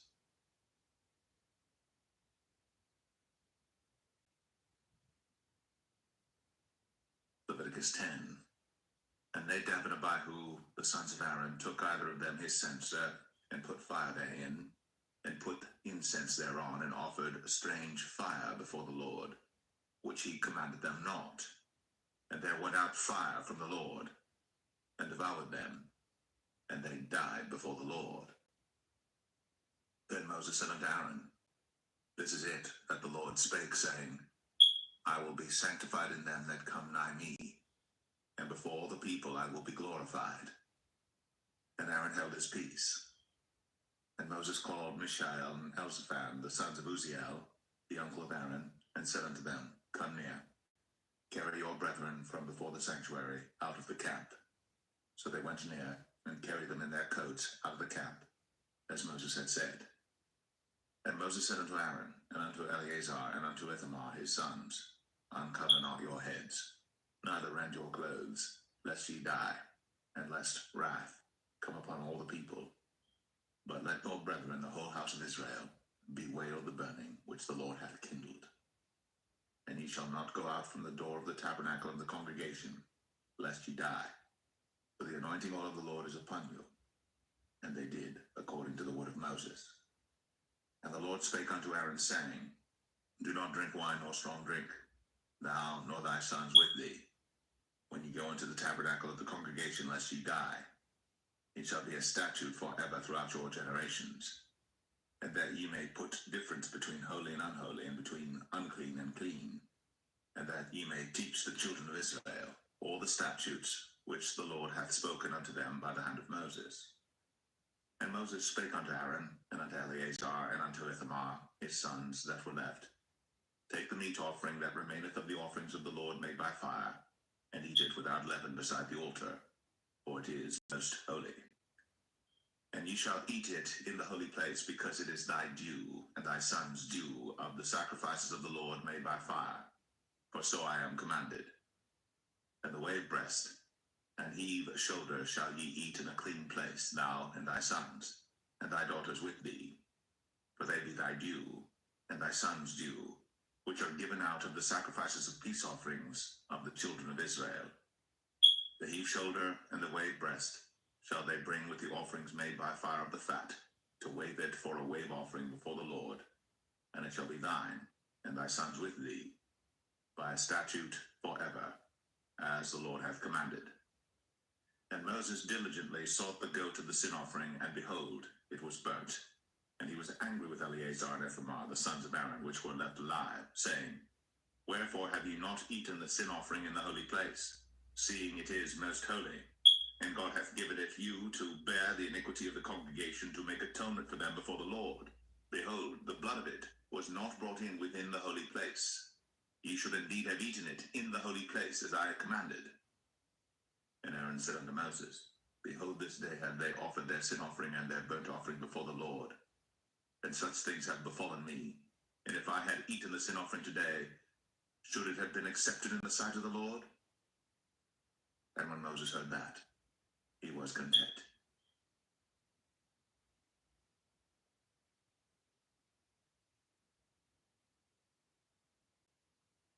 Leviticus 11. And the Lord spake unto Moses and to Aaron, saying unto them, Speak unto the children of Israel, saying, These are the beasts which ye shall eat among all the beasts that are on the earth. Whatsoever parteth the hoof, and is cloven-footed, and cheweth the cud, among the beasts, that shall ye eat. Nevertheless, these shall ye not eat of them that chew the cud, or of them that divide the hoof. As the camel, because he cheweth the cud, but divideth not the hoof, he is unclean unto you. And the coney, because he cheweth the cud, but divideth not the hoof, he is unclean unto you. And the hare, because he cheweth the cud, but divideth not the hoof, he is unclean unto you. And the swine, though he divide the hoof, and be cloven-footed, yet he cheweth not the cud, he is unclean to you. Of their flesh shall ye not eat, and their carcass shall ye not touch, they are unclean to you. These shall ye eat of all that are in the waters. Whatsoever hath fins and scales in the waters, in the seas, and in the rivers, them shall ye eat. And all that have not fins and scales in the seas and in the rivers, of all that move in the waters, and of any living thing which is in the waters, they shall be an abomination unto you. They shall be even an abomination unto you. Ye shall not eat of their flesh, but ye shall have their carcasses in abomination. Whatsoever hath no fins nor scales in the waters, that shall be an abomination unto you. And these are they which ye shall have in abomination among the fowls. They shall not be eaten.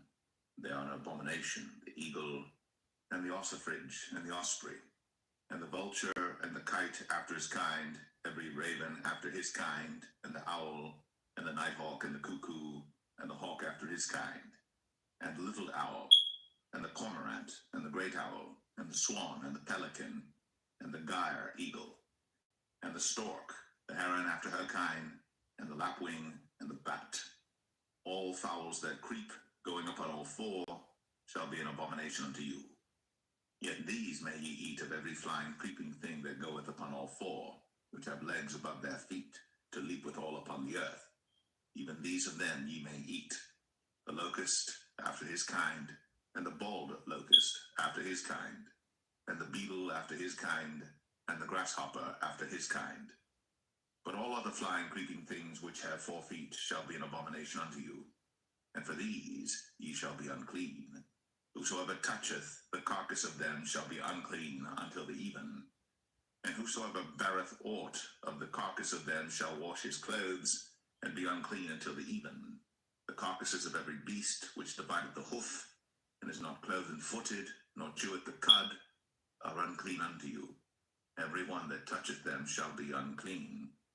And whatsoever goeth upon his paws among all manner of beasts that go on all four, those are unclean unto you.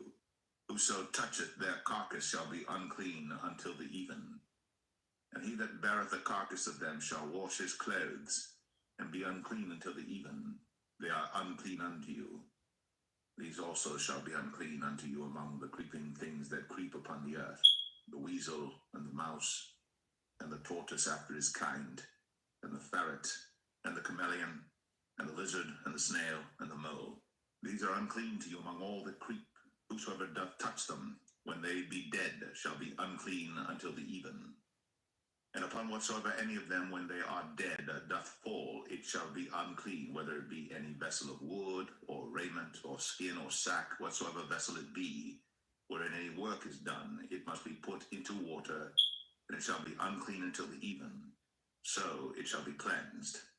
And every earthen vessel, whereinto any of them falleth, whatsoever is in it shall be unclean, and ye shall break it.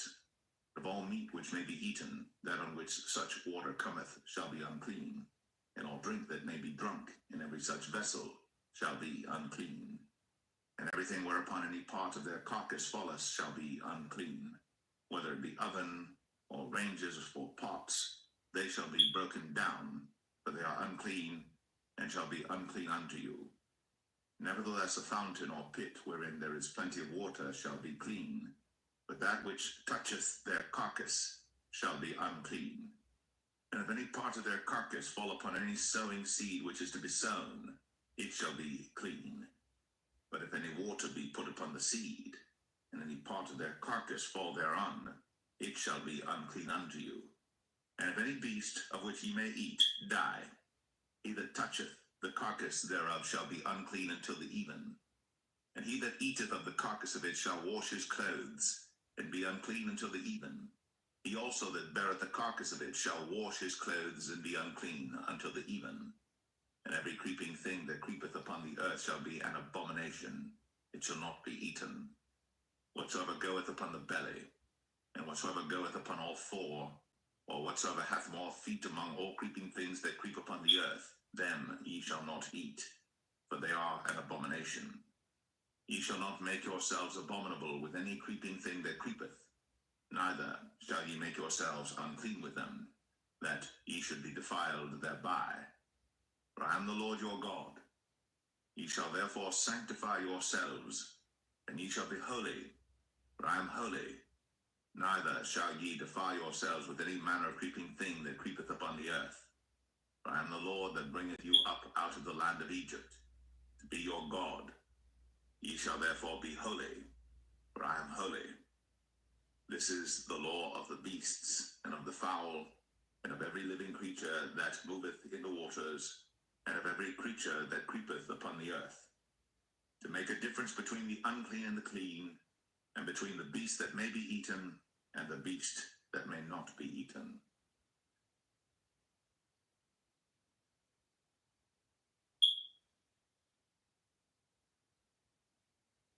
Leviticus 12. And the Lord spake unto Moses, saying, Speak unto the children of Israel, saying, If a woman have conceived a seed, and born a man-child, then she shall be unclean 7 days, according to the days of the separation for her infirmity shall she be unclean. And the 8th day the flesh of his foreskin shall be circumcised, and she shall then continue in the blood of her purifying 33 days. She shall touch no hallowed thing, nor come into the sanctuary until the days of her purifying be fulfilled.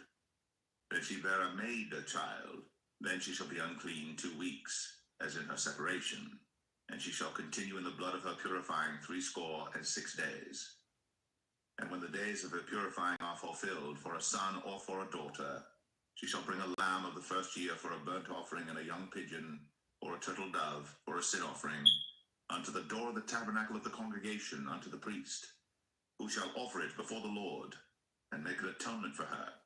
And she shall be cleansed from the issue of her blood.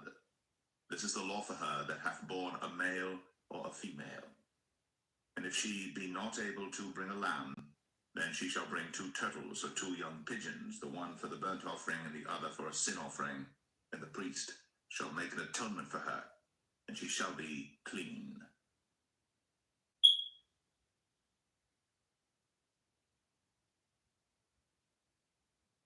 Leviticus 13. And the Lord spake unto Moses and Aaron, saying, When a man shall have in the skin of his flesh a rising, a scab, or a bright spot, and it be in the skin of his flesh like the plague of leprosy, then he shall be brought unto Aaron the priest, or unto one of his sons the priests. And the priest shall look on the plague in the skin of the flesh, and when the hair in the plague is turned white, and the plague in sight be deeper than the skin of his flesh, it is a plague of leprosy, and the priest shall look on him and pronounce him unclean. If the bright spot be white in the skin of his flesh, and in sight be not deeper than the skin, and the hair thereof be not turned white, then the priest shall shut up him that hath the plague 7 days. And the priest shall look on him the 7th day, and behold, if the plague in his sight be at a stay, and the plague spread not in the skin, then the priest shall shut him up 7 days more. And the priest shall look on him again the 7th day, and behold, if the plague be somewhat dark, and the plague spread not in the skin, the priest shall pronounce him clean. It is but a scab, and he shall wash his clothes, and be clean. But if the scab spread much abroad in the skin, after that he hath been seen of the priest for his cleansing, he shall be seen of the priest again. And if the priest see that, behold, the scab spreadeth in the skin, then the priest shall pronounce him unclean. It is a leprosy. When the plague of leprosy is in a man, then he shall be brought unto the priest. And the priest shall see him, and behold, if the rising be white in the skin, and it have turned the hair white, and there be quick raw flesh in the rising, it is an old leprosy in the skin of his flesh. And the priest shall pronounce him unclean, and shall not shut him up, for he is unclean. And if a leprosy break out abroad in the skin, and the leprosy cover all the skin of him that hath the plague from his head even to his foot, wheresoever the priest looketh, then the priest shall consider, and behold, if the leprosy have covered all his flesh, he shall pronounce him clean that hath the plague. It is all turned white, he is clean. But when raw flesh appeareth in him, he shall be unclean. And the priest shall see the raw flesh, and pronounce him to be unclean. For the raw flesh is unclean, it is a leprosy. Or if the raw flesh turn again, and be changed unto white, he shall come unto the priest. And the priest shall see him, and behold, if the plague be turned into white, then the priest shall pronounce him clean that hath the plague. He is clean. The flesh also, in which even in the skin thereof was a boil, and is healed. And in the place of the boil there be a white rising, or a bright spot, white and somewhat reddish, and it be shown to the priest. And if, when the priest seeth it, behold, it be in sight lower than the skin, and the hair thereof be turned white, the priest shall pronounce him unclean. It is a plague of leprosy broken out of the boil. But if the priest look on it, and behold, there be no white hairs therein, and if it be not lower than the skin, but be somewhat dark, then the priest shall shut him up 7 days. And if it spread much abroad in the skin, then the priest shall pronounce him unclean. It is a plague. But if the bright spot stay in his place, and spread not, it is a burning boil, and the priest shall pronounce him clean. Or if there be any flesh in the skin whereof there is